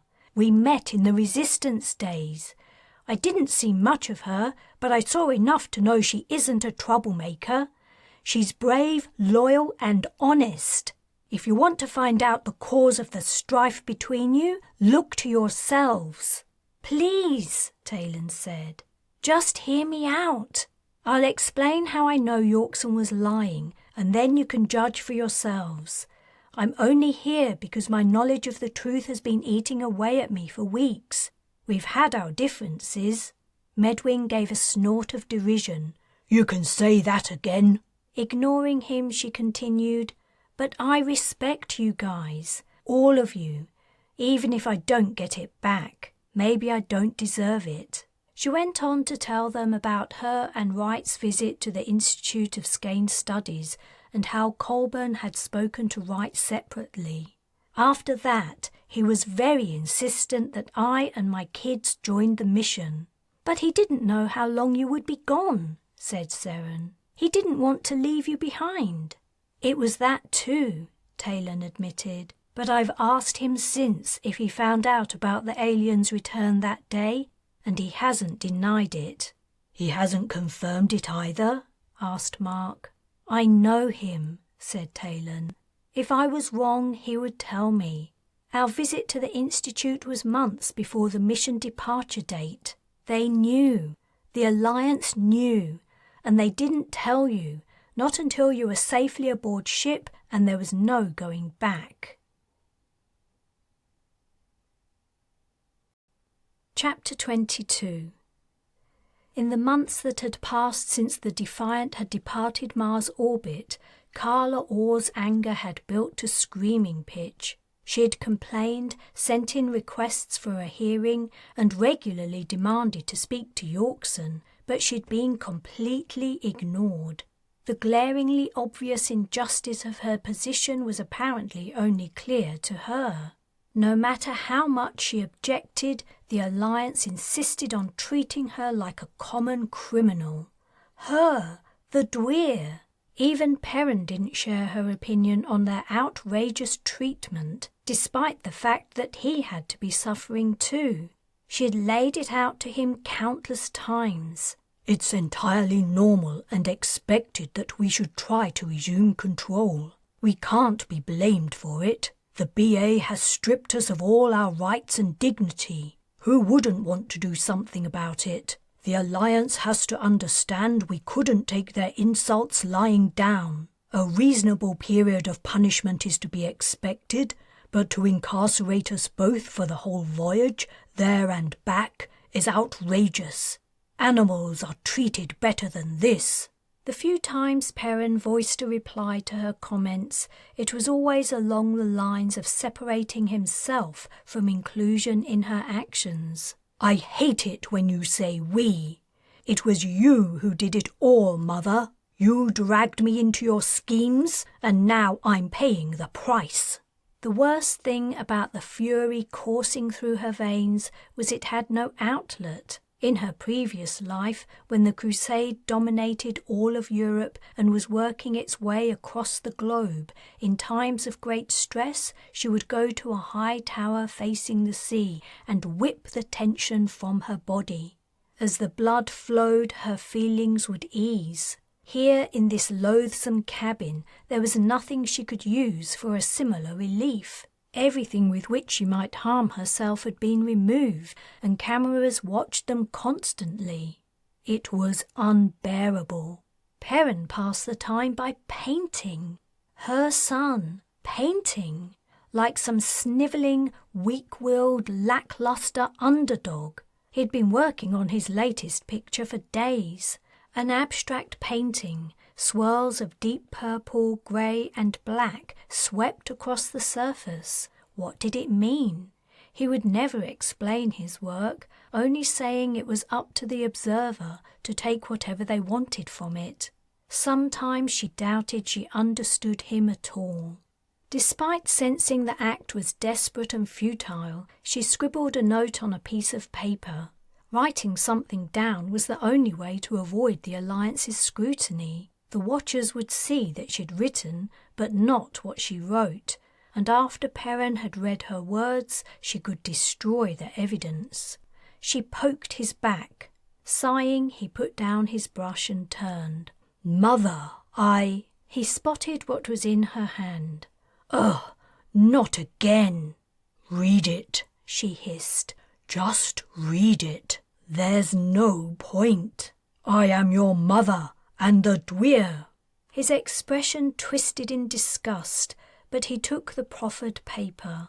She knew the message off by heart now. She'd made the proposal several times.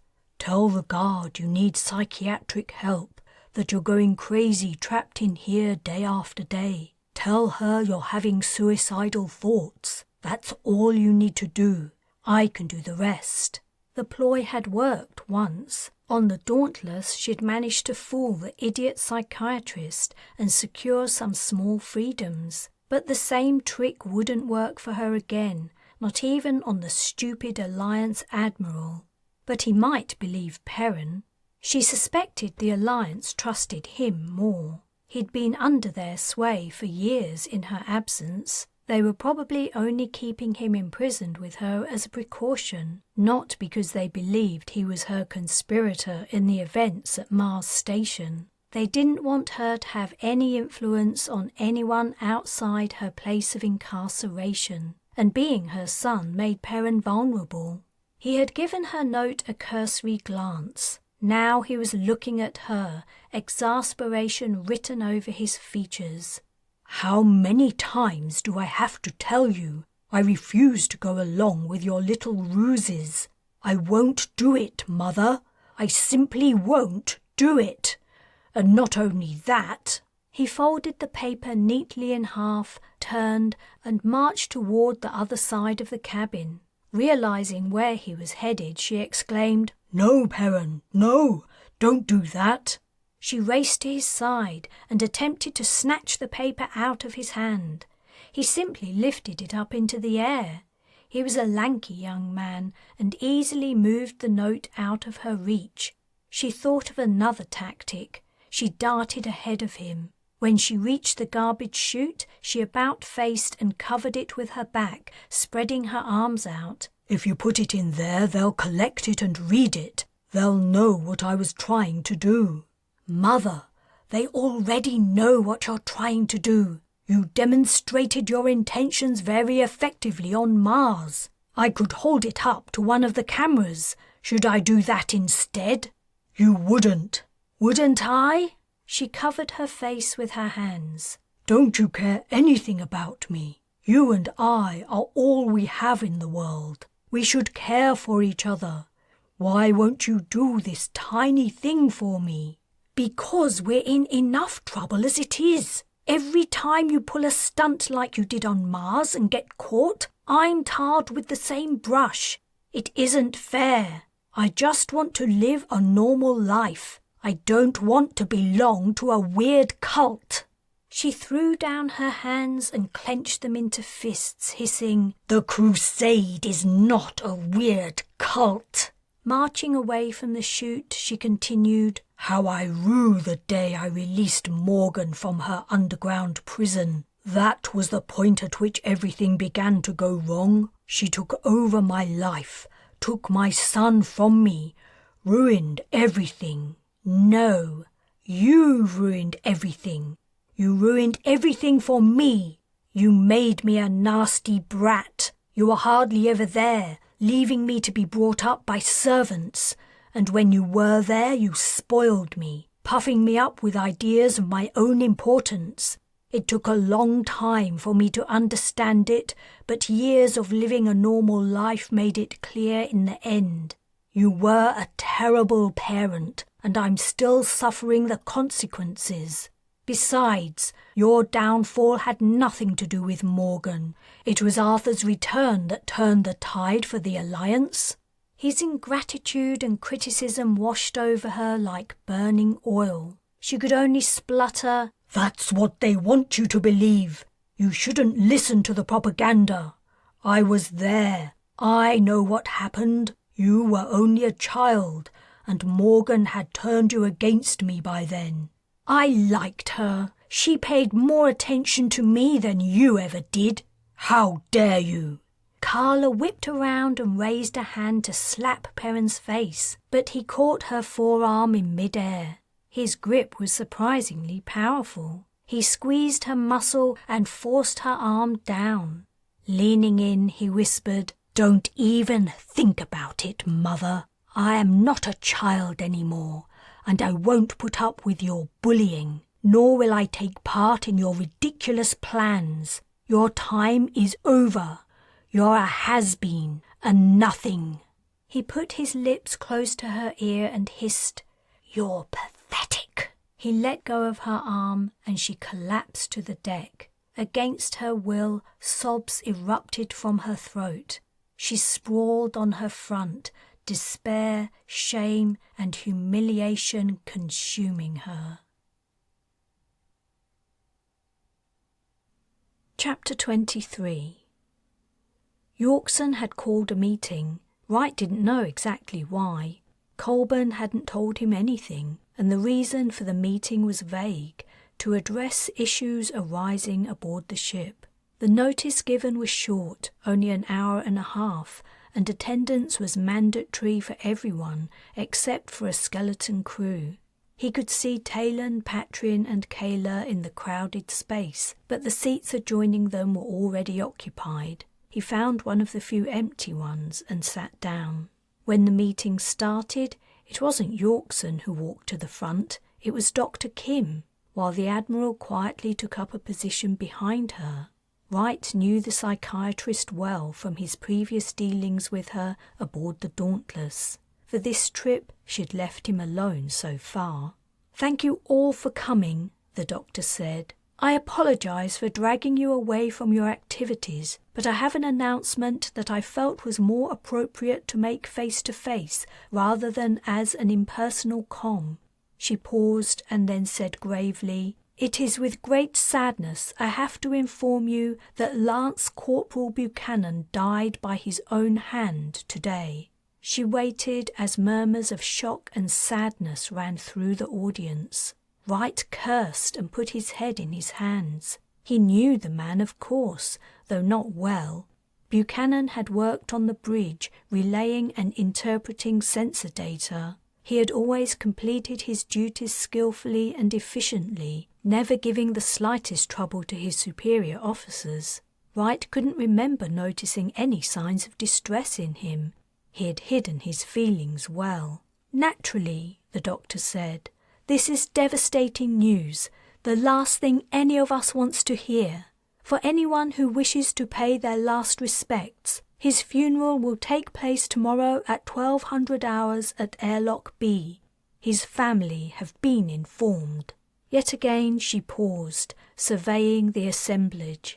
This event is not only appalling for Buchanan's friends and associates, it also has wide-ranging implications for the rest of the ship's personnel. His superior officers may feel they failed him, and that is a burden I and the rest of the psychiatric team carry too, irrationally. He had not approached any of us regarding his mental state. Unfortunately, failure to seek treatment is a common symptom of depression and anxiety, as well as, if I may say, the military mindset. Admitting you may be suffering from mental ill health while in military service is sometimes seen as weak and shameful, whereas in fact it is nothing of the kind. She sighed and said, "I digress.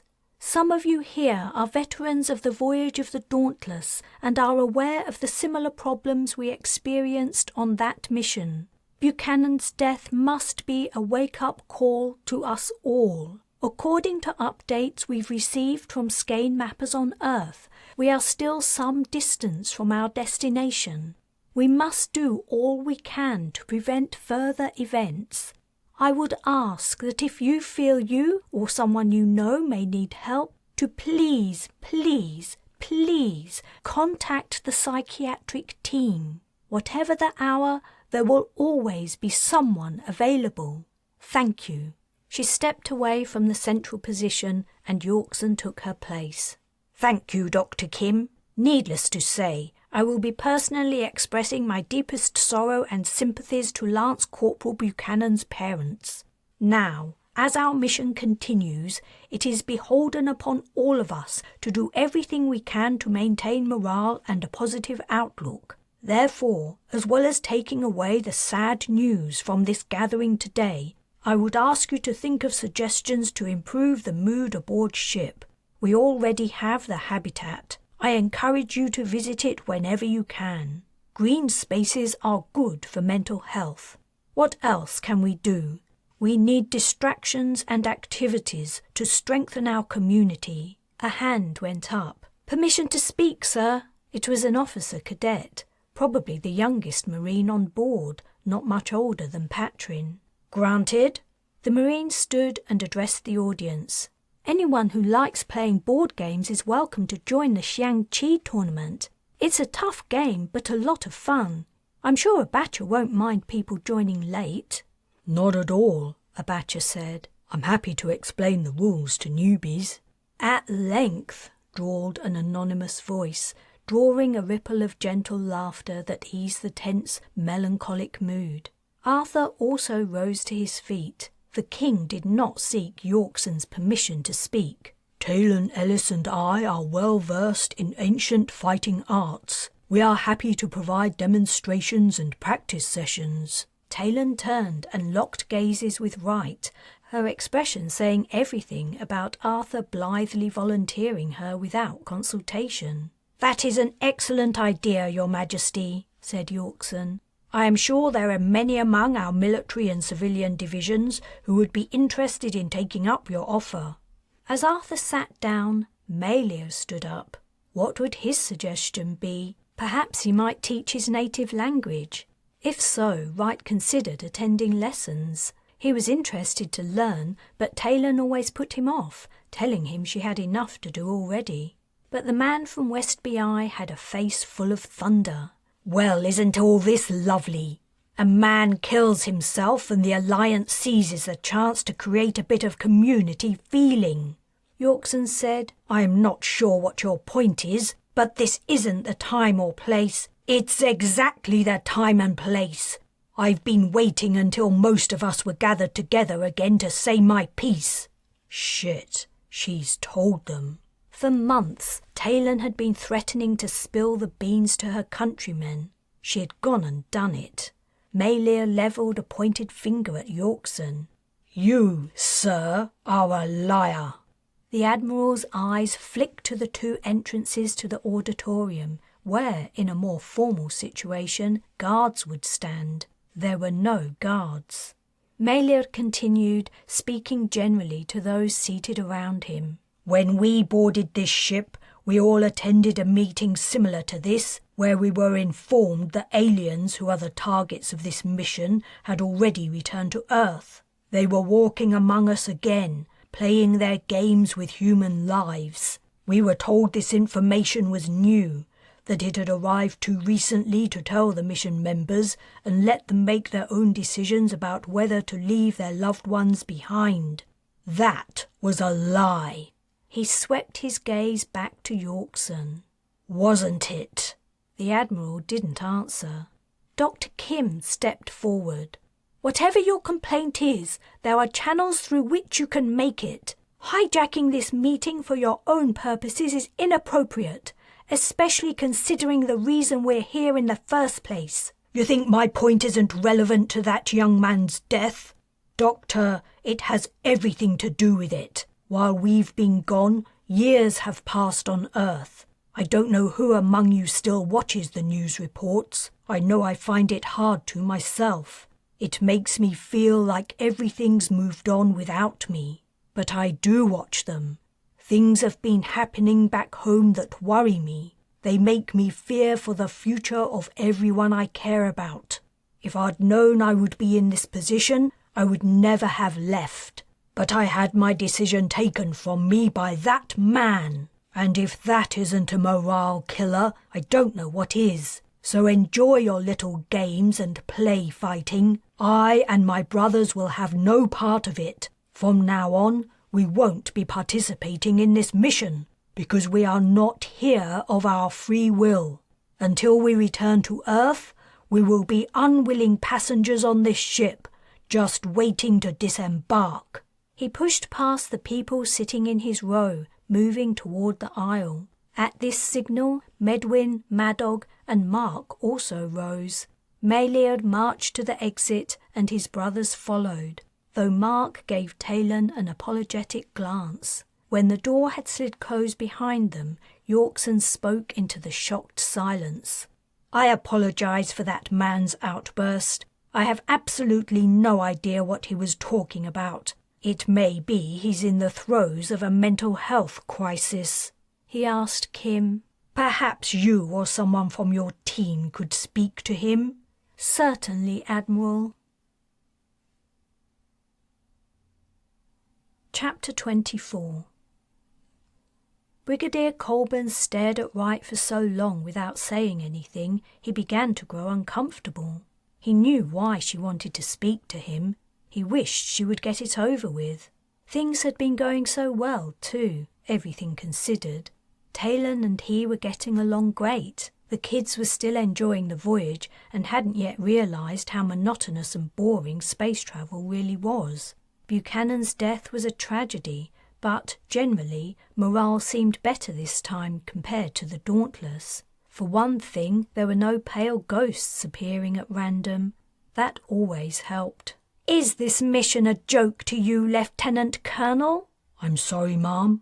He squirmed in his seat, facing her across her desk. Despite all the years he'd known her, or maybe because he knew her so well, Colburn had a knack for making him feel like a naughty schoolboy. "I'll put it more simply," Colburn said icily, rising from her seat. "Do you think we're all here for fun? Is this voyage a jaunt, a jolly jape, a light-hearted prank to tickle the fancy of the aliens plaguing humanity?" As she'd spoken, she leaned a little farther over her desk with each example she gave. He gritted his teeth. His superior officer's anger might be justified, but he was no grunt. He was a Royal Marine officer. "Ma'am, if you want to talk about Malear's outburst, I would appreciate it if you would get to the point." Glaring at him, she sat down. "I have to say, ever since you became involved with that woman, your standards have slipped." "I don't understand." "There's no nice way to put this. Your behavior and attitude have become impaired." "No," he said forcefully. "What I don't understand is how you dare refer to my wife as that woman." She locked gazes with him. He stared back, unblinking. She broke eye contact. "You're correct. I have requested a meeting with you in order to discuss the breach of security that resulted in today's debacle." Knitting her fingers, she rested her elbows on the desktop. "Only a very few Royal Marine officers were made aware of the Skein mapper's findings and the increase in urgency for the mission. Neither Yorkson nor I can think of a reason any of those officers would have divulged the information to civilians on this ship. Such an action would be extremely foolish. It would incite discontent and dissent, as we saw happen today. Not only would it be foolish, it would be a direct contravention of orders." She paused. When he didn't speak, she asked, "Do you have anything to say?" "Do you mean in terms of, if I confess my lapse, I won't face a court-martial?" "Something like that, perhaps. We'll have to see. Right, it's clear the breach must have come from you. Taylan Ellis, your wife, is friends with those men from West BI. They were in the Resistance together. Even if we didn't have their connection through the Skein, it's all documented. There's only one conclusion to draw. You told Ellis, and Ellis told Malear. If you admit it, things might go marginally easier for you when we return to Earth." "Might go marginally easier? Wow, I must take up that offer." "Sarcasm won't help you." Colburn sighed and passed a hand over her eyes. "What happened to you? You used to be a fine officer." When we served on the Dauntless, I really thought you had turned a corner. I said to myself, at last, the old right is back again. Then Ellis returns to the scene and you fall apart. She's just a woman. I don't understand why she has such a profound influence over you. Clearly. He actually felt sorry for Colburn. She was wedded to the Alliance. She was a spouse of military service. She really didn't understand human relationships. Brigadier, I can see how you might find it difficult to believe, but I didn't tell Taylan or Malia that we knew about the aliens' return well before the start of the mission. You're right. I do find that difficult to believe. If I can explain. She gave a cautious nod. He related the basics about how the meeting where she'd told him the Alliance suspected the aliens were back had taken place during Taylan and her family's visit to the Institute, and how Taylan had gone on to put two and two together. She isn't stupid, Brigadier. She might not act like it sometimes, but she's very smart. When she asked me about what you'd told me that day, I couldn't deny it. I can't and I won't lie to her. I know you don't get it, but she means everything to me. My relationship with her is more important than my service. It's more important than anything. Colburn's look was full of pity. You poor deluded man. I can see she's thrown a spell over you more powerful than any of Carla Orr's prestidigitations. Deluded or not, I didn't contravene any orders, and I wasn't responsible for a security breach. It's all an unfortunate coincidence of events. If I believe you, it absolutely is not. Why? Even if you didn't tell Malia, Ellis did. She deliberately passed on sensitive intelligence, entirely heedless of the consequences. And what are you going to charge her with? She isn't a Royal Marine. She signed a security contract. So did Malia and his brothers. She passed information to people at the same security clearance level as her. And it wasn't even information. It was a guess that happened to be right. Nevertheless, her actions have resulted in anger, disruption and turmoil aboard this ship at a crucial point in our mission. You remember what happened on the Dauntless. Do you want to see a repeat? Wright leaned against his seat back and folded his hands in his lap. Is all this really Taylan's fault? Isn't it the Alliance's? How so? We withheld crucial information from the mission members. I'm sorry, Brigadier, but I happen to think Malia's anger is justified. He and all the other civilians should have been informed about the mapper's findings. The Alliance behaved badly, and now we're suffering the results. Colburn tutted and shook her head. I don't know what's got into you, Wright. I really don't. Later, when he returned to his cabin, Taylan greeted him at the door with a hug. Was it bad? Did she tear strips off you? Have you been demoted? It was fine, he replied, hugging her back. Don't worry about it. Chapter 25. Teaching ancient fighting techniques turned out to be more enjoyable than Taylan had anticipated. Kevin had taken up Arthur's offer, and so had a man Wright served with on the Resolute, Captain Ford. It was nice to see more of Kevin, and she enjoyed listening to the two men's accents. It reminded her of her time in Australia and finally finding Patrin and Kayla.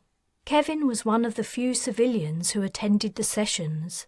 Most of the participants were military, including, to her delight, a Batcher. She hadn't managed to spend much time with him yet. She missed their late-night Shang-Chi sessions, even though she'd lost every match, and the friendship of her bunkmate during a tough time in her life.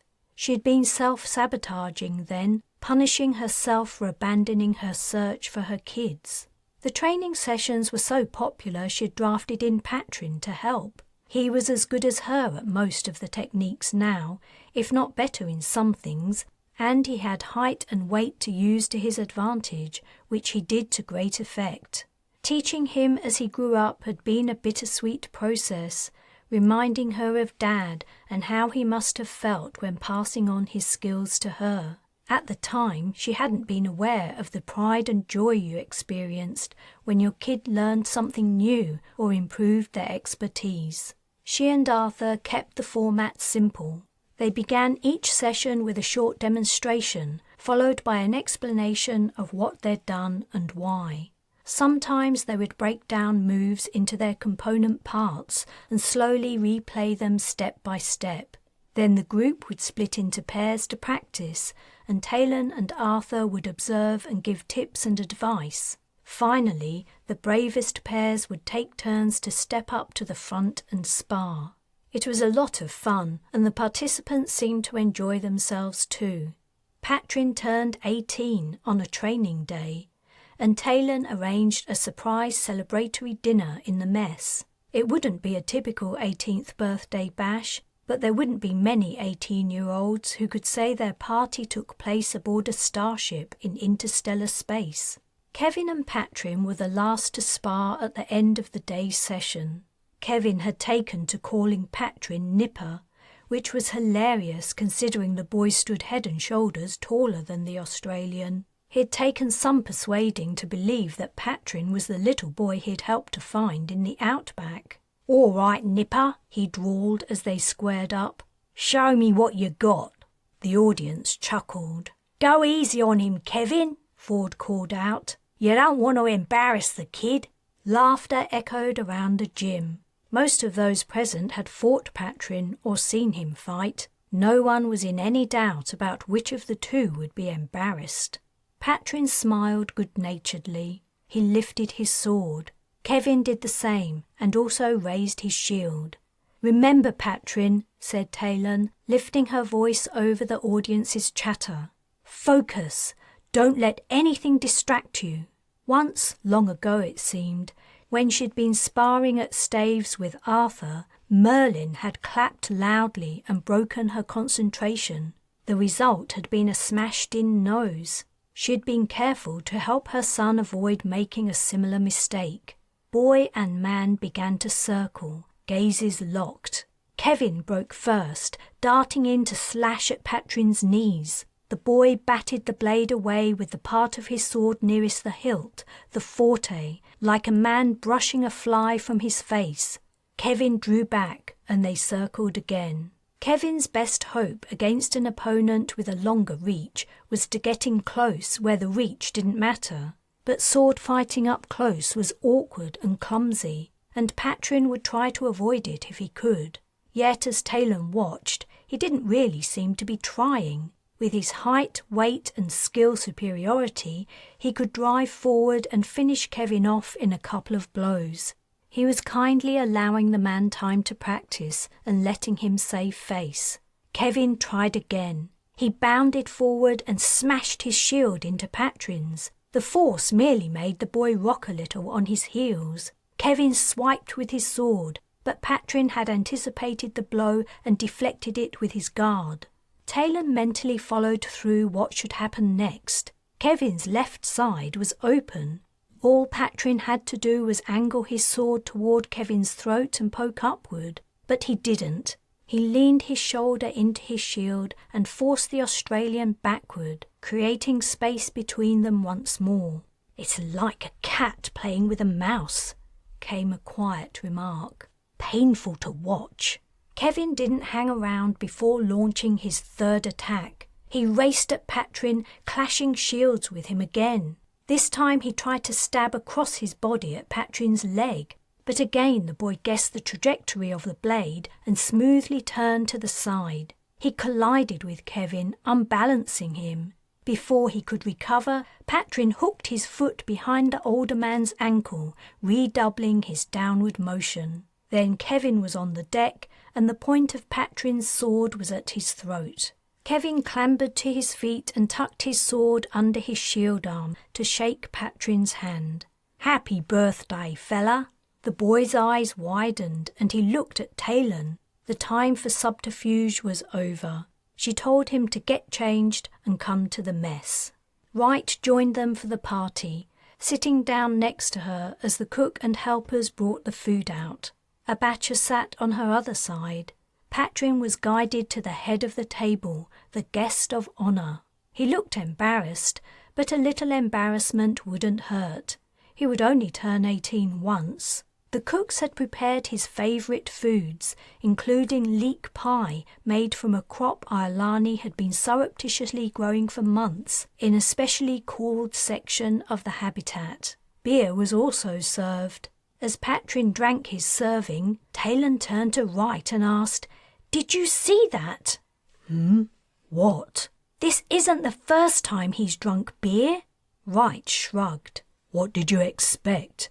How old were you when you had your first drink? She coloured before replying, "That was different." Wright gave her a sideways hug and then continued to shovel food into his mouth.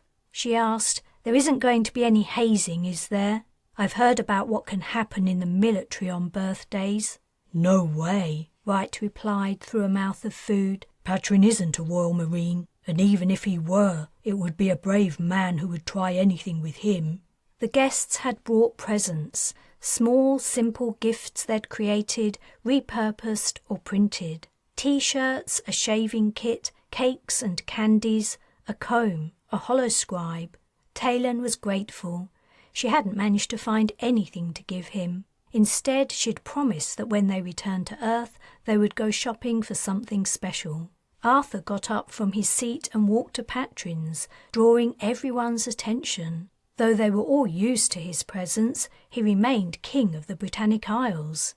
He handed Patrin a gift wrapped in plain paper. When Patrin tore the paper open, gold glinted from within it. A hush settled over the table. Patrin pulled out Arthur's arm talk. His eyes round, he stared at Taylan and then Arthur. "I can't accept this." He tried to force the talk into the king's hands. Arthur gently pushed it back. "You must. You are a warrior now. In my time, I would have made you a knight of my table, and it would have gladdened my heart to have you among their company." Turning to Taylan again, he asked, "Ma'am?" She shrugged. "He's the king. You have to do what he says." His expression a picture of pride and joy. Patrin slipped the talk over his sleeve and up his arm until it clung to his biceps. Arthur clapped him on the shoulder before returning to his seat. Kayla rose to her feet and tapped her glass with a fork until she had everyone's attention. "What's this about?" Wright quietly asked. "I've no idea," replied Taylan. "It isn't in the timetable." What was her daughter going to say? Taylan held her breath. Kayla said, "As no one is giving a speech," she looked pointedly at Taylan, "I suppose I'd better. I'd like to wish my brother a very happy birthday. He's a very nice brother, even though he can be annoying at times. But even if I had the chance, I wouldn't change him. I like the one I've got. What some of you might not know," she cast her gaze up and down the table, "is that Patrin and I were kidnapped by crusaders when we were much younger. I was so little I don't really remember anything about it, but what I do remember is that Patrin was always there for me. When I was hungry, he gave me his food, and when I was tired, he carried me on his back." The party mood was evaporating, replaced by poignancy. Kayla, in her typical way, continued blithely without noticing the change in atmosphere. "I was only 3 or 4 years old. I can't imagine what it must have been like for him, just a young boy as he was then, to be responsible for me and keep me safe. And he doesn't remind me about it every day like some brothers would. He never talks about it at all. We never talk about it. So I want to take this chance to say thank you, big brother, for saving my life. And I love you." Patrin's chin trembled and he nodded. Taylan ran her fingertips under her eyes, but the tears flowed anyway. She also exhaled in relief. Kayla hadn't put her foot in it like she usually did. Kayla went on, addressing the table. "Now we just need to get this mission over so we can go home. Patrin has never had a girlfriend, you see, And he should get one, now he's grown up. She sank abruptly into her seat. Gasps and titters ran around the room, and Patrin turned beet red. Wright shot to his feet and raised his glass. "A toast to Patrin. Happy birthday." "Happy birthday," the guests echoed on cue and took a drink. 4 late arrivals entered the mess and heads swiveled toward them. Mark walked up to Patrin and bent down to whisper in her ear. "We would like to come to the party, if that's all right. If you'd rather we didn't, we'll understand." "Of course you can join us," she replied. "Of course. Where's Seren?" "She's on her way." Medwin didn't look too happy about being here, but Malir and Madog sent her apologetic smiles as people shuffled up to make room for them and found extra seats. Her heart swelled. The peace gesture was very welcome. Chapter 26. Patrin got over his embarrassment at Kayla's announcement, aided in part by several glasses of beer, and celebrations continued into the quiet shift. By the time the party was over, nearly everyone had shown their face. Iolani tore herself away from her precious habitat for a few hours, and even Colburn and Yorkson put in an appearance, though, as Taylan guessed, that was probably to ensure no one drank too much. The only 2 people who didn't turn up at some point couldn't, and no one would have wanted them to anyway. Taylan hadn't seen Carla or her son since the encounter at Mars Station, and if she never saw them again, it would be too soon. Wright fell into a tipsy sleep as soon as his head hit the pillow, and Taylan soon followed him, slipping into slumber contentedly. It seemed only minutes later the door chime woke her. She padded across the dark room to see who it was. Kayla's sad, tearful face appeared on the panel. Had she realized she'd embarrassed her brother at his party? "Ma'am, I had a nightmare." Glancing at Wright, who hadn't stirred at all from his usual comatose state, Taylan opened the door. "Can I come in?" Kayla asked, a catch in her voice. I'll come to your room." Somehow Kayla had managed to increase her wardrobe exponentially during the months she'd spent aboard the ship. The clothes were predictably strewn all over her cabin, and Taylan had to pick her way through them to reach Kayla's bed. The girl was so distraught by her dream, she didn't make even a half-hearted effort to tidy up. "Oh, ma'am." She plonked herself on her bunk. "I had a dream about Caris." "Lie down," Taylan said. "Tell me about it." She cuddled Kayla from behind. "I dreamt she'd climbed onto one of her birds of prey and it was flying away with her. I called out, but she didn't hear me. She didn't look back, no matter how loud I shouted. And then she was gone." "That sounds more sad than scary. Do you miss her?" "I miss her so much, ma'am. And I miss all my friends. I found out today Michaela got married." She quietly wept. "It was someone else who told me. Michaela doesn't talk to me anymore." Michaela had been Kayla's best friend. During the months of travel on the Defiant, years had passed on Earth. Kayla's friend had grown up and become a woman. She probably couldn't relate to a teenage girl now. It was sad, but it couldn't be helped. Taylan guessed Kayla's dream had something to do with the news. The usual time dilation formula didn't apply, though the physicists didn't understand why yet. Travelling through passages within the Skein complicated things. Regardless, the upshot was time passed at home much faster than it did on the ship, sometimes at unpredictable rates. Where was Caris? What was she doing? They'd received their last message from her not long after they'd set off, and she didn't answer Taylan's comms. Had she found it too painful to continue the relationship? Whatever the reason, Taylan didn't blame her. Kayla hadn't mentioned her in the party speech, but Caris was just as responsible for Kayla's survival as her brother was. Caris had kept them alive in the desert for days while Taylan searched for them. She would be forever in her debt, and would never forget her. She recalled one of the last times she'd seen her adopted daughter. They'd gone as a family to see a raptor display held at the rescue centre where Caris worked. The event was a regular fundraiser, and it was to be her first time presenting. As they waited for the display to be set up, Taylan slid along the bench, moving closer to Wright. He put his arm around her. "Are you cold?" "No, I'm fine." The crowd hummed and bustled, taking their seats. He asked, "Are you having second thoughts about the mission?" "My whole life is a second thought at the moment, but no, I agreed we would go, and we will." "That doesn't mean you have to like it, though, right?" "Right." She sighed, nestling her head into his shoulder. "I wish Caris was coming too. I'm going to miss her. So will the kids. She's been a part of the family for years, but she isn't a child any longer. She's her own person. If she wasn't so mature and capable, I'd argue harder with her about her decision." "A hard upbringing will do that to you," Wright said. "And they don't come much harder than being brought up in a cult. Patrin and Kayla were lucky to get out while they were still young." Taylan silently agreed.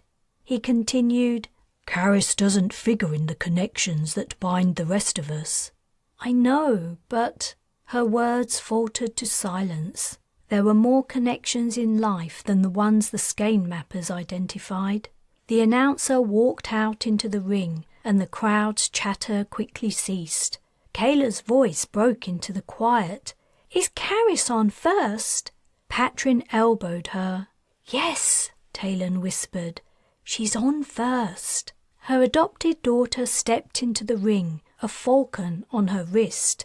She greeted the crowd and then explained the bird she carried was called Sparky, and he was a merlin. "Glad it's not the other kind," Wright muttered. The merlin leapt into the air and flew over the audience's heads, bells on its jesses jangling. The crowd gasped and a few people ducked. The bird landed on a pole at the back of the stadium and perched there, blinking in the morning light.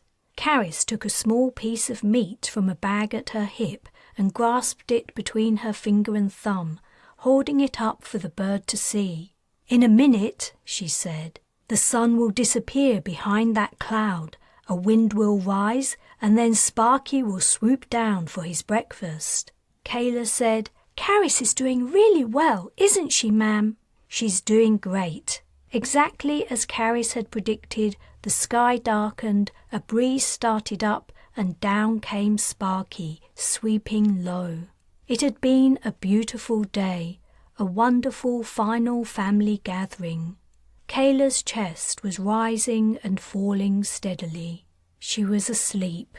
An idea suddenly hit, and tears slid from Taylan's eyes. Had Kayla's dream been an omen? She had an awful feeling she would never see Caris again. Chapter 27. "What do you think about joining the Antarctic project?" Setia asked Elec. "There's still time, but we'll have to be quick. The final deadline for applications is tomorrow. It's expensive, but you must be able to afford it. You make even more than me at this game. The first ship leaves in 6 months." He looked up from his meal. "Are you serious? Why would I want to do that?" "You know why." "Do I?" Exasperated, Setia placed the interface heavily on the cafe table. The jerky movement and accompanying sound of impact attracted curious glances from some of the diners. Ordinarily, the ones who hadn't recognized Elec yet would have risen from their seats and walked over, eager to meet the leader of the fastest-growing movement in the Southern Hemisphere. But they were in a new place, a country that hadn't been exposed to Elec's oratory or Arief's publicity machine. The diners who had stopped their conversations to check out the small disturbance returned their attention to their companions. "Yes," she insisted. "You do." Did she have to spell it out? It looked like he was going to make her. She liked Elec. The same as most people, she found it impossible not to. In the years since they'd met, they'd grown close and even had a brief, mutually unsatisfactory sexual relationship. But sometimes he was infuriating. "It isn't safe to carry on like this," she said. "It was fun in the beginning, I admit. I liked being your bodyguard and destroying the knuckle-draggers. And, let's face it, you loved all the attention. That was then. This is now. Things have changed. What you're doing isn't safe anymore. Not for anyone." "What I'm doing?" Elec lazily lifted a forkful of his rice and bean dish to his mouth. Before popping it in, he said, "I thought we were in this together." She watched as he chewed. "I don't know where you get that idea. Arief asked me to help you. Signing up to your cause wasn't part of the deal. I'm not one of your followers." He smirked and swallowed. "You're teasing me," she said. "I'm being serious." "Sorry, Setia, I couldn't resist. I know you don't believe in half of what I have to say, and in fairness, that's refreshing. Unquestioning adoration can get boring. I like having you around." "Then think about what I'm telling you, or you might not have me around for much longer." "Arief might have something to say about that." "Arief can go suck on." Frustration had made her voice loud. The other diners had grown interested again. She leaned over the table and said at a quieter volume, "Burnap's balls. My life is my own, whatever Arief might want." "You say that a lot. I've always wondered who Burnap is and what his testicles have to do with anything." "Burnap is a deity in my religion, a god, like you want to become." Elec frowned. "You have me wrong. I don't want to be a god. My aim is to empower people so they don't feel the need to obey any gods. I want them to become masters of their own destinies." Setia lifted an eyebrow. "By getting them to follow you?" "I don't want them to follow, only listen." Coming from anyone else, Elec's words might have sounded ironic, but he was in earnest. Something she'd come to understand about him was when he said things like that, he really believed it. He was a slave to attention from others, but only because he felt he had an important message. He wanted to help people. When she'd said his goal was to become a god, she had meant he wanted people to follow his creed, intended to make them happier and fulfilled in their lives. She rubbed her temples with her fingertips to ease the headache beginning to form. "I know you're sincere. If you weren't, I wouldn't help you. It certainly isn't for Arief's sake. But what's happening? What we're doing? It's getting dangerous." Elec's mouth turned down, and he pushed away his half-finished plate. "You're talking about what happened at the last rally." "Isn't it obvious? What else could I be talking about?" At his most recent event, a combination of high temperatures and the organizers allowing too many people in had sparked a stampede. 5 attendees had been crushed to death, including a 9-year-old child. "That was an accident," Elec said. "It wasn't my fault."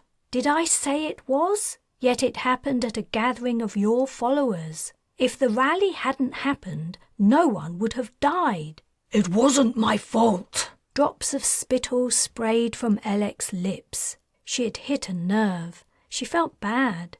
Guilt over the deaths was a heavy burden to bear. She knew it too well.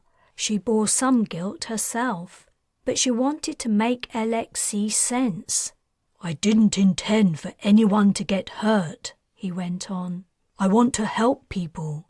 But if some suffer so that—" "Don't say it!" "So that others benefit, perhaps that's a price worth paying." "You said it." She glared at him. "I never had you down as the callous one. I always thought Arief took that crown." "I'm not callous, only pragmatic." As he uttered the final 2 words, Elec turned away. She waited, silent.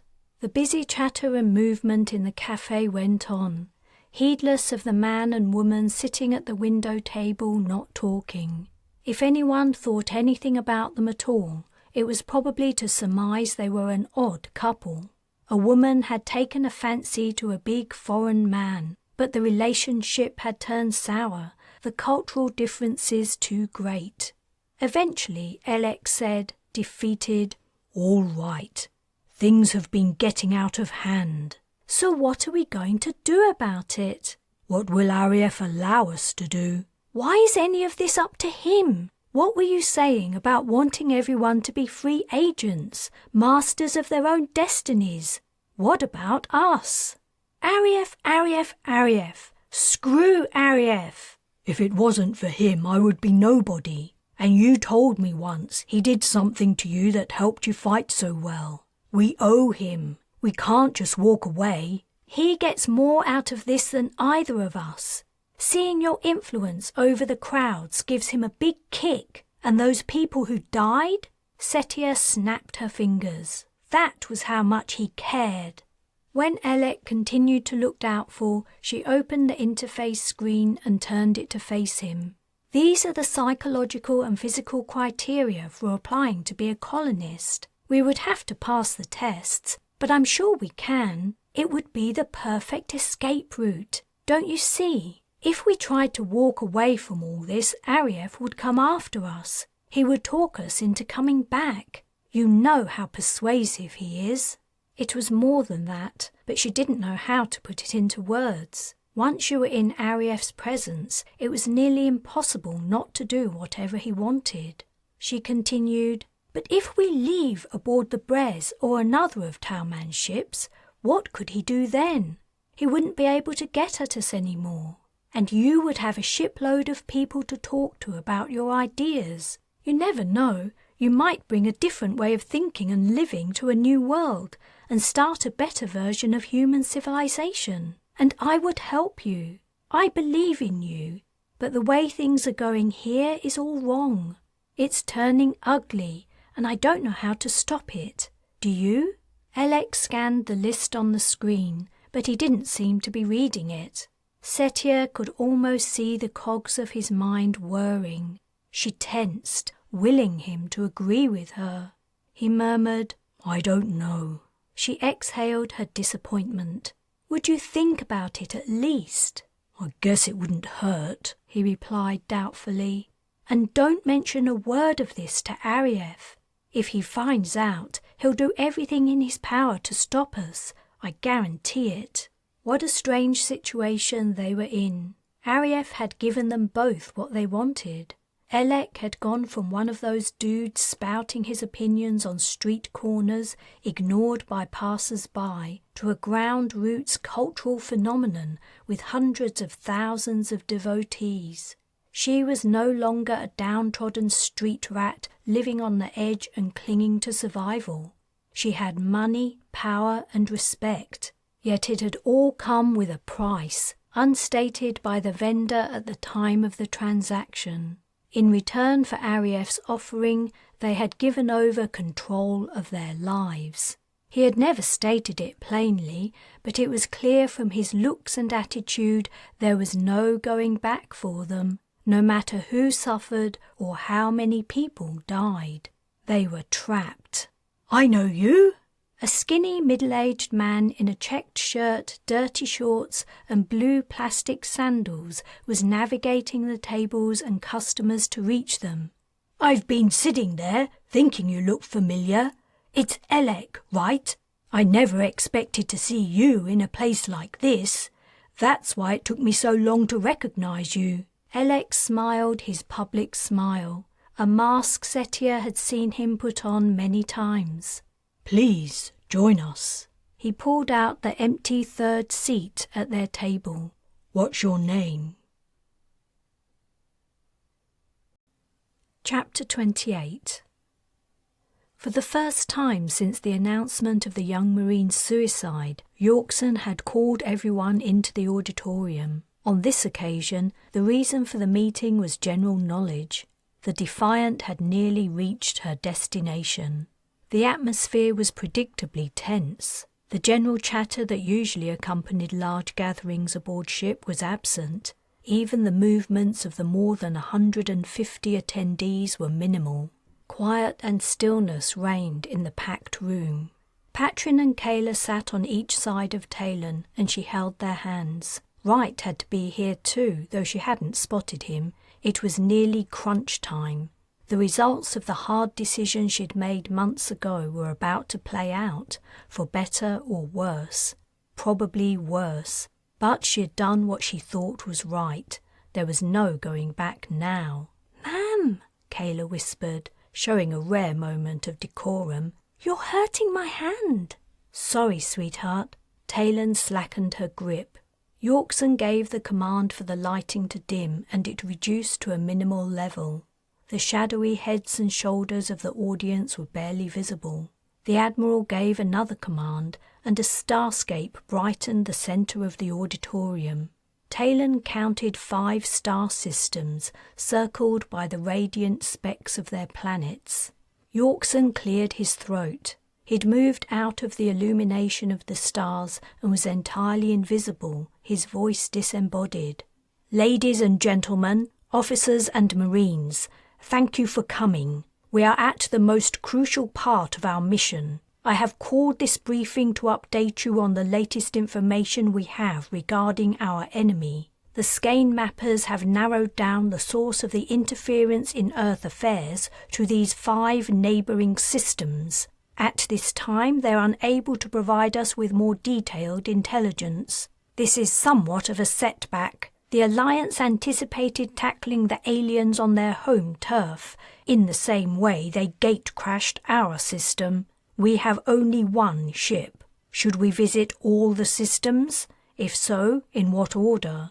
Scan data is being assessed as I speak, and we hope to glean facts to help inform our decision-making. However, an alternative interpretation is possible. The Skein mappers speculate the aliens may inhabit all the systems, that they represent a confederation. Perhaps long ago, the species spread out to colonize nearby habitable planets. Or perhaps life is abundant in this corner of the galaxy, and we are dealing with not 1 but up to 5 intelligent life forms. It is a frustrating problem, and, I make no bones about it, a dangerous one. The military among you know the wisdom of avoiding going in blind wherever possible. It seems in this case we might have to go in blind, deaf, and lacking most of our other senses too. In response to murmurs of alarm, he said, "I do not mean to scare you, only warn you. We don't know what to expect, and so when we do hopefully encounter these beings, you must expect the unexpected." A voice called out, "All I'm hearing is a lot of speculation. What's the plan?" It was Malir. He and his brothers must have decided to lend their hands to the common cause after all. Yorkson replied, "Good question. The plan will remain flexible as long as we have new data coming in, but for now, it is to approach the nearest planet and attempt to make contact. Worlds in all 5 systems display signs of life. We currently have no way of ascertaining which one harbors the aliens who visit Earth, if any." "And what if we can't make contact?" This time Medwin was the speaker. Taylan would recognize his gruff tones anywhere. "Then we attempt to land the shuttle with a delegation aboard." Medwin asked sarcastically, "And I don't suppose one of the delegation is going to be you?" "I will be in the party, yes." This seemed to silence Medwin. After a short pause, Malir said, "I would like to be aboard the vessel myself." "You are most welcome, sir." "How will you choose the other members of the delegation?" The question had come from Iolani. "I think for everyone else it will be best to let the Skein mappers advise us, but I am happy to listen to expressions of interest. For now, the choosing is somewhat premature. We have another week before we reach the nearest system, and then we must try to establish contact. This may take some time, as there are many avenues to explore." Medwin growled, "If that Merlin fella wants to talk to us, he will." "You may be correct," Yorkson agreed. "That's about all I have to tell you today. Any questions?" Taylan only half listened to the inquiries and the Admiral's responses. Her mind was on the delegation Yorkson had mentioned. She wasn't in any doubt she would be in it, and so would Wright and Arthur. If the Skein mappers said Patrin and Kayla should go too, should she agree or say no? One thing putting her off allowing her kids to go to the alien planet wasn't the threat the hostile species posed, but other members of the visiting party. She was in no doubt Carla and Perrin Orr would be chosen too, and she had no intention of allowing the pair anywhere near her offspring. Carla was as evil as Morgan and Merlin, if not more so. Taylan? She looked up. A Batcher was standing in front of her. People were getting up from their seats. The meeting was over. Patrin and Kayla were on their way to the exit. How about a sparring session? A Batcher asked. For old time's sake. Now?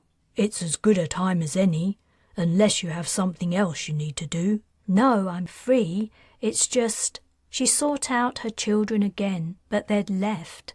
Sure, let's do it now. In all the ancient fighting arts practice sessions, somehow she'd never worked with a Batcher. It had always been Patrin or Arthur who had tutored or sparred with him. As they stepped into the gym in their protective gear, she said, "You know, I don't think we've done this since the Valiant." You could be right. It's been a long time. A lot's happened in between for both of us, right? You're not kidding. And now, he went on, here we are again, back at the beginning. She lightly punched his arm. Don't get all philosophical on me, Abacha. That was never our style. What's it to be? How's your sword fighting coming along? Like I would be dumb enough to go up against you with a sword. I pick knives. That way I'll stand a chance. Knives it is. It isn't going to make any difference, my friend. They collected the blunt practice weapons and squared up. Taylan tossed her knife from one hand to the other. Abacha sighed and shook his head. The gear they wore was wired to give audible signals when a blade made contact, and the number of sounds indicated the severity of the blow. A single tone meant a non-serious wound, right up to 4 tones in succession, which meant the receiver was immediately incapacitated and the blow was mortal without urgent medical attention. Taylan leapt in and jabbed Abacha's shoulder. As she leapt out again, a single tone sounded. Abacha cursed. Too damn light on your feet. Wait till I pin you down. You won't be so fast then. She laughed. He copied her maneuver. His words had been a bluff, but she jerked sideways in time to avoid the hit anyway and dragged her knife across his ribs as he retreated. 2 tones sounded. Damn it. Abacha had always been good-humoured about being beaten, unlike almost every other burly Royal Marine she'd fought. So they continued, Taylan getting in minor but regular hits, Abacha trying the same but mostly failing. They could carry on like this for a long time, but eventually Abacha's gear would sound the incapacitation notes anyway. In a real fight he would have suffered death by 1,000 cuts. But fighting like this was boring. It was time to end it. She waited until the next time Abacha made his move, switched her knife to her other hand, took the hit to her arm, grabbed his neck and pulled him down with her free hand. Then she kneed him in the diaphragm, not too hard. Air exploded from his lungs. As he hovered, bent double, trying to breathe, she axe-kicked him between the shoulder blades. He toppled head first to the deck. She sat on his back, grasped his chin and stretched out his neck. She didn't bother making the killing blow. Concede? Goddamn pain in the ass. She chuckled and climbed off him. She didn't apologise. That would be condescending. Another round? Unless you mean beer, he replied, getting to his feet. The answer's no. I'm fine with beer too. As they walked to the showers, she said, "If it makes any difference, you should know the way I am is due to Merlin. If it wasn't for him, you could probably beat me easily." What's that waste of space got to do with your fighting? You're going to laugh, but should she tell him she was descended from Lancelot? It was too outlandish. He would think she was crazy. Merlin did something to my family. I suppose you could call it casting a spell on us. My fighting skills are in my bloodline. My dad was the same as me, and that's why Patrin's as good as he is." "You mean it isn't because he's big as a horse?" "Huh, that too." "How do you know? Did Merlin tell you?" "Arthur did." "I guess he would know." A batcher halted at the door to the men's showers. "So if it wasn't for Merlin, I would beat you at fighting and Shang-Chi." She laughed. "That's moot." He opened the door. "By the way, whatever happened to that old cad of yours?" "Boots. He died last year." "I'm sorry." "Thanks. I was pretty cut up about it. Hey, Batcher, can I ask you a question?" "Shoot." "Are you an insomniac?" He cocked an eyebrow. "Hell no." Instantly, realization hit his features. He spluttered, sometimes I have trouble." His words petered out. "Got you, you fibber." "You did, but I lied for a good cause. When did you guess?" "I'm not sure. Sometime when I was out in the Australian outback, I think. Thanks for what you did for me back then. I appreciate it." "No problem, little chick." As Taylan showered, she recalled those late nights aboard the Corvette HMSS Daisy, when the two of them had whiled away the hours playing Shang-Chi. He'd pretended he also couldn't sleep so he could be a friend to someone he sensed was in pain. Little chick. He knew she hated it when he called her that. She smiled. Chapter 29. The sparring session in the gym with a batcher felt like a watershed moment. As Taylan curled up next to Wright that night, it came to her that her old friend had asked to fight, to reconnect, because it might be their last chance. In a few days they would be facing the aliens interfering in Earth affairs, and no one had the slightest idea what might happen. It was a time for just-in-case goodbyes, final words, a time to make peace and ask forgiveness. The following morning she went to see Malir and his brothers. The last time she had done this, the reception she'd received hadn't exactly been welcoming. Taking a deep breath, she pressed the door chime. "Taylan," Malir said gravely in greeting. He was sitting down, pulling on a sock. Madog and Medwin seemed to be waiting for him. "Bad news is back again," Medwin spat. "What is it this time? The Alliance is planning on putting everyone from West BI out the airlock. Carla Orr is going to bunk in our cabin." "I don't know how you can blame me for telling you the truth," Taylan complained. "Unless you'd rather I kept what I knew a secret." "No," said Malir. "He doesn't mean that. Do you, Medwin?" The brother softly growled a reply, but she couldn't make it out. Addressing her, Malir said, "Come in. Don't stand in the doorway like an idiot." When she stepped into the cabin, he went on, "We are grateful to you for letting us know the truth. Yorkson is still denying it, but I know who to believe." "What are you going to do?" she asked. "Are you going to sit out the mission, like you said?" "We haven't." At the same time, Medwin replied, "Yes." Malir finished, "Come to a decision." "I'm not helping them," said Medwin. "Whatever you might say, brother. And that's your choice. But this family has acted as one all our lives. That was how Mam, bless her soul, brought us up, to support each other. There's strength in numbers, she always said. Wrong, said Medwin. That was how we acted all our lives until she turned up. Even if he hadn't given Taylan a narrowed glance, it was clear to all present who he meant. In the awkward pause that followed, Taylan said, "About that." "Yes?" asked Madog, hands on hips. It was a challenge. She swallowed. She hadn't prepared what she wanted to say, and now, with all three brothers watching her expectantly, her mind was suddenly blank. The door slid open, and Mark walked in. She groaned. It was exactly the wrong timing. If they began a discussion on what had happened on Ynys Môn with Mark around, he would defend her, which would spark Medwyn to attack, and then there would be a big argument. "Taylan," said Mark, "nice to see. What are you doing?" She was pushing him by his chest out of the cabin. "Could you wait outside for a bit?" Okay." The closing door cut off the view of his surprised expression. She turned to face the three men. They, of all the West BI resistance, had done so much to help her. They had literally saved her life. Perhaps it would be best to start with that. First of all, thanks for coming to Patrin's party. I appreciate the gesture. It meant a lot. But I think there's more to be said before we can mend our bridges.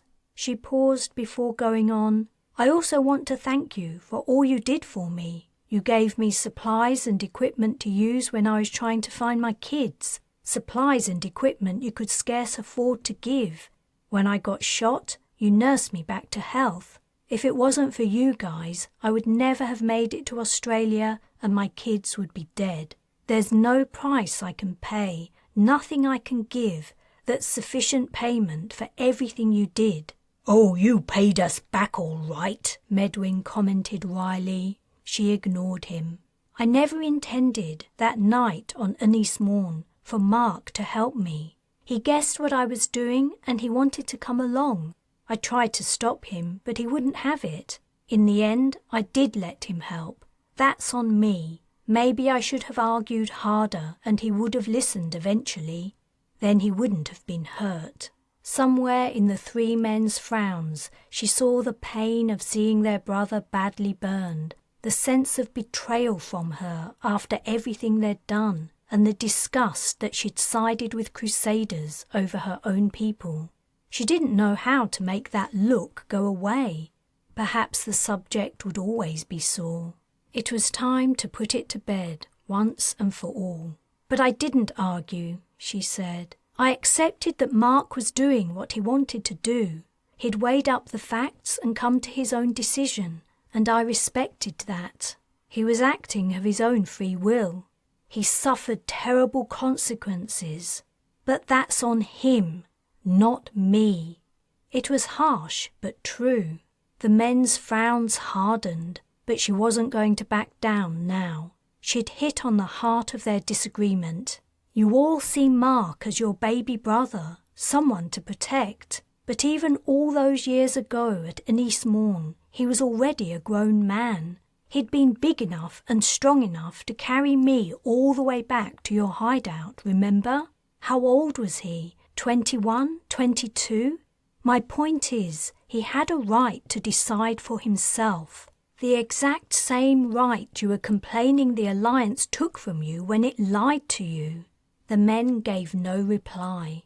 Even Medwyn had nothing to say for once. She continued, You're never going to agree with me about what Mark and I did.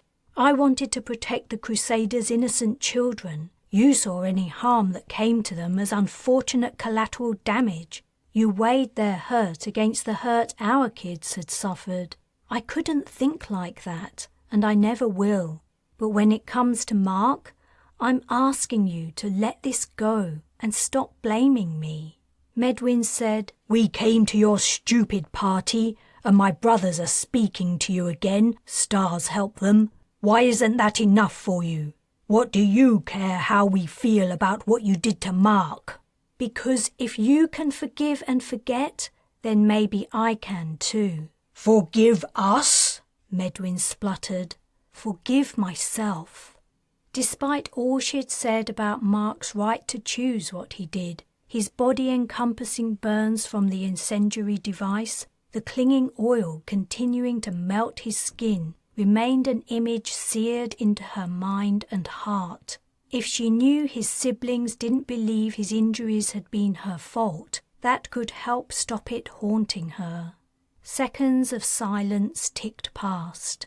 Then Meleir got up from his bunk and crossed the cabin to her side. The big man enveloped her in his arms and she sank into his chest. He didn't say anything, but it didn't matter. Nothing needed to be said. When he released her, she caught Madog's gaze. He gave a small nod. Medwin was looking down, refusing to go along with his brother's change of heart. Oh well, 2 out of 3 isn't bad. The door opened. Mark said, "I've been out here 5 minutes. Can I come in now?" Seren had arrived and was waiting with him. Taylan noticed something about her she realized she should have noticed a long time ago. There was no mistaking the bump that rounded out her belly. "Seren, I didn't know you were pregnant." She smiled and stepped into the cabin with Mark. "We only found out after we left Mars. I've been trying to disguise it for months." "But there's no disguising it now," said Mark proudly. "You've been getting medical care?" asked Taylan gently. The news was not as joyful as it would have been on Earth. Pregnancy wasn't technically allowed in space. As well as space travel being inherently dangerous, there were known risks to the fetus from radiation. The medical staff aboard would have strongly advised termination. "Yes, the doctor's been great," Seren replied. She added, her eyes shining. "I couldn't get rid of it. I just couldn't." "I understand," Taylan said. "It's a shame you didn't tell me earlier. I've been through it twice myself. I could have helped you." "I didn't want anyone to know," Seren explained. "I didn't want to be judged. But now the cat's out the bag anyway, I might take you up on that." Taylan said goodbye to the family and returned to her cabin, where Wright was only just awake. He opened his eyes sleepily. "Where have you been?" "I went to see the brothers from West BI." His eyes snapped wide and he shot to a sitting position. "Stars, Taylan, what did you tell them this time?" "Don't worry," she replied, climbing onto the bed. She lay down next to him. "It was something between me and them. We're good now." Chapter 30. "I thought you might be one of the chosen few," Wright said, as Iolani joined the group waiting at the shuttle bay. "You did?" she replied. "You're better at this than me. I thought I was only here as a consultant or maybe to create the habitat. I've never met these aliens you call Merlin and Morgan."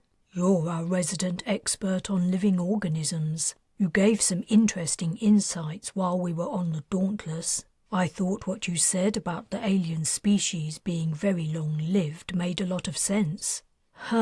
Not that anyone took any notice of me." "They're taking notice now. The Skein mappers have spoken." The space was beginning to fill up. The final list of names for the delegation had gone out at breakfast, and now everyone was arriving. Taylan looked like she was having the worst day of her life. She was pale and haggard, and her shoulders drooped. But he couldn't say or do anything to help her. Patrin and Kayla's names had been on the list, and they would be going to the planet with her and the rest of the team. Even the presence of her friends from the Resistance days wasn't cheering her up. She had barely raised a wan smile when they'd entered the bay. Arthur was here naturally, along with Colburn, Abacha, Kevin and Ford. Yorkson's name hadn't been flagged by the mappers, which was probably just as well. The Defiant needed her admiral. If something bad happened and none of the delegation made it back to the ship, she needed someone to get everyone else home. Some Marines who weren't on the list would be coming along too, seasoned troops for backup in case of conflict. No one had any idea whether that was likely or the aliens had another plan in store. They had to know humans had come all the way from Earth to find them. What they would do about it was anyone's guess. Their planet, assuming it was their planet, showed no sign of organic life, though it was capable of supporting it. The gravity and atmosphere were so similar to Earth's, there was no particular need for the delegation to wear armoured EVA suits, though they were wearing them nevertheless as a precaution. Yorkson had picked a landmass near the equator at random as the landing site. The ship's scanners hadn't picked up any signs of artificial constructions where the aliens might live or work. It was baffling, but they had no choice except to attempt to make contact. Yorkson walked into the bay. "Good morning, everyone. I've come to wish you bon voyage. If I could give you some final advice, I would. But unfortunately, this is a situation that's new to all of us, and we must play it by ear. We will be in constant contact for the duration of your trip and while you're on the surface. Brigadier Colburn is to be your commanding officer for military and civilians alike, so please be sure to follow her orders to the letter. Taylan will be overjoyed. But when Wright looked for her reaction, she didn't appear to have even heard what Yorkson said. 2 more figures appeared, accompanied by guards. Carla Orr and her son had arrived. A palpable shiver ran through the room, and an icy pall fell on the general atmosphere. Orr and her offspring stood some distance away, but the change in their appearance since the beginning of the voyage was noticeable. Both looked unhealthy from their long incarceration. Hollowed shadows surrounded their eyes, and their cheekbones stuck out. "That's it," said the Admiral. "Time to board." He stood at the ramp, shook the hand of each civilian as they passed him, and returned the Marines' salutes. Wright was reminded of Hans Jonter doing a similar thing when they'd boarded the shuttle that would take them to the Defiant, only no media reps were here to watch and report. This was not for show. As they took their seats, Taylan asked him, "What are you going to be on this mission?" "What do you mean?" "Are you my husband and stepfather to my kids, or are you Lieutenant Colonel Wright, Royal Marine?" "Can't I be both?" "Can you? If it comes down to it, and you have to choose between your family and your duty, which will you pick?" "I can't see how that'll be a choice I have to make." The look she gave him cut him to his soul. He took her hand. "You, Patrin, and Kayla come first." The surface of the alien planet was a dry, dusty place. A black plain stretched out to distant bare hills under a pale orange sky. The black dust hung in the air, creating a haze that faintly obscured the dismal view. "We are the first human beings to set foot on an exoplanet," announced Colburn. "We have beaten Uatalman's colonization project. Drink in the experience, ladies and gentlemen, for no one else will be able to say they've done the same." The Brigadier was waxing unusually eloquent, but Wright felt a sense of anticlimax. There was nothing here.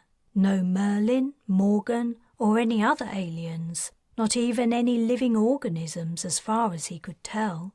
If it weren't for the different colouring and Earth-like gravity and atmosphere, they could be back on Mars. "This is it?" asked Kevin. "I've seen more life in the outback. The Skein mappers must have it wrong. Nothing's ever lived here." "I don't get it," said Iolani. She was squatting down, running a handful of soil through her fingers. "In these conditions I would expect this area to be teeming with life. I would need to look at this stuff under a microscope, but it appears entirely barren." She stood up. "We know from Uatalman's probes that living organisms exist on other worlds, even if they aren't intelligent. Life isn't that rare." "So why aren't we seeing it?" Colburn asked. "I'm sorry, I have no idea." "Is it possible it died out?" "Species go extinct all the time, but a planetary-wide wipeout? Extremely unlikely. Once life appears, it usually becomes self-sustaining. It's very difficult to eradicate. An event of the magnitude to sterilize an entire planet would leave signs. Background radiation, evidence of a massive impact, something. I've examined the scanned data.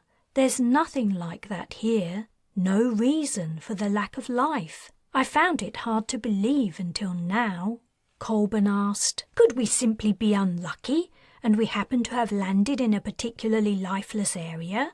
Should we try somewhere else?" "With respect," said Mailir, "this isn't an exploratory expedition. We aren't planning on colonizing the place. We're here to find the aliens that have been interfering in our affairs. Where are they? If they're as all-seeing as everyone makes out, they must know we're here. Rather than flying off somewhere else, Shouldn't we stick around and wait for them to come to us?" "We could be waiting a long time," said Wright. "I've a feeling that if they really wanted to speak to us, they'd be here already." Arthur chipped in. "Merlin would not waste any time if he wanted to meet us. Either he is not here, or he does not wish to grant us an audience." "My money is on the latter," Taylan muttered. "Maybe they're still deciding what to do about us," said Kevin. "If you're a bully and your victim turns up on your doorstep, what do you do?" "I would not hesitate," said a deep female voice. "I would squash them flat." It was the first time Carla Orr had spoken so far. During all of the trip down to the surface, putting on their EVA suits, walking out and seeing the planet, neither she nor her son had said a word. And now she had said something. Her tone sent a shiver down Wright's spine. There was a creepy edge to it, a note of madness. Colburn walked away from the group, out over the dusty ground. The soil was so fine and dry, it lifted in soft puffs at each of her footsteps. Everyone watched her in silence. A wind swept over the plain, raising a black cloud. The Brigadier covered about 50 meters before turning and walking back. Perhaps she was in a one-to-one with Yorkson. She reached them. "We wait." Chapter 31. Elec was fast becoming a global phenomenon. Setia hadn't been able to help but watch with a mixture of pride and fear as his followers grew into their millions. It had taken years for the word-of-mouth movement to take hold, but once people joined, they stayed. It was not a flash-in-the-pan thing, a viral media takeover, here one day and gone the next. It was a long-lasting, vital doctrine. Elec would not have called it that. He would have called it a philosophy, a way of thinking, not a belief system. But his people carried a fervour that was plain to anyone with eyes to see. It was like the old Crusader cult, though dressed up more nicely with clever words and phrases like self-determination, development of the individual spirit, and personal sovereignty. The result was the same. Elec was worshipped. And he kind of liked it. That was what disappointed Setia. She'd known him a long time, from the earliest days in downtown Spiral City. They'd been similar then. Like her, he'd come from a rough background, owning little more than the clothes on his back. Consequently, also like her, he'd been humble, grateful simply for a full stomach and a day that passed without trouble. The only difference between them had been his desire to improve the lot of the lowest in society. She, on the other hand, had believed it was up to every man and woman to improve their own lot, if they so chose, and that avoiding people like Praetam was probably a good first step. She still believed that. As to what Elec truly believed now, she wasn't sure anymore. He'd changed. She'd given him a chance to get out a few months ago, and he hadn't taken it. Her perspective on her friend had altered that day. It had been like she was seeing the new Elec for the first time. She didn't like what she saw. "Setia, are you ready?" Arief had opened the door to her room. She was surprised he'd come himself. The movement had any number of members willing to be unpaid servants and perform menial tasks like reminding Elec's right-hand woman of her duties. Not only were the workers unpaid, they often donated their own money for the privilege. "Yes," she replied dully.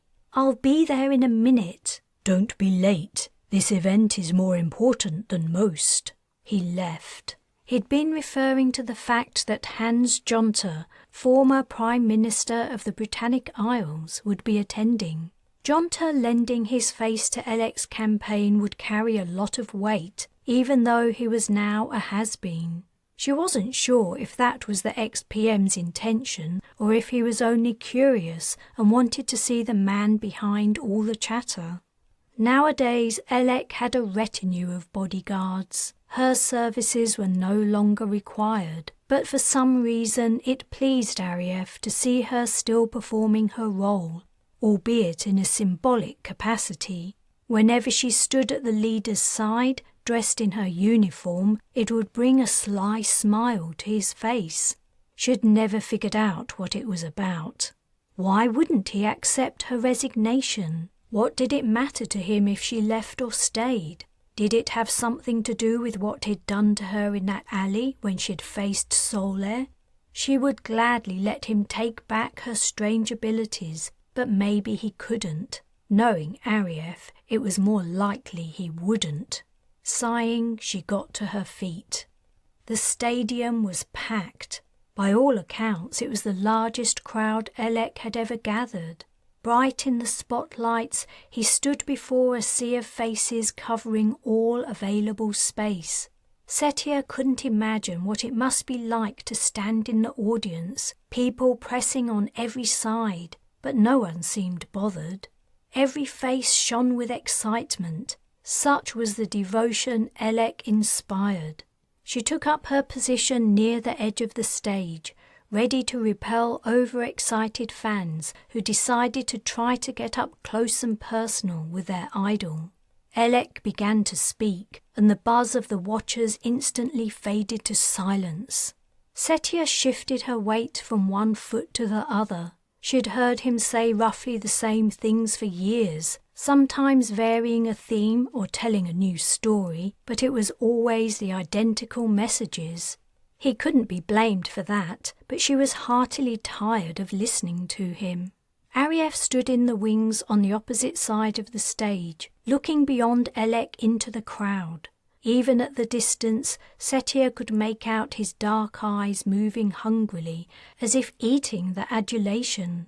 She wanted to vomit, but she was stuck for another couple of hours at least. To distract herself, she allowed her mind to wander back to her youth. She recalled Aulia, a good friend. What had happened to her? What were things like in Spiral City now? Was Praetam still plying his trade, or had the authorities caught up with him? Distant voices dragged her back to the present. On the far side of the stadium, opposite where Elec stood, a dispute had started up. The shouts were too far away to make out what was being said. Heads in the audience turned, however. Elec paused. Others could be heard now, telling the arguers to shut up.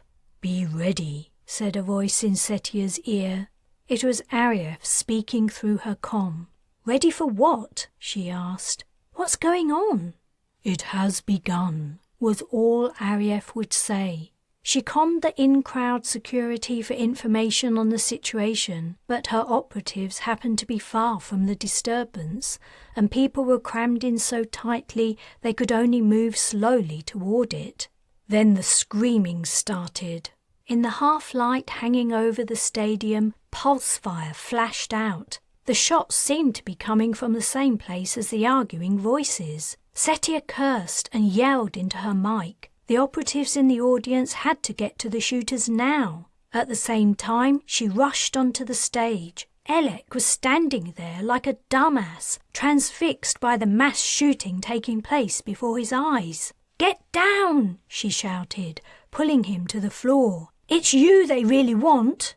Keeping him low, she pushed him to the side of the stage. "But why?" he asked incredulously as he crawled along. "Why would anyone do this?" "Because people are crazy. What do you think I've been doing all this time? There are always maniacs out to get you. They've just upped their game." They'd reached the wings. She pushed him out of sight. He was safe for the moment, but she needed to get him to an armoured car and away from this place.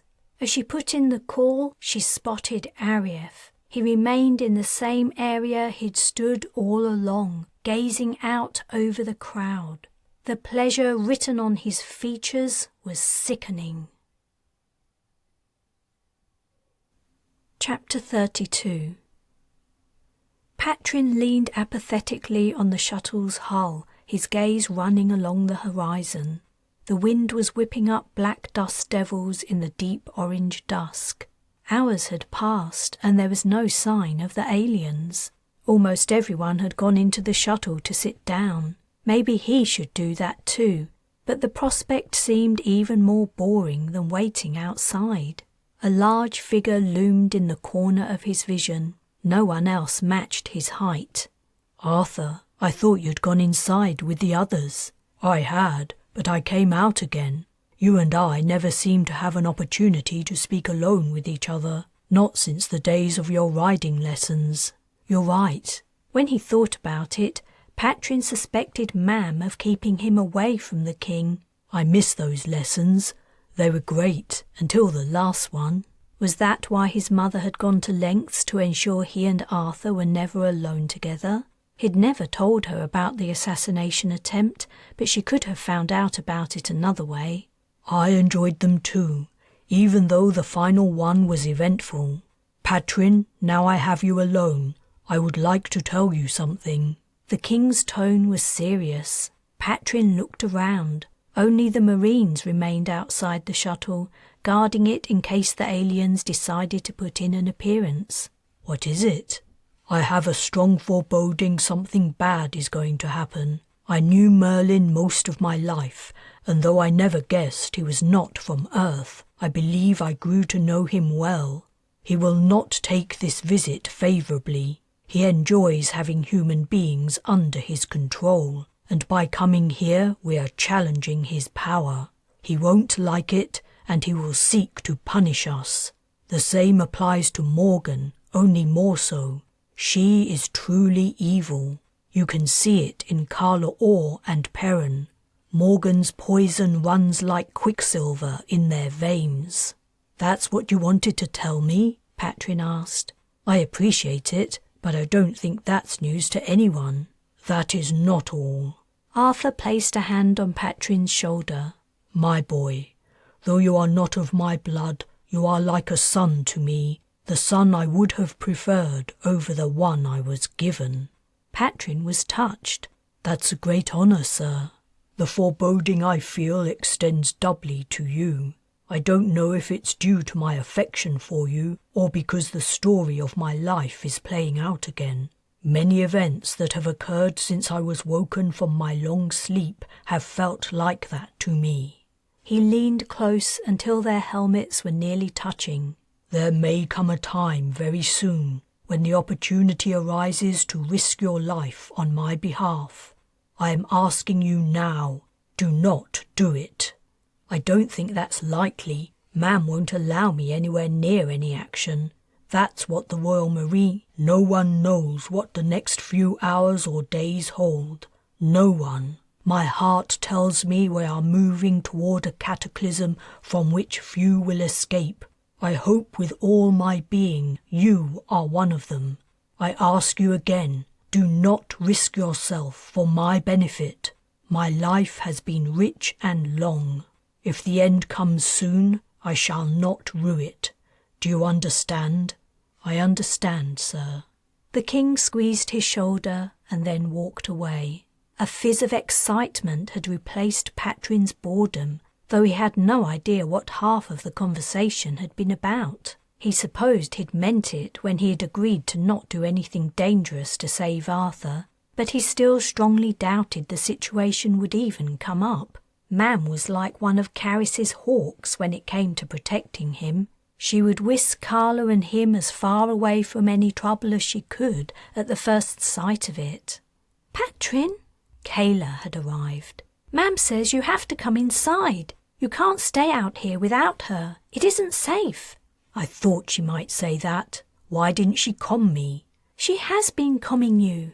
Are you coming in? He realised he'd closed other channels for his one-to-one with Arthur and hadn't noticed the bleeps. Yes, I'm coming.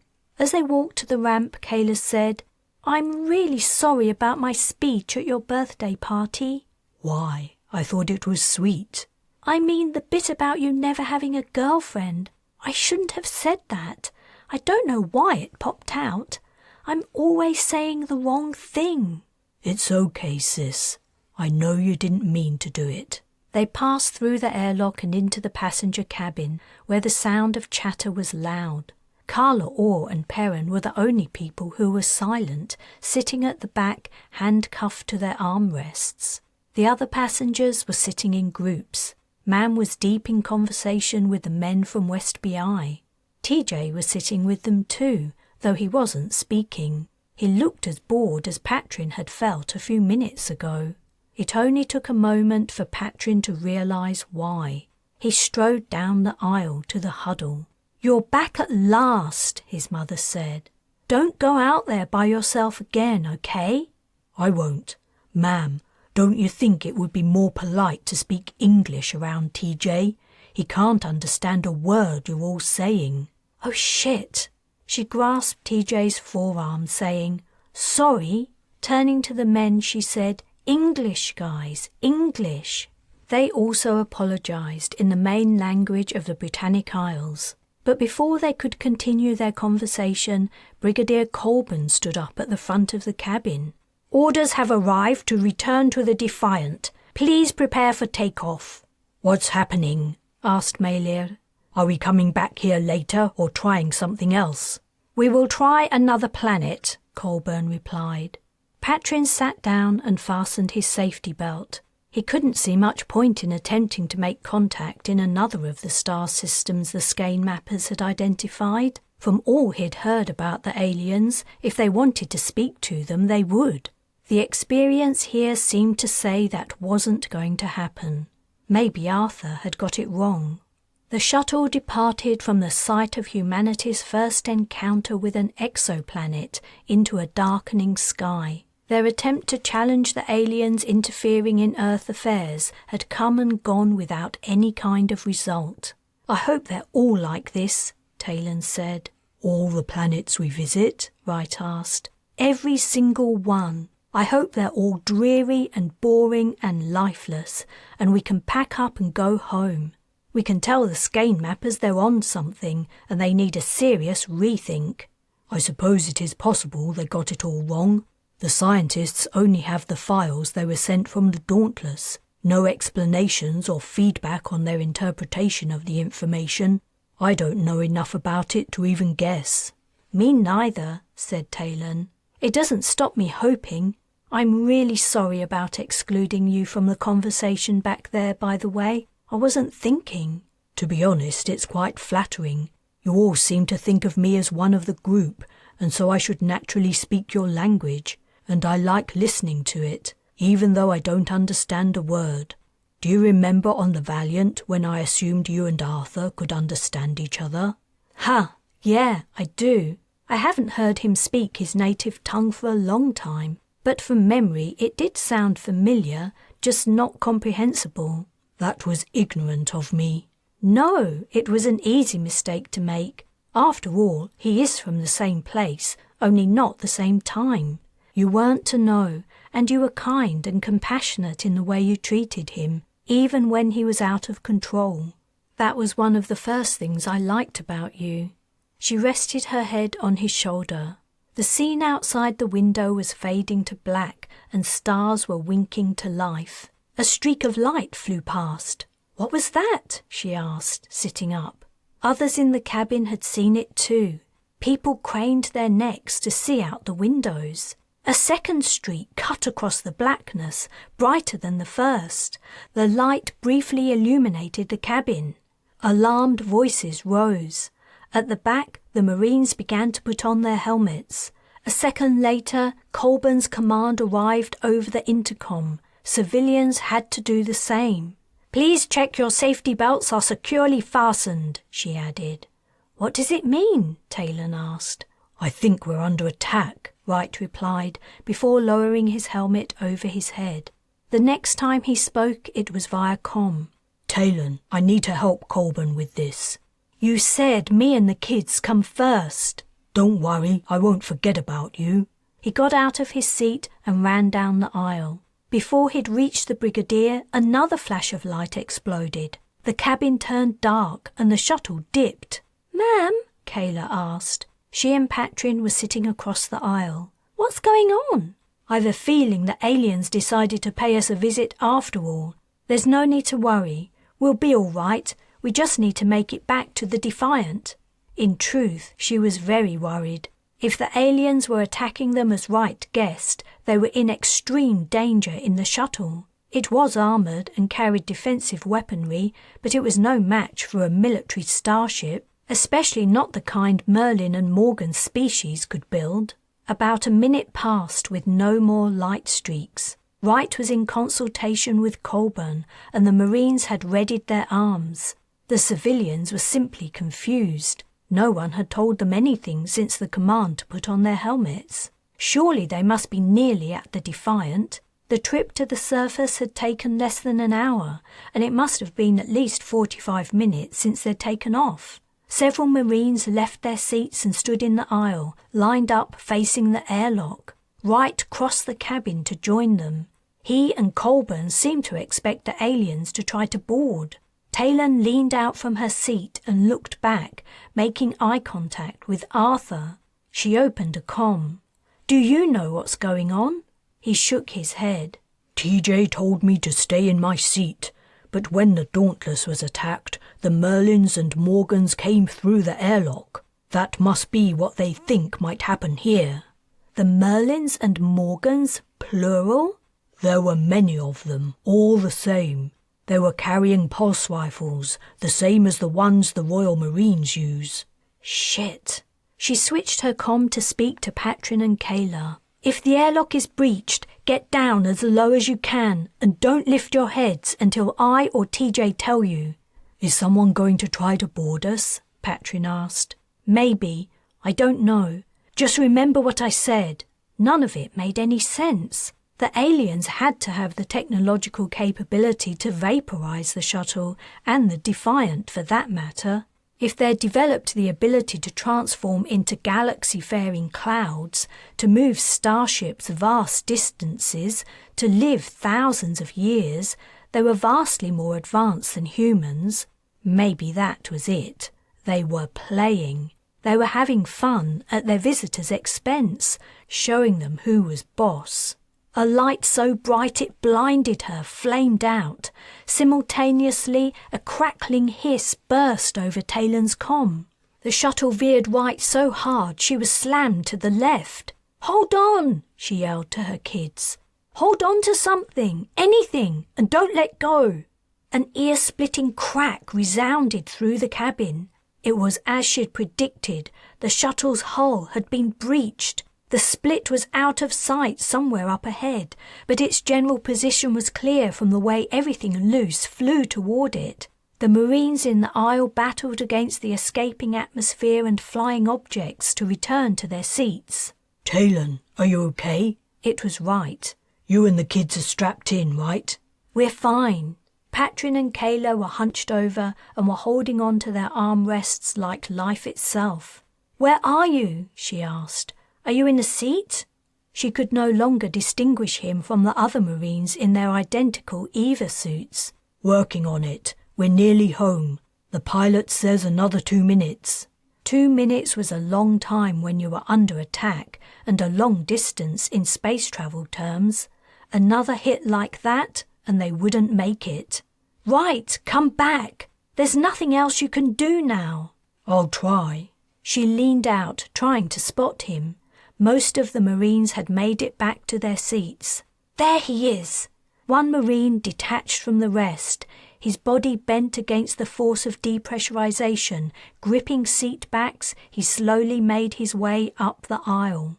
When he reached their seat, she grabbed him and held on to him until his safety belt was fastened. The blinding light flashed again, and suddenly the rush of escaping air was silent. Taylan could hear nothing at all via external comm.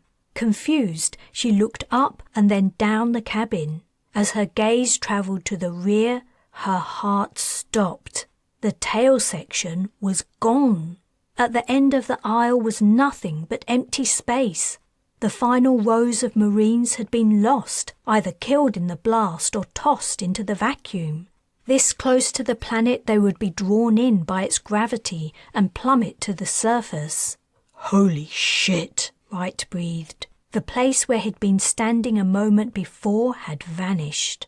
The engines are on the wings, aren't they? Asked Taylan. Uh-huh. We still have a chance. He began to get up. I need to... No, stay here. What can you realistically do? His shoulders slumped. You're right. Those men and women, though. Where's Colburn? She survived, but only just. Her row's now the last one. Taylan looked back again. There was nothing any of the people nearest the hole could do except hope the shuttle held together. We're here, said Wright. The starship up ahead was a welcome sight, the opening to her landing bay even better to see. The shuttle flew in and bumped down like a fledgling on its first flight, leaving the cabin hanging at a crazy angle. They were back. They'd made it. How long the respite would last was anyone's guess. Chapter 33. Patrin, Kayla, go to Patrin's cabin and lock the door. Taylan gave each of them a pulse rifle she'd taken from the shuttle's store. She'd also taken one for herself. Don't take off your armor, and if anyone tries to break in, use these. You know how. Don't hesitate to shoot, and don't come out until I, TJ, or someone you trust tells you it's safe. Swallowing the lump in her throat, she took a close look at her kids, praying it wasn't for the last time. What are you going to do, ma'am? Kayla asked tremulously. If the aliens attack, I'm going to help defend the ship. Can't you stay with us? I can't, sweetheart. I'm sorry. They're going to need everyone they can get, especially since losing those poor men and women on the shuttle. I want to fight too, said Patrin. No, you're too young. But I... This isn't a discussion. Softening her tone, she explained. I need you to look after Kayla, like you did before, okay? I need you to do it for my peace of mind. And you're not trained to fight like a Marine. I am. She hugged them both. Do what I say now, please. Patrin and Kayla obediently left. She watched them go, a gash ripping through her heart. She was suddenly at home in West BI, thrusting a screaming Kayla into the arms of an old woman, asking her to look after her children. Was she making the same mistake again? Would it be better to keep them by her side? Taylan. Wright was running toward her. What's happening? She asked. Everything had been in turmoil since the shuttle landed. The survivors from the trip to the alien planet had scrambled to get out of the destroyed vessel, and personnel on the Defiant were racing to and fro as alarms sounded. We're at battle stations, Wright replied. We're leaving the system, returning to Earth. It was obvious why. The aliens' act of aggression had made it clear there would be no meetings, no discussion of their activities on Earth, no attempt to come to a resolution. Humans were not welcome on their patch. Any signs of their ships? She asked. Nothing yet. The scanners couldn't even detect the ships that attacked the shuttle. The data say there's nothing in the direction where the pulse bolts originated. On the Dauntless... Wait. He seemed to register her rifle. You're going to help? Of course. Where do I go? Thanks. I was hoping you would. That thing about putting you and the kids first. It doesn't mean I don't fight. Just, if it comes down to it, please do all you can to save Patrin and Kayla, even if it means neglecting your duties. Okay, it's a deal. Stick with me. We're going to airlock A. They set off at a run. When the aliens attacked the Dauntless, Arthur told me, a horde of Merlins and Morgans. It was surreal, but Iolani figured out a way to defeat them. We can do it again if they pull the same trick. Taylan doubted they would. If their tactic didn't succeed last time, why would they try it again? Let's hope the attack on the shuttle was a shot across the bows and they'll leave us alone when they see we're leaving. I hope so too. The alternative didn't bear contemplating. Pulse bolts from an invisible ship? And it had to be a particle beam that had cut off the shuttle's tail section. The Defiant carried the latest weaponry, but it was useless if they had nothing to aim at. By the time she and Wright reached the airlock, 20 or so Marines were already waiting for his arrival. Arthur was here too. he'd brought Excalibur and he'd taken off his helmet. When Wright challenged him about it, he replied, "I do not like to wear it, and I had no need of it last time, my friend. What makes you think I'll need it now?" "Your sword was useless last time too," Wright countered. "Maybe you would be better off with a rifle. If Merlin allows me to fight, he will, regardless of my weapon. The decision is in his hands." "What's that about?" Taylan asked Wright. "Does it mean I shouldn't look forward to Arthur slicing off Merlin's head?" "Oh, he'll do it. It just won't have any effect. Get ready. You're at the rear." "But—" "That's an order." She clenched her jaw. "Yes, sir."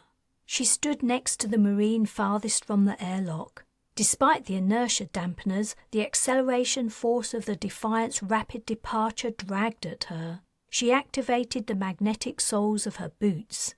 Wright hated including Taylan in the fight, but he had no choice. They needed her. Rejecting the support of a skilled fighter in this situation was madness, even if she was his wife. "Sit rep, Lieutenant Colonel." Colburn must have made it to the bridge. "In position at airlock A, Brigadier." "And the rest of the airlocks?" "All covered." As before on the Dauntless, he was responsible for repelling boarders. "Any sign of anything, Brigadier?" "Not a thing. We didn't see it, but the Defiant was firing in defense of the shuttle. Unfortunately, our computer can't extrapolate the coordinates of the hostile ship fast enough to hit her when firing back. I'll keep you posted." She cut the comm. Wright tensed, waiting for the judder of the alien ship securing a hold on theirs. But nothing happened. Seconds turned into minutes. He forced himself to breathe and ease his racing pulse. Things had been bad on the Dauntless, but at least Taylan and her kids had been safe on Earth. He regretted persuading her to join the mission. Would she forgive him? He hoped she had the chance. Arthur stood still as a statue, Excalibur balanced in 2 hands, and the Marines were ready. Surely if the aliens were going to attack, they would have done so by now. Their ship had been right there in the vicinity. All she had to do was turn her firepower on the Defiant. There was no way the enemy feared a reprisal. It had everything on its side. Perhaps they were going to let the humans go. Wright checked his HUD. 11 minutes had passed since Colburn's comm. They would be nearing the edge of the planetary system. How long would Yorkson wait before giving the all clear? If only they could get away, albeit with their fingers burned. The return journey would be more joyful than boring, and when they got home, they could tackle the aliens' interference there. He tensed. Something had changed. He could not say what. Perhaps there had been a tiny check in the ship's movement or an alteration in its electrical field, but something had happened. "We're under attack," came Colburn's comm. "Pulse cannon, at the ready, Wright." He relayed the alert to his team and the teams at every airlock. There was nothing to do now but wait. Either the aliens would try to board, possibly after disabling the Defiant, or they wouldn't. If their intention was to destroy the humans' ship, there wasn't anything he could do about it. The work was down to Yorkson and the weapons officers on the bridge. Taylan hailed him in a 1-to-1 comm. "Yes," he answered, his tone automatically softening. I love you too." He couldn't imagine what she was going through. The thought of losing her was agony, but she was contemplating the deaths of her children, a torment she'd already suffered once in her life. And here he was, putting her through it again. He contemplated apologizing, but how would that help? "Taylan, if you want to be with Patrin and Kayla." "No, I'll stay here for now, until I know for sure there's no hope." "TJ?" Arthur asked. "What's happening?" Without his helmet, he wouldn't have heard the message that they'd been fired upon. Wright switched to external comm and explained. He added, "I really wish you would wear your helmet." Arthur only smiled. The ship swerved heavily, forcing everyone over to the side. Only the magnetic hold of their boots on the deck kept them standing. Had it been an evasive mover or the effect of a second hit?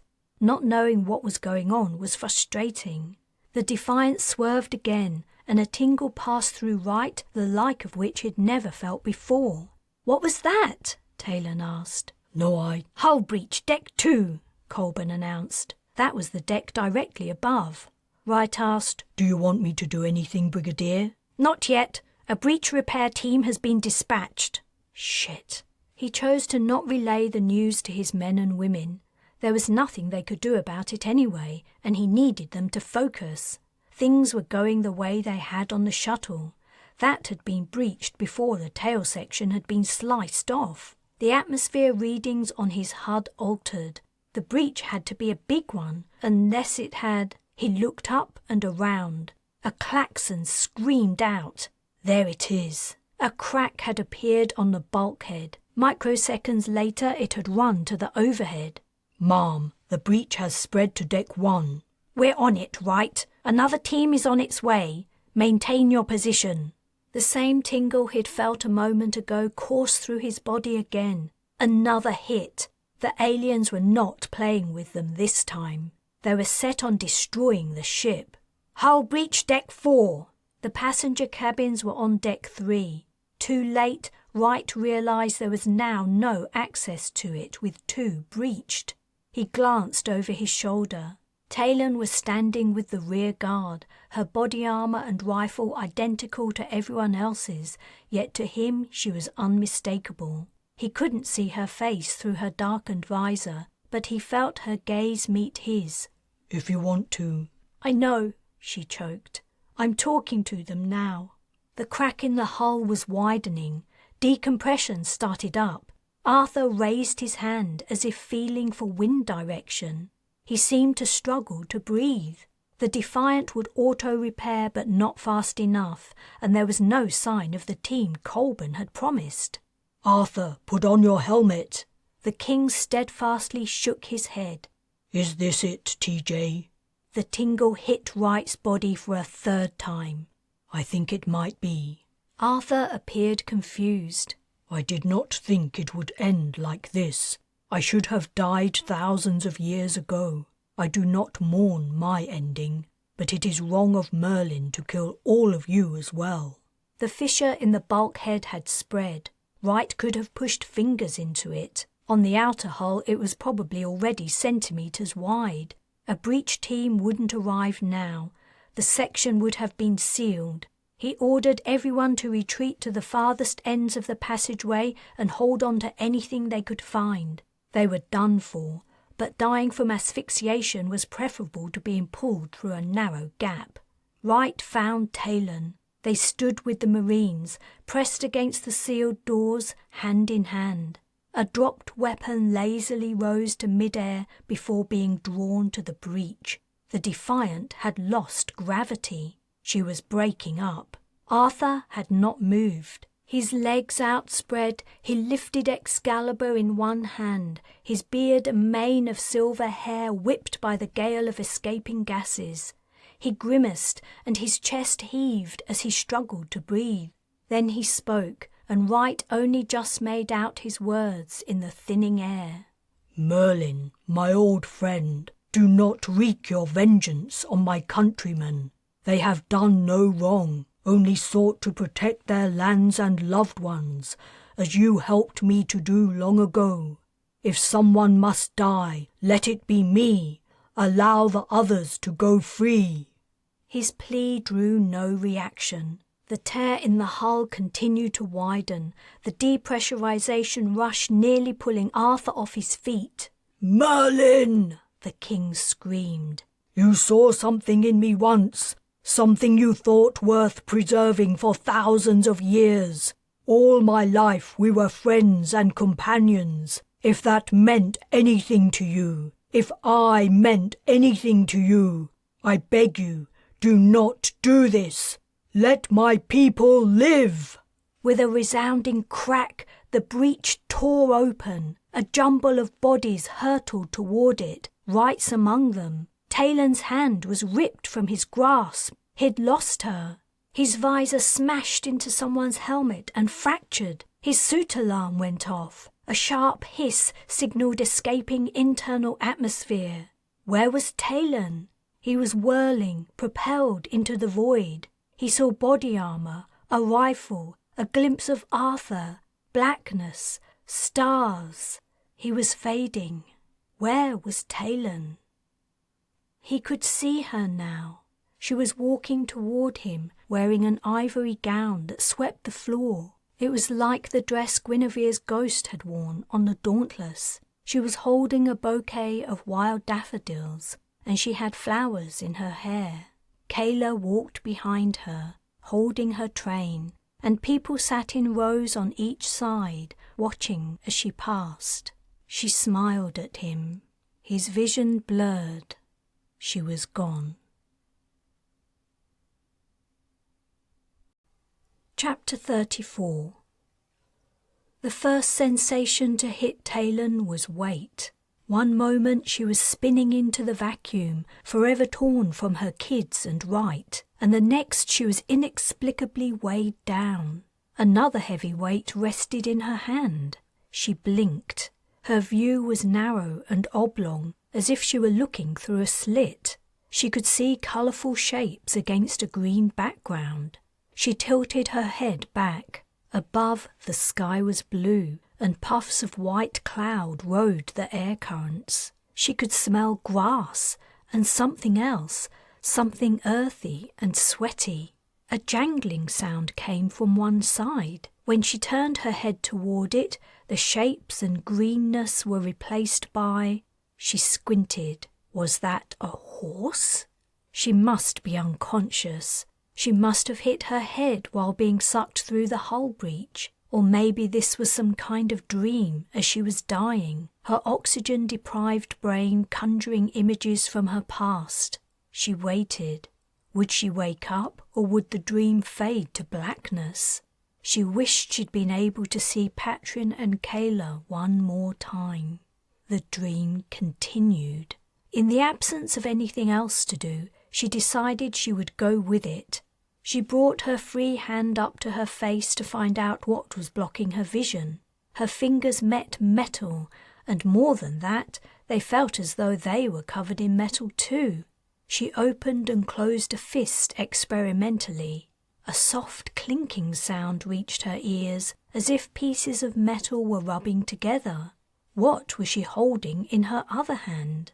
She angled the slit in front of her eyes downward and lifted her encumbered arm. She was so surprised at what she saw, her hand opened reflexively and she dropped the sword. The soft thud as it hit the ground told her she was standing on turf. Everything began to add up. Horse, sword, metal glove, green field, the feeling of being weighed down.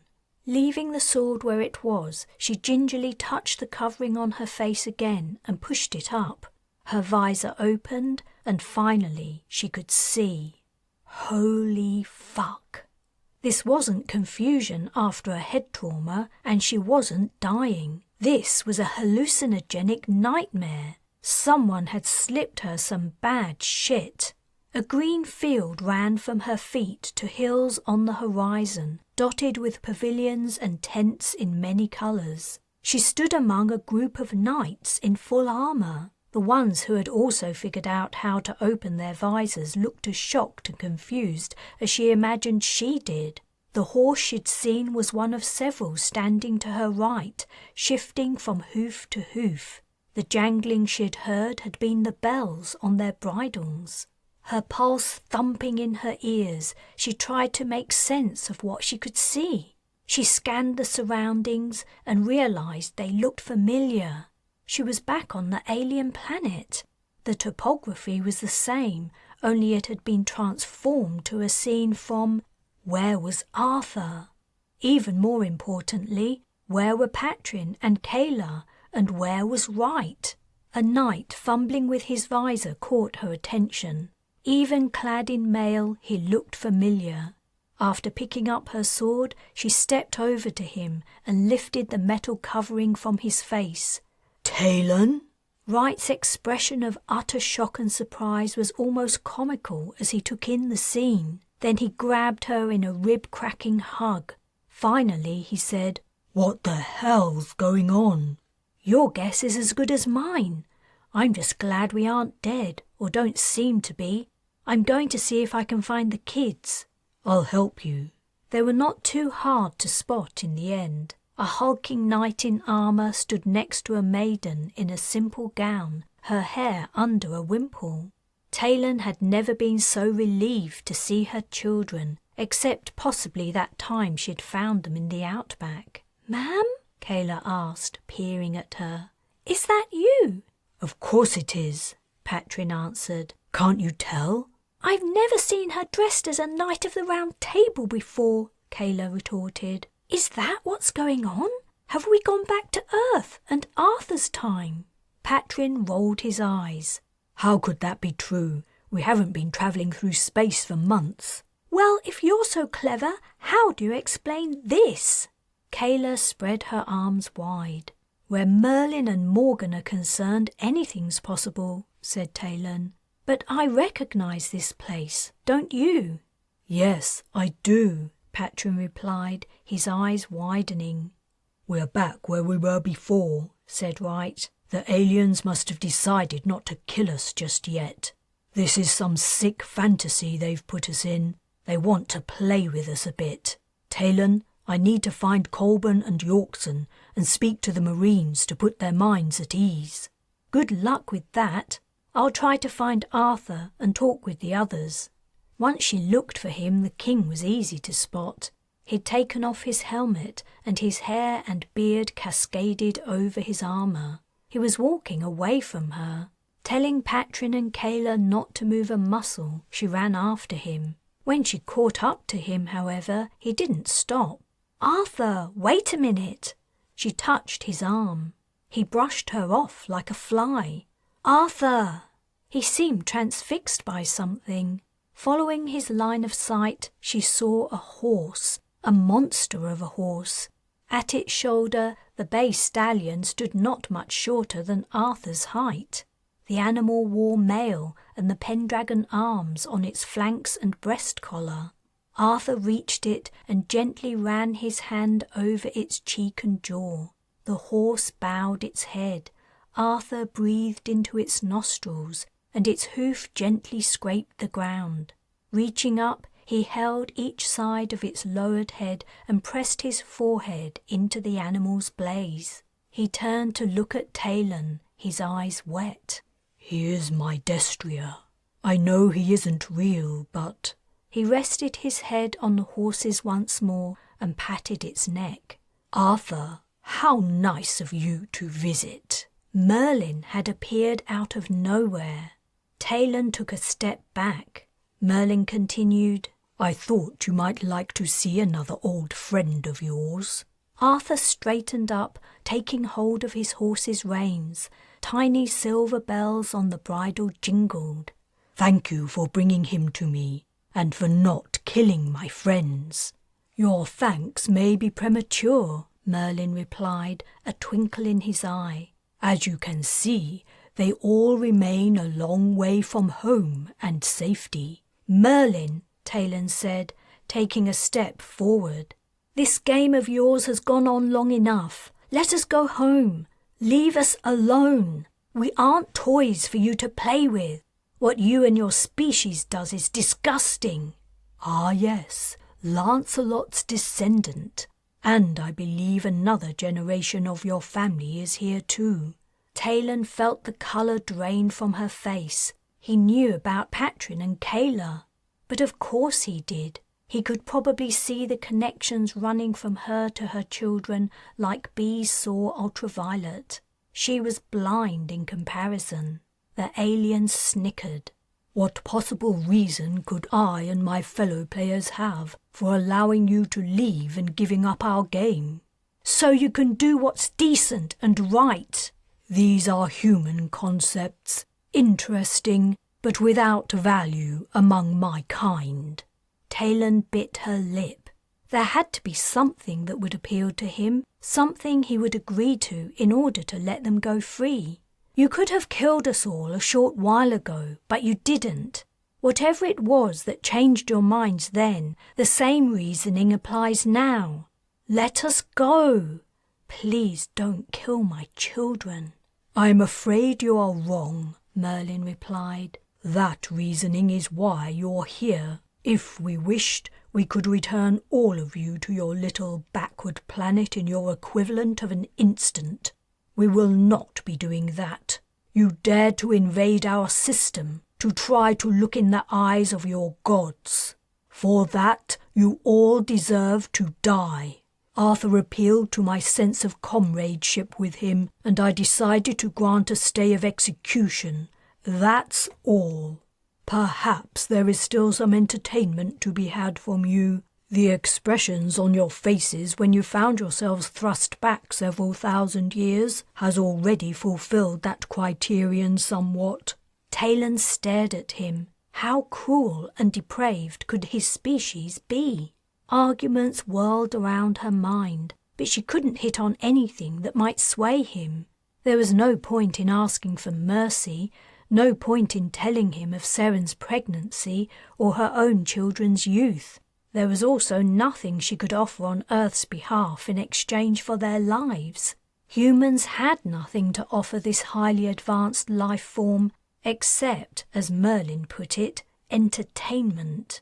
Maybe that was it. "You've brought us here to fight for our lives, haven't you? That's what all this is about." She lifted the sword in her hand and indicated the field of knights and chargers. "Well spotted," the alien replied sarcastically. "I'm guessing our opponents will appear in a minute, phantasms of the kind Morgan made of my children, or maybe like the copies of you and her that attacked the Dauntless, for fun." "Something like that." The corner of his lip lifted. "We won't do it." "Won't do what?" "We'll refuse to fight." "Taylan," Arthur demurred. "Be quiet," she told him. To Merlin she said, "What's the point in fighting if we're going to die anyway? We might as well give up now, literally fall on the swords you've so handily supplied. It'll make a bit of a mess of your nice field, but that's your problem. I'm sure you'll find a way to deal with it." "Nonsense," said Merlin. "Humans would never give up so easily. That's what makes you so engaging." "I'm telling you," she said, "if you want a fight worth watching, you need to give us something worth fighting for." The alien raised a finger to his lip. "Go on. I'm intrigued." This was it. This was what floated their boats. They loved humanity's fierce grip on life. That was why they incited conflict. They got their kicks watching people fight it out. Maybe their long lives or even immortality had made them jaded, and seeing humans cling to life with every ounce of their being made them feel alive.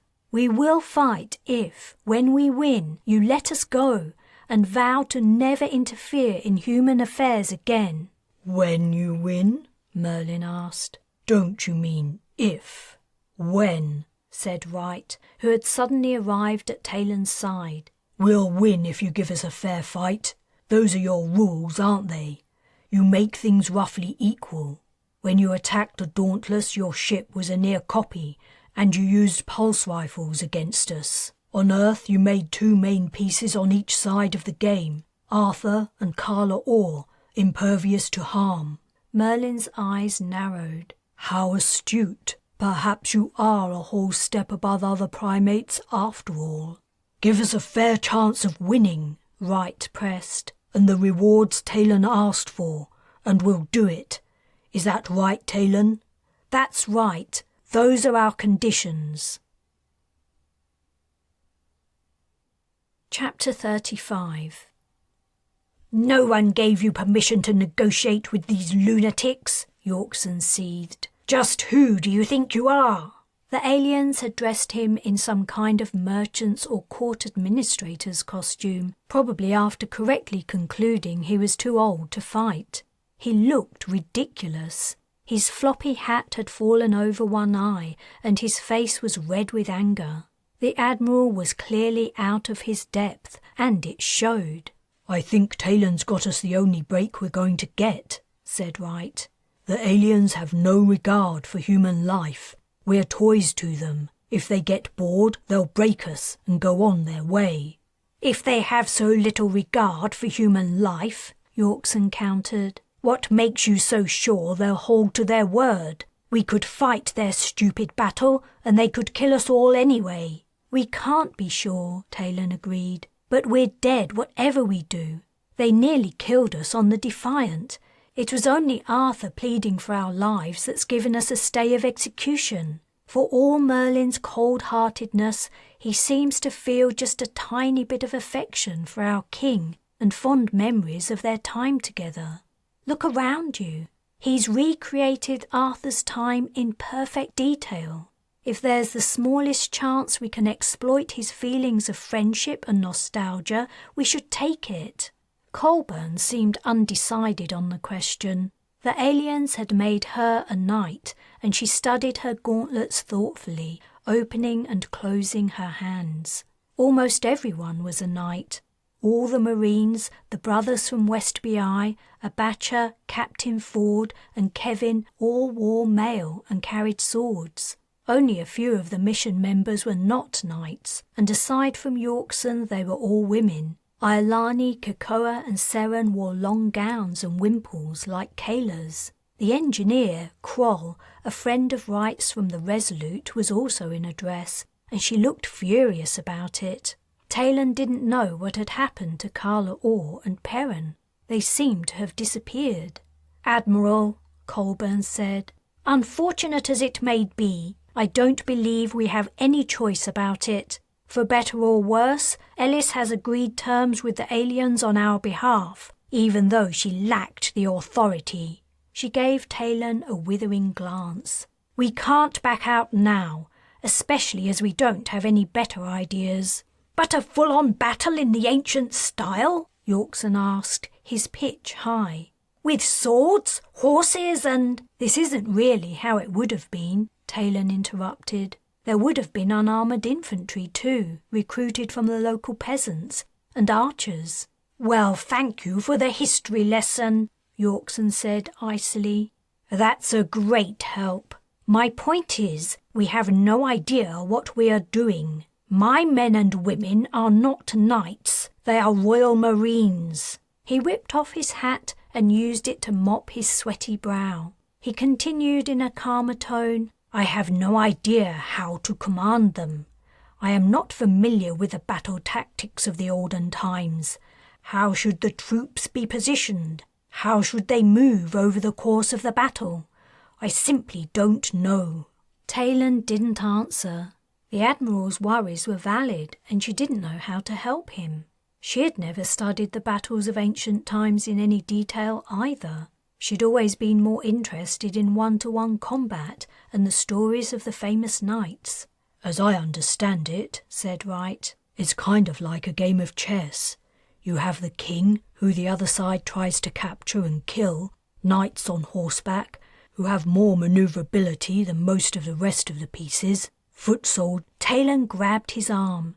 "Yes, it is like chess. It's also like Shang-Chi." She left to find Abacha. The knights on the alien side seemed just about identical to the Alliance's. Their faces were invisible behind their visors, but the number of them was the same. They had the same amount of horses, too.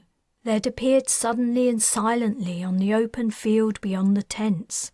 "How much longer do we have?" Abacha asked, looking nervously at the enemy. "I don't know," said Taylan. "Knowing Merlin, he won't give us much notice." Abacha returned his attention to the patch of dirt at his feet, where he'd been scratching manoeuvres. "It's fairly simple anyway. Simpler than Shang-Chi, as we only have 3 types of pieces. The general, soldiers and horses. No cannon, advisors or elephants." "Elephants!" exclaimed Yorkson. "No, thank the stars." "I suggest our right flank moves first, advancing the horses. How many riders do we have?" "I'm not sure," Taylan replied. Several Marines had taken charge of horses. She hoped there were enough of them. Abacha said, "The enemy is likely to mirror our advance. What we do next depends on what they do with their general, if he enters the fight or if he hangs back." "Their general?" Yorkson asked. "Their king. Knowing Arthur, our king will fight. I wouldn't like to try to stop him, Taylan commented. Arthur had already been up on his destrier practicing swings with Excalibur. So he'll be in the thick of it, said Abacha. Will the enemy try to cut a line straight through to him, or will they go for easier targets first, namely us? A painful silence fell. The bizarre situation was most likely everyone's last taste of life. Taylan pushed the thought away. She could accept her own death, but not the deaths of the people she loved. If their king hangs back, we should try a pincer movement, sending our fastest and best fighters around each side to attack him, while the rest of our troops keep theirs too busy to notice. Abacha smiled. You did learn something from our Xiangqi games after all. Will any of you be able to kill him? Asked Yorkson. Wasn't there some talk of Arthur being indestructible? If their king is a mirror image, he'll have the same protection. I don't think Arthur is indestructible anymore, Wright replied. He took a hit at Mars Station. First time I've known it. Merlin may have removed his protection. On the other hand, he didn't have Excalibur with him, so I'm not sure. Taylan said Excalibur was only ever meant to prevent him from dying from a wound. The invulnerability to pulse fire was a new thing. She sighed. We just don't know. We'll have to hope we can kill their king. And that Merlin doesn't pull a fast one at the last minute, said Wright. We can't trust him to play fair. You're right, said Iolani, who had just joined them. She peered at Abacha's scratchings in the dirt.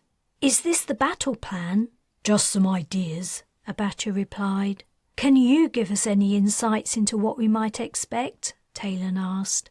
Iolani shrugged. I would love to. That's why I came over. But thinking about it, this seems to be more of a military exercise than anything. I do agree with Wright, though. You shouldn't expect the aliens to play by the rules they agreed. That would be expecting them to behave like humans, humans with a modicum of integrity. They aren't human, and they've already shown they see us as little more than animals.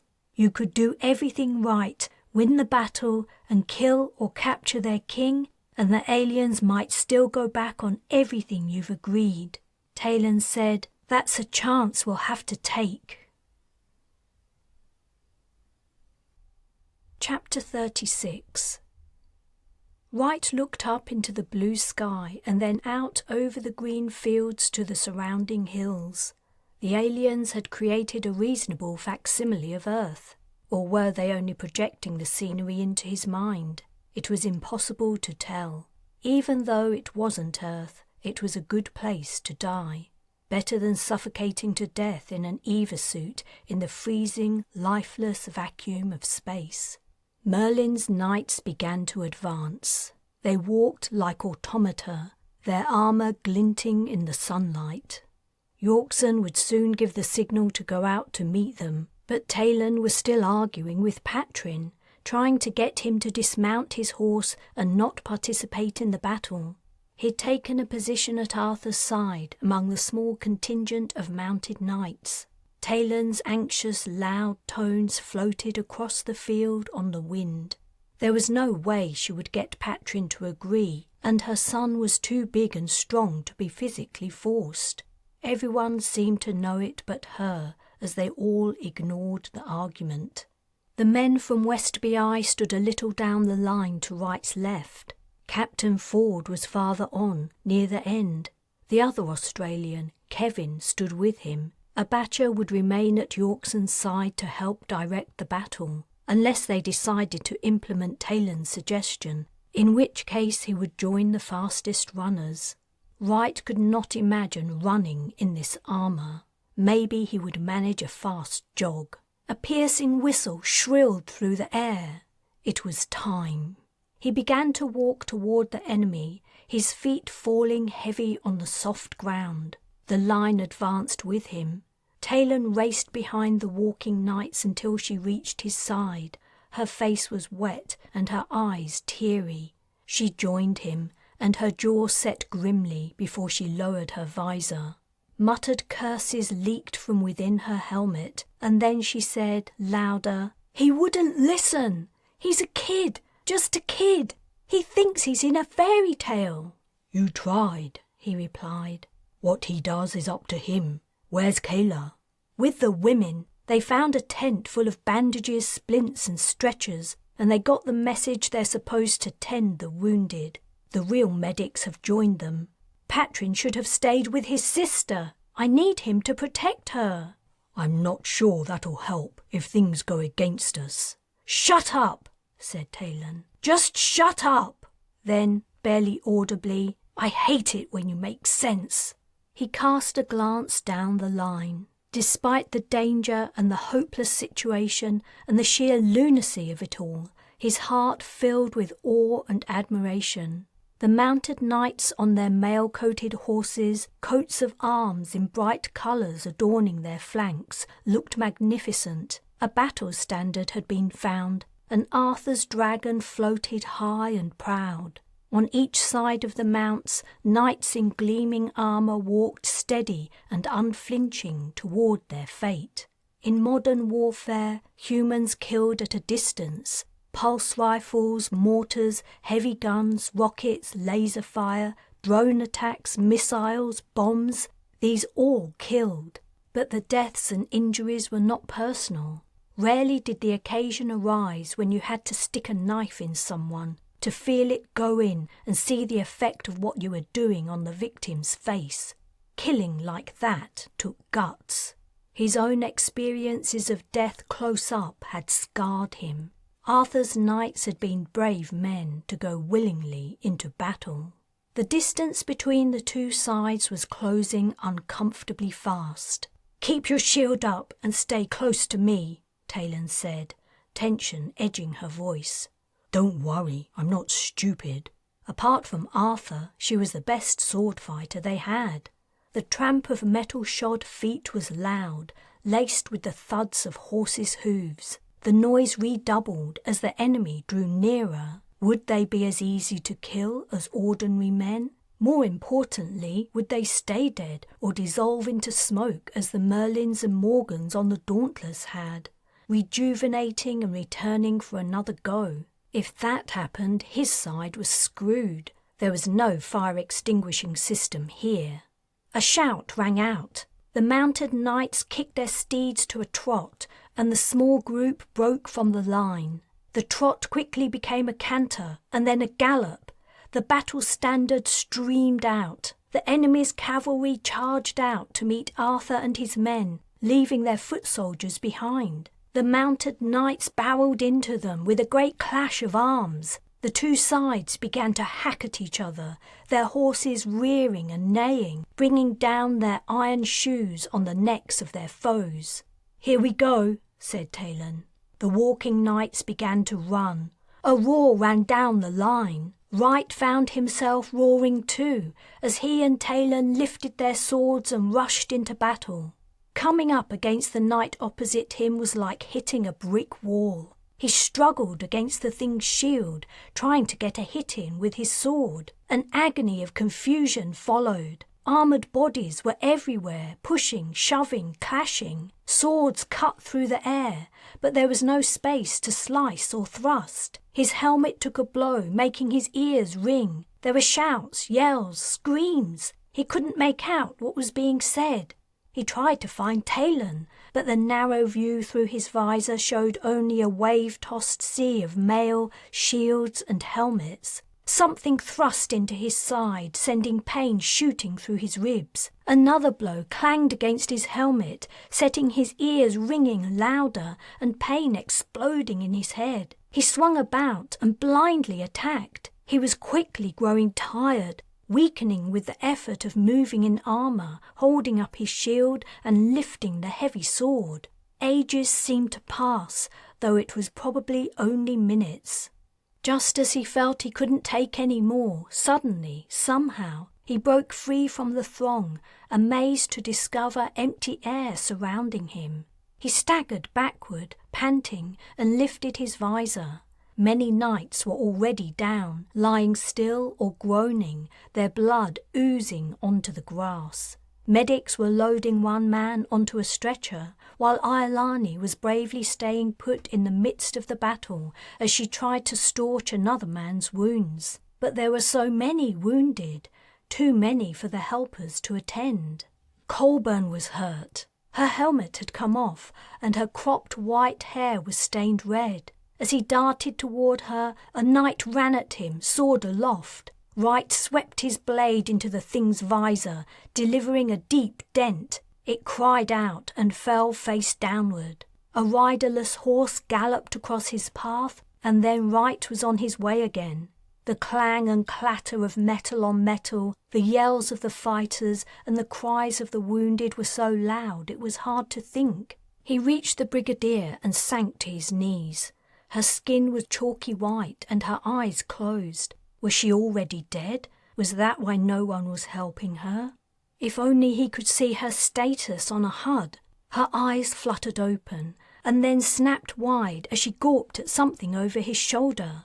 He ducked. A blade cut through the place his head had been. He dropped to the side, rolled onto his back and thrust his sword upward. He'd had no time to aim, but by chance the tip found the gap below his attacker's helmet and passed straight through it, sinking deep into its head. The sickening feeling of blade piercing flesh came through to Wright's hand. He jerked the sword free and blood gushed out as the knight toppled onto him. It was only a creation of the aliens, yet he felt its death. Heaving off the heavy, lifeless body took all his strength as he bore the weight of its armour as well as his own. "Get back to the fight," Colburn groaned. "I've had it." "No, I'll get you help." He scanned the battlefield. There was Kokoa running to Iolani, her arms full of bandages. He shouted her name, got her attention, and then pointed at Colburn. When he'd seen her nod of acknowledgement, he said to the brigadier, "Someone's on their way. Hold on." He climbed to his feet. It was time to return to the melee. But who should he fight? In the tussle of armoured bodies, it was hard to tell who was friend and who was foe. A shriek went up, so intense and full of pain, for a second everything seemed to pause. Then the fighting resumed. The cry had come from the wife of one of the men from West BI. She knelt in the field over a body, her pregnant belly filling out her gown. The cacophony of the battle drowned out her continuing cries of grief and agony. Her mouth screamed in silence while she rocked forward and backward, tearing at her clothes and hair. Time seemed to slow, and the noise of the battle receded. Beyond the knights who fought on foot, the mounted knights continued to hack at and harry each other. Blood ran down their horses' legs and spattered to the ground, now churned mud. Arthur sat tall in the middle, Excalibur flashing. Wright stood mesmerised by the sight, so strange on this alien planet. "There you are!" Taylan's helmet and shield were covered in dents and scratches, but she appeared uninjured.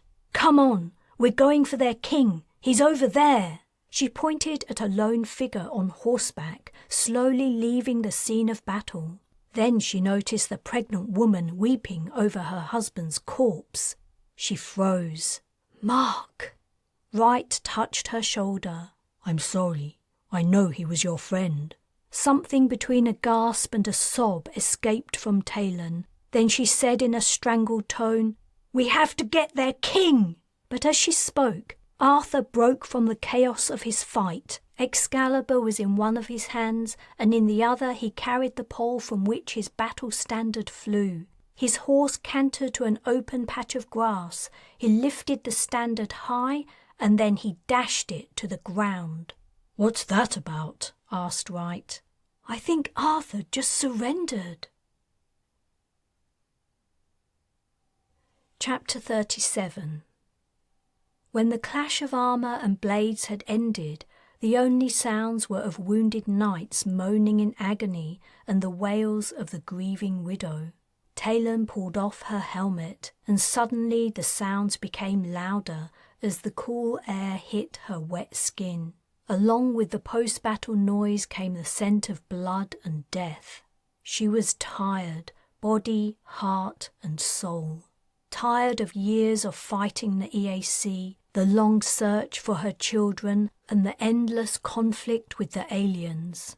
Poor Seren. She wiped her blade on the grass and returned it to its scabbard. At least Wright seemed okay. Now the battle was over, he'd also removed his helmet and returned his attention to Colburn, who'd taken a hit. He was kneeling by the Brigadier's side. Taylan scanned the field. There was Patrin. He seemed unhurt. He and Arthur were riding toward the tents. And there was Kayla, the hem of her skirt bloody. Taylan winced. The days of her daughter's childhood were over. Wright stood up and said, "She wants to talk to you." "Colburn wants to talk to me? Why? What could the woman who hated her existence have to say to her?" "Please," Wright said. "just listen." She crouched down near the Brigadier's head. She looked like shit. Between the smears of drying blood, her skin was alabaster. Her lips moved, but Taylan couldn't make out any words. She leaned closer, putting her ear to Colburn's mouth. "Might have been wrong about you," she whispered. "Saw your potential. Thought it was wasted. Wright's a good man. Look after him." When the Brigadier said nothing else, Taylan turned to peer at her. Colburn's gaze was fixed and still. She stood up. Wright was looking down at the fallen officer. From the look on his face, she didn't need to tell him anything. "I'm sorry." He nodded, his lips pressed into a line. He cleared his throat and squinted at the horizon. "What now?" "Now we find out what the fuck's going on." Arthur and Patrin had dismounted and were slowly walking their horses off the field. Taylan jogged with Wright to meet them. "Patrin, are you all right?" "I'm okay, ma'am. Just a few bruises." "What's happening, Arthur?" she asked. "Why did you give up?" The king regarded her wearily. His surcoat was bloody and slashed, and his horse seemed to struggle to put one foot in front of the other. "The battle was lost, Taylan. I put a stop to the bloodshed." "But," she was about to say, "we were going to die anyway," but the words wouldn't leave her lips, not while her son was right in front of her. "He's right," Patrin said. "It's easier to see what's going on when you're on horseback. Our side was losing by a long way." "But if we'd killed their king," she said, "it wouldn't have mattered." Arthur replied, "You could not have killed their king." "Why not? We could have tried." The hopelessness of the situation hit her, and she protested in anguish, "You should have let us try." "Ma'am," Patrin said angrily, "you don't know who it was." "Taylan Ellis," said a smooth voice behind her. Merlin wore armor and a surcoat like Arthur's, except his was not cut or besmirched. He was without his horse, but she immediately recognized him as the mounted figure who had been walking away from the fighting. "Thank you for the idea of getting you to fight for your freedom," he said. "It's certainly added frisson to your struggle. I hope you didn't mind me taking part in the battle personally, to experience your striving for life at close quarters. Shame it didn't work out for you." "You have to let us try again," said Wright. "That wasn't fair. If the king on your side was indestructible, you didn't play according to your own rules." "How do you know Arthur isn't indestructible too?" Merlin asked. "Because he was hurt by pulse fire on Mars Station. But I could have returned his invulnerability to him. How do you know I didn't?" Merlin's face was a picture of sardonic amusement. He was enjoying himself, playing with them. They would never know whether Arthur could have been killed in the battle unless one of them tried to do it, and of course no one would. "This isn't it!" Taylan exclaimed. "It isn't over yet. There has to be more. Another chance. Give us another chance." Merlin's eyes drank in her desperation thirstily. "My friend." Arthur's tone was soft and pleading. "There has to be another way." "There is," Morgan had finally appeared. Walking from one of the tents, she wore the same long dark gown she'd worn on Earth. Carla and Perrin Orr followed in her wake. "Why let everything end now, when we're having so much fun?" she asked. "I see you've brought your brood with you," Merlin said. "How predictable." "Why shouldn't I keep my little ones close? Taylan Ellis understands a mother's love, don't you, dear?" Taylan shuddered. Carla Orr was looking supremely pissed off, no doubt recalling her horrific torture at Morgan's hands, but she had the good sense to keep her mouth shut. Of all the humans, she and her son were most likely to survive in the current circumstances. "That's why you want to prolong this game," said Merlin to Morgan, his lip curling. "You've grown sentimentally attached to your half-breed descendants. Revolting. It should be against the rules to breed with the pieces." "You should try it sometime," said Morgan archly. "It might loosen you up a bit." "I would never." "I agree it's too soon for the fun to be over," she interrupted. "I know what you should do next. A joust. You against Arthur." Her fellow alien opened his mouth to speak, but then shut it again, his expression pensive. He was considering the idea. "I am willing to do it," said Arthur. "It's an excellent suggestion, but if I defeat you, you must allow us to depart." "And leave Earth alone for eternity," Taylan added. "And you have to keep your word," said Wright. "No tricks or last-minute changes of gameplay." Ignoring the human's words, Merlin said to Morgan, "You understand me too well." A look passed between them that nauseated Taylan, and she pulled a face at Wright. Despite the dire situation, he smiled. "Think of it," said Morgan. "It will be like old times, knight against knight, each pitting the best of their skills against the other. Only this time it'll be you in the saddle, something you couldn't do before. You against Arthur, King of the Britons." Merlin looked the king up and down. He surveyed the blood-stained field, where wounded knights continued to receive treatment, while others lay still, beyond help. He turned back to face Morgan. "Agreed." Taylan slumped with relief. They would not die just yet. "I will ready myself," said Arthur. Pulling his horse's bridle, he walked away. Neither Merlin nor Morgan had stated a time for the joust to begin. There was nothing Taylan could do to help Arthur prepare. She knew little about horses, let alone jousting, so she asked Patrin to go with her and Wright to find Kayla. If Arthur failed, at least her family would be together at the end. "All right," Patrin agreed. "Give me a minute." He tied his horse's reins to a tent post. "Was it bad in the battle?" she asked as they walked. Patrin shrugged. "I did okay. I fought like you taught me, and I had no trouble with my horse after Arthur's lessons." Though his tone was light, he had the look of someone who had seen too much, the same look as Wright often wore. A visceral hatred of the aliens who had brought so much pain and untimely death to humans gripped her. She promised herself that if Arthur lost, she would inflict all the damage she could on Merlin and Morgan before they took her out. "No," Wright murmured. He'd halted next to a body. The man had been around Wright's age, maybe a tad younger. His sightless eyes stared skyward. "It's Ford," Wright explained dully. "From the Resolute." Taylan recalled the cheeky Australian who had teased Kevin in the gym. Though it seemed impossible, her heart sank further. Where was Kevin? Had he survived? "Ma'am!" Kayla barreled into her and enveloped her in a tight hug. "I thought you might be dead." "I'm fine," she said, returning her daughter's embrace. "Are you okay?" "It's been horrible, horrible." Kayla's face was tear-streaked and her hands soiled with dirt and blood. "It should be over soon," Taylan said. Arthur and Merlin are going to joust. Then we can go home." Wright gave her a questioning look, but said nothing. What did he want her to tell her daughter? That if Arthur lost, they were all going to die?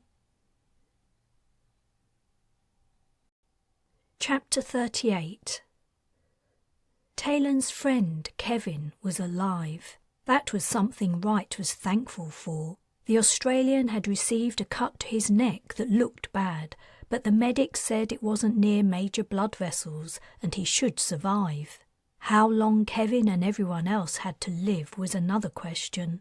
Everything hung on Merlin and Arthur's joust, and even if Arthur won, there was no guarantee the aliens would uphold their end of the bargain. They were entirely at their mercy, but it was the best that could be done. Merlin lifted an arm and drew his hand along the horizontal plane. As if springing from his fingertips, a jousting list appeared, roughly 150 meters long. A wooden barrier hung with brightly decorated cloths separated the two sides, lances protruding from barrels at each end. The rectangular section was enclosed by rope barriers. The battle survivors began to gather.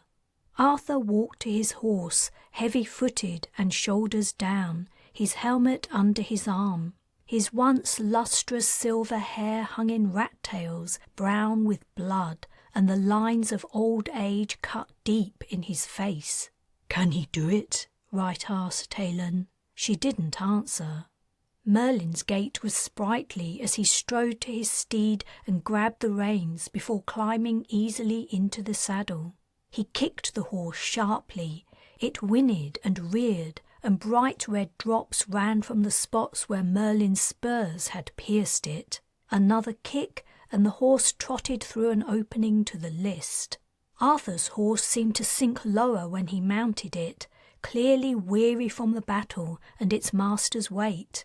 He slipped his helmet over his head, leaned forward and whispered into the animal's ear, lovingly stroking its neck. Horse and rider walked slowly to the opposite end of the wooden barrier from Merlin. "He's too old, too tired." Wright took Taylan's hand and they stepped up to the ropes. Morgan, Carla Orr and her son stood at the opposite side of the list at the centre. Small noises from the audience faded until the only sound was the wind in the grass. Arthur had reached the end of the barrier. He lowered his visor, grasped a lance, and lifted it out of the barrel, balancing the end under his arm. With his other arm, he shifted his shield in front of his body. His horse moved restlessly under him. At the other end of the barrier, Merlin did the same. The two riders waited for the signal. What was it to be? Morgan reached into her sleeve and drew out a handkerchief. Her gaze moving from rider to rider, she lifted it high. Seconds passed. In the audience, all movement ceased. Morgan released the handkerchief. As it fluttered downward on the breeze, both horses were already thundering down the list. The knights' lances bounced and swayed, but kept mainly true, aimed at the approaching rider. "Come on, Arthur," Taylan muttered. "You can do it." Shouts of encouragement came from the onlookers. "Arthur! Arthur! Arthur!" until the chant matched the beat of the horses' hooves, their great strides carrying their masters to their destiny. Arthur leaned forward in his saddle, his shield high as he braced for the impact. His lance was straight as an arrow as he neared Merlin, the long years of practice evident in every part of his being. But Merlin's positioning matched his in every detail. The alien did not need to train to perform this feat. Somehow he'd stolen the skill and made it his own. Taylan's grip on Wright's hand tightened. "Come on!" The lances smashed into the shields. Almost too fast to see, Arthur's lance burst apart, sending splinters flying. Merlin's held, hitting Arthur's shield square on. The force drove him from his saddle. He flew off his horse and landed in the dirt, his armour jangling. The king seemed dazed. At first he didn't move, only lay on his side. Meanwhile, Merlin had circled his horse around and was walking it back to the spot where Arthur lay recovering from his unseating. The king pulled himself into a sitting position and then to his feet. "Is that it?" Wright asked. "Have we lost?" "I'm not sure," Taylan replied. "I don't think so. Not yet." But whatever happened, it wasn't looking good. Arthur was in bad shape. Merlin pulled on his horse's reins, slowing it to a halt before dismounting. "What's happening?" asked Wright. "I think they're going to fight." Merlin kicked the barrier, breaking the wood, until he could step through it. Arthur drew Excalibur, crouched in a fighting position, his shield up, and waited. Taylan said, "It looks like we're going to find out if Arthur's still invulnerable." Wright had a feeling Merlin had withdrawn his protection. The alien was hard to read, but he seemed to be ambivalent about his attachment to the king. He was fond of him, but only in the way an owner is fond of his pet, and even that feeling was fickle. And he also had a malevolent streak that meant he would relish putting Arthur down. Merlin strode confidently the final few paces to his opponent. He circled Arthur, and the king turned in a smaller circle, following him.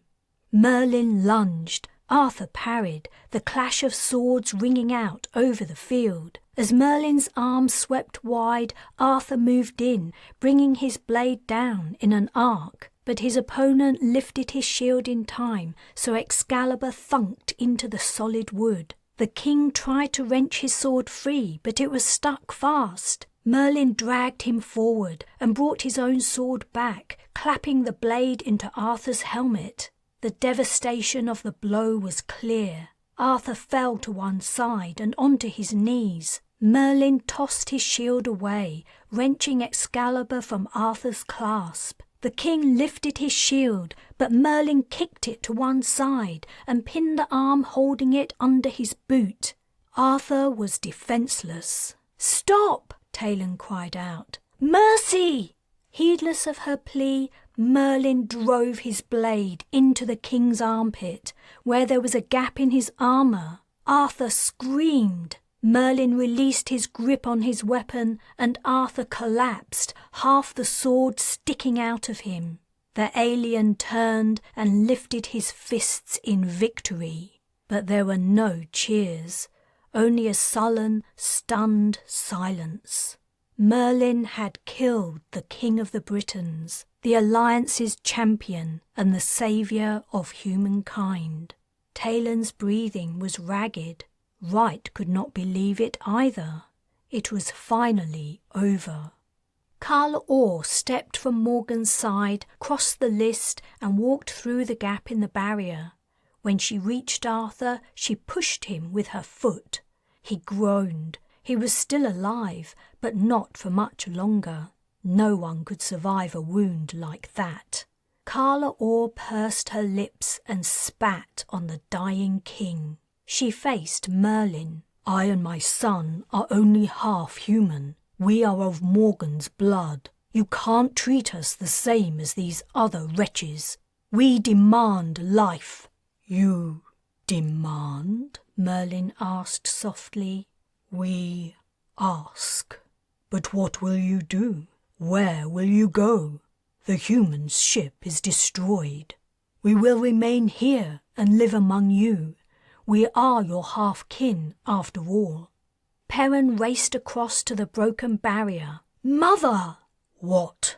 She regarded him haughtily. He was silent. It was certainly a hard choice. Die now or remain trapped on a world populated by aliens and one lunatic parent. "An interesting idea," said Merlin. "Morgan?"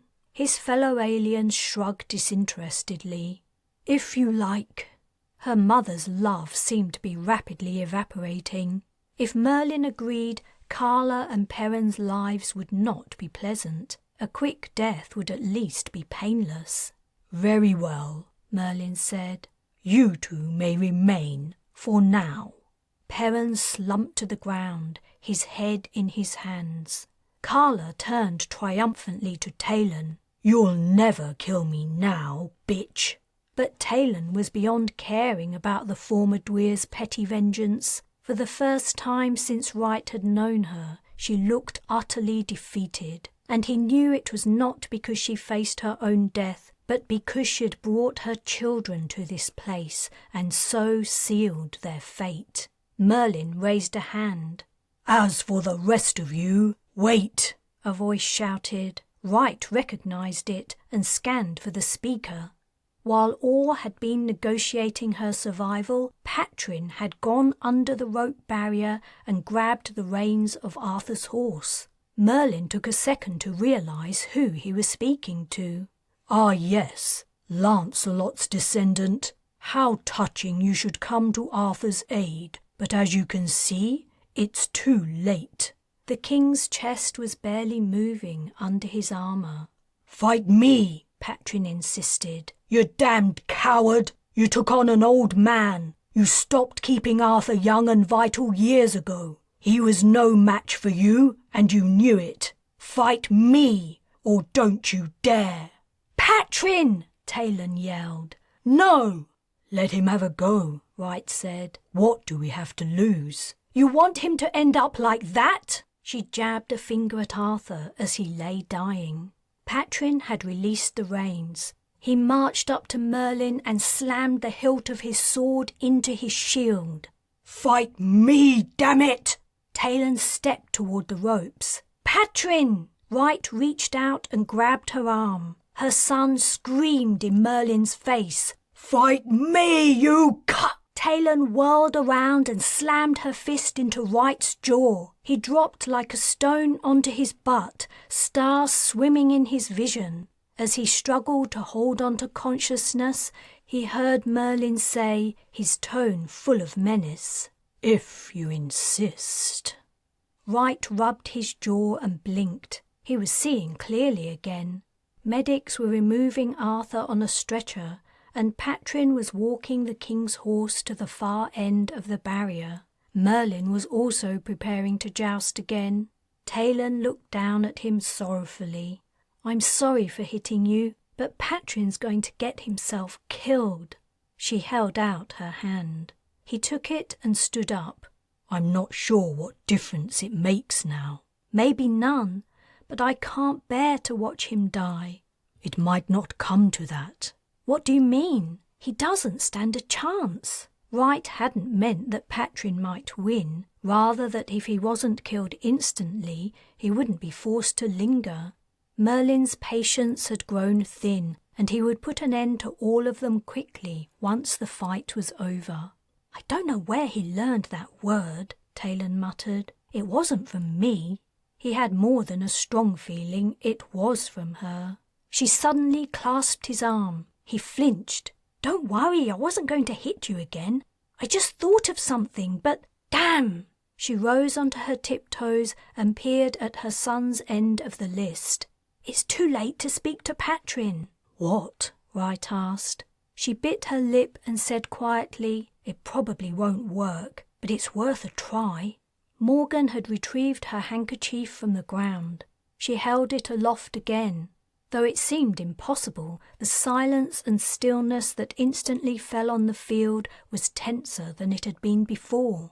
The cloth dropped from her fingertips, and the riders kicked their steeds into motion. Taylan held out her hands in front of her and watched Merlin like a hawk. Wright had no idea what she was doing, but he hoped to hell it worked. She spared one glance to the left, where Patrin raced down the list, his speed matching Merlin's. Then she devoted all her focus to the alien. His lance was up and steady, bouncing only slightly with the beat of his horse's gallop. His position was solid, his aim true. Unless Patrin was very lucky, the clash would go down as it had before, with him unseated. Then would Patrin beat him in a sword fight? His chances were supposed to be even, but it was clear the alien had hedged everything in his own favor. Merlin was only meters away, his mount's flanks flicking foam at every stride. In the last seconds, before lance met shield, Taylan smacked her cupped hands together, clapping loudly and yelling.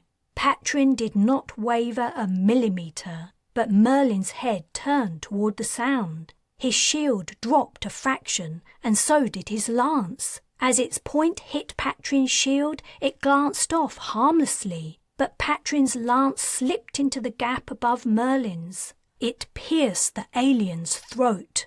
Impaled on his attacker's weapon, he was lifted from his horse, which galloped on without him. Perhaps in shock, Patrin didn't drop his lance at first, but rode on several meters, Merlin dangling from it. Then he appeared to come to his senses. The weapon slipped from his grasp, and the alien tumbled to the ground. The audience stared in horror and amazement. Merlin appeared to still be alive. His hands clutched wildly at the implement in his throat and attempted to pull it out, though without success. The wooden spear was firmly embedded and protruding from the back of his neck. Merlin gagged and choked, his legs feebly twitching. Morgan tittered. Giving up his attempt to extract the lance, Merlin dissolved. His body and armour became fluid and oozed from around it, the colours and shapes mixing. Then the puddle slid to one side and quickly reformed to solidity. The alien stood up and shook himself like a wet dog. While all this had been going on, Patrin trotted back on Arthur's horse. Peering down from his lofty height, he said, "Don't make me fight you. I won that fair and square." "Hardly fair," Merlin said bitterly, his angry gaze turning to Taylan. "I thought fairness and decency didn't matter to your species," she retorted. "Anyway, you did the same to me once. I thought I'd return the favour." Morgan had walked out into the list once more. "I think it was all very amusing. A wonderful few moments' entertainment, don't you think?" She was addressing Merlin. He scowled, but then he said grudgingly, "I suppose so." "I have an idea. We could let them go and stop playing our game on Earth if we receive something in return." "No!" Taylan exclaimed. "We won! Patrin beat you!" "That is correct," Yorkson said. He'd run over to join in the discussion and was out of breath. "We won the wager. You have to fulfill your end of the bargain." "We don't have to do anything at all," Morgan sneered. "I suggest you be quiet if you wish to live." Yorkson's mouth snapped shut. Merlin said, "The original agreement was about the battle. You lost. The rest was just for fun." "We lost because you cheated," Wright said. "You powered up the opposition. We didn't stand a chance." "Prove it," said Merlin. "Stop bickering," Morgan complained. "It's very boring. I admit my estimation of your species has risen a little over the course of these events. Perhaps it would be better for us to leave you alone and allow you to develop unhindered by our games. In several 100,000 of your years, humans may rise to a level worthy of our acquaintance. My proposition is this. 2 of you remain here, so we may study human thoughts and behaviour in depth. The rest of you can go back." "That's easy," Taylan said. "Carla and her son have already said they want to stay. And, to be honest, we'll be glad to be rid of them." Perrin interjected, "But I didn't—" "Exactly," Carla said. "If the opportunity to return to Earth exists." "Be quiet," said Morgan. "You made your choice." Turning to Yorkson, she continued, "We need purebred humans, and I'm not asking you to decide which ones. I've already chosen. We'll take Arthur and the boy. They're clearly the best you have, and we only want the best." "No," Taylan breathed, turning pale. "Not my son. You're not taking my son." "Good choices," Merlin commented. "I'm liking this idea more and more. "There's no need for alarm," said Morgan. "It will only be for a little while." "No," Taylan repeated firmly. "Not for all humanity. He won't stay here. I'm taking him home." While the conversation had been going on, Patrin had dismounted and walked back. He had been watching and listening silently. "Ma'am, Mark!" a voice screamed. The pregnant woman who had been grieving her husband's death in the battle raced across the field to where a man was emerging from a tent. It was him! The dead man had come back to life. She raced into his arms and clung to him. Her cries of joy could be heard even at the distance. "You could have them all back," said Merlin dismissively. "Arthur's already better. I'll bring the rest of them back to life in return for the boy." "No!" Taylan's tone was desperate. She looked at Wright, her eyes pleading. "How could you do this?" screamed Perrin, glaring at his mother. "You've ruined my life from the day I was born, and now I'll be stuck here with you forever." "How dare you?" Carla retorted. "I've only ever tried to do my best for you, you ungrateful brat." "Your best?" Perrin lifted an arm and spun in a circle. "This is your best? We're in hell, and it's all your fault." He launched himself at Carla and fastened his hands around her neck. Morgan and Merlin looked on, amused. No one seemed particularly motivated to intervene. But then Malia strode over to the struggling pair and punched Perrin's head. The force of his metal-clad knuckles knocked the boy out. As he sprawled unconscious on the grass, Carla stepped carefully away from her son, rubbing her throat. She looked appealingly at the crowd, but attention had returned to the aliens and their demand. "Ma'am," said Patrin, laying a gentle hand on Taylan's arm. "It's all right. I'll stay. I don't mind. I'm interested in this place, and they said it's only for a little while." "You don't understand," she protested. "A short time to them is thousands of years to us. We'll never see each other again. It'll be like you died. You can't do this. I won't let you." "Not at all," said Morgan. "We understand how fleeting your lives are, and I know all about maternal feelings. I would not do that to you, my dear." Taylan looked daggers at her. "You don't know the first thing about being a mother, you evil witch. Stay out of my life." Morgan's lip lifted in a sneer. "The boy, and you can all go home with a guarantee we won't bother humans again." Patrin said, "It seems a small price to pay to get everyone who died brought back to life." Taylan buried her head in Wright's chest as sobs racked her. "I can't do it. Don't let them make me do it." He held her close, not knowing what to say. Chapter 39. Elec faced the crowd as it surged like a stormy sea. He raised his hands over his head, and quiet began to spread. "Shh!" voices whispered. "He's going to speak." When only a minimal buzz of chatter remained, he said into the mic, "Thank you for coming here today. I hope every person among you finds something they can take from what I say. First, let me be clear. I don't have any great truths to reveal, and I'm not here to tell you what you should do with your lives. I don't have all the answers, and I've never claimed to. That's because the answer is different for everyone. It lies inside you, and it's up to you to find it.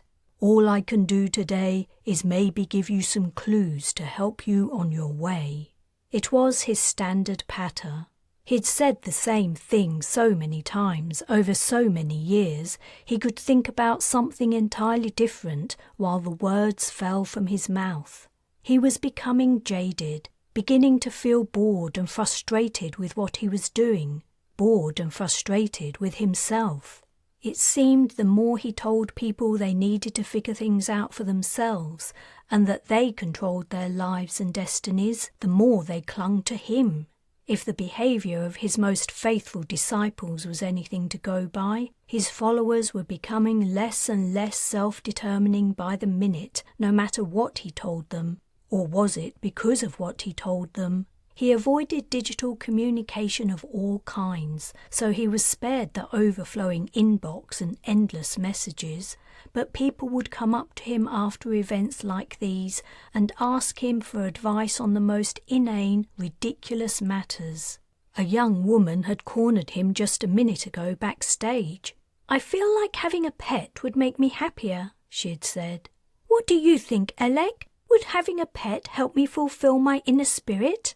The pointlessness of what he was attempting and the potential damage he might be causing to people's lives had begun to eat at him, yet he couldn't seem to stop. There was something about what he did, the rush of having the attention of thousands of people, and the knowledge that he exerted so much power over them was a heady, intoxicating mix. It was hard to resist. At one point, when he'd begun to question himself and his motivations, Arieff had spurred him on and refused to let him quit. That had been a few years ago.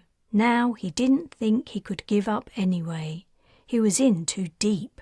"Consider a newborn baby," he said. "Is it a blank slate? No. Scientists have told us that a new human being is genetically determined in many factors of its life. It has its own little personality, just waiting to emerge. It's already its own person. Do we have many parents here tonight?" About a fifth of the audience's hands shot up. "You have the most important job in the world. It's your duty to help your little people grow, to nurture what makes them truly themselves. But the journey doesn't stop there." And so on. Blah, blah, blah. A disturbance started up near the front of the audience. While one part of his brain worked his mouth, another watched the churning among the jammed-in people. Someone was forcing a path through the throng, pushing his way toward the stage. Alec glanced at the wings. They were empty. Arieff was not here. Where the hell had he gone? He'd never missed a show before. Alec's gaze pierced the darkness off stage. Another familiar figure was also absent. Where was Setia? Shouts of protest arose as the hooded figure drew nearer the foot of the stage. A security operative moved from the side of the crowd to intercept him. Alec vaguely remembered Setia giving him a hug last night. She hadn't hugged him in years. What had that been about? Had she been saying goodbye? The major news of the day flashed into his mind. Talman's colonists had begun boarding their ships. Setia had said something about applying to the project months ago. Had she gone ahead and done it? Was she leaving on a colony ship? The security officer had reached the threatening man in the audience and was in a tussle with him. A collective gasp sounded as the officer slid down, disappearing despite the packed bodies. The man was at the stage. His hands clasped the edge and he hauled himself up. Fear paralyzed Alec. He couldn't move, only stare in horror. The man was carrying a knife, its blade glistening with fresh blood and an odd metallic glow. Was it flow metal? Was that how he'd sneaked the weapon in? In a great effort of will, Alec yelled and raised his arms protectively, backing away. Everything was happening too fast. "Setia!" Where was she? Why wasn't she here to protect him? The blade flashed down. Epilogue. An old woman was looking out at Taylan from her mirror. Could it really be her? She felt the same inside as she'd always done, but her body had aged. She hadn't given permission for this to happen. Picking up her brush, she sighed. Oh well, it was best to make the most of the time she had left. She brushed her hair. It was white now, like Arthur's had been the last time she'd seen him. That had been decades ago, and very, very far away, on a distant planet circling a strange sun. So long ago it all felt like a dream. When she thought back, she found it hard to believe she had once worn a suit of armor and fought on a battlefield like the knights of old. It had been as if she'd stepped into a legend, a mythological time that no one was certain had ever really existed. Things had moved on. When historians studied the events of the war with the Crusaders, they cast doubt on Arthur's existence. The vids, images and recordings of the king could have been faked, they said, and even if he had been a real person, there was nothing to prove he was the King Arthur. He could have been an actor employed by the Alliance, or he could have been mentally ill. It was rumoured that the BA archives contained medical data and testimony from the time immediately following the discovery of his mummified body, but the archives were sealed for security purposes and no date had been set for opening them. She knew he had been real, but she was just an old lady. Whenever she tried to tell anyone her story, they listened politely with a fixed expression that said she must be losing her marbles. What did it all matter now anyway? Her life had been good, all things considered. She had known a great love and a great king. She had seen myth come to life. There weren't many who could say the same. As she gazed vacantly into the mirror's reflection, she saw the door behind her opening. Lunch had arrived a little early today. A different figure from the one she expected walked in, and her brush dropped with a clatter to the dressing table. It can't be! Without even registering what she was doing, she found herself on her feet. In 3 steps, her son was in her arms. "Patrin! Is it really you?" She could hardly breathe. Was she dreaming? "It's really me, ma'am." She held him close, unable to speak. "I've been back a couple of days," he said. "I couldn't find you at first. It took me a while to get used to the human way of doing things, and I didn't even guess you might be living in a home for seniors."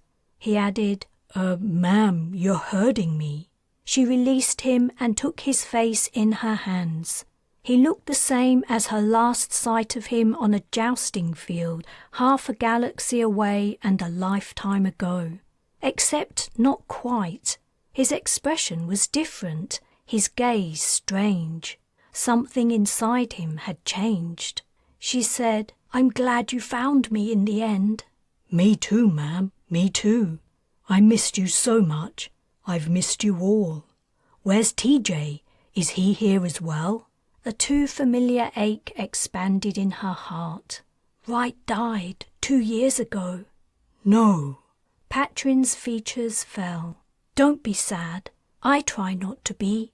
It was peaceful, and he'd lived a long and happy life. You have nieces and nephews, you know, and grandnieces and nephews." "Kayla got married? That's great. What about Caris? What's she been doing? Does she still rescue birds?" "Caris left on one of Ua Talman's ships. She was long gone by the time we got back. I haven't heard from her since." Patrin sat down on Taylan's bed, looking forlorn. "I didn't mean to be away so long. Time passes differently there." Taylan sat next to him. "Where's Arthur? Is he back too?" "He's gone, ma'am. When I decided to come home, he said he wanted to see more of the galaxy, to meet other kinds of life. They'll help him do that." It was bittersweet news. She would have loved to meet her old friend again, but it felt right that he would be an ambassador for humanity among the stars.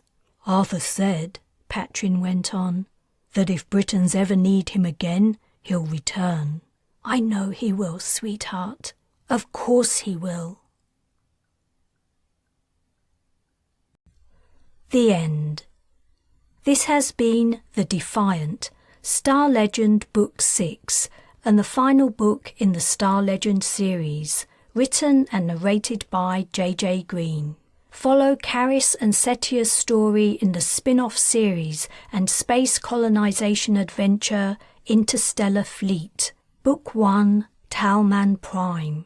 For more J.J. Green books, visit jjgreenauthor.com.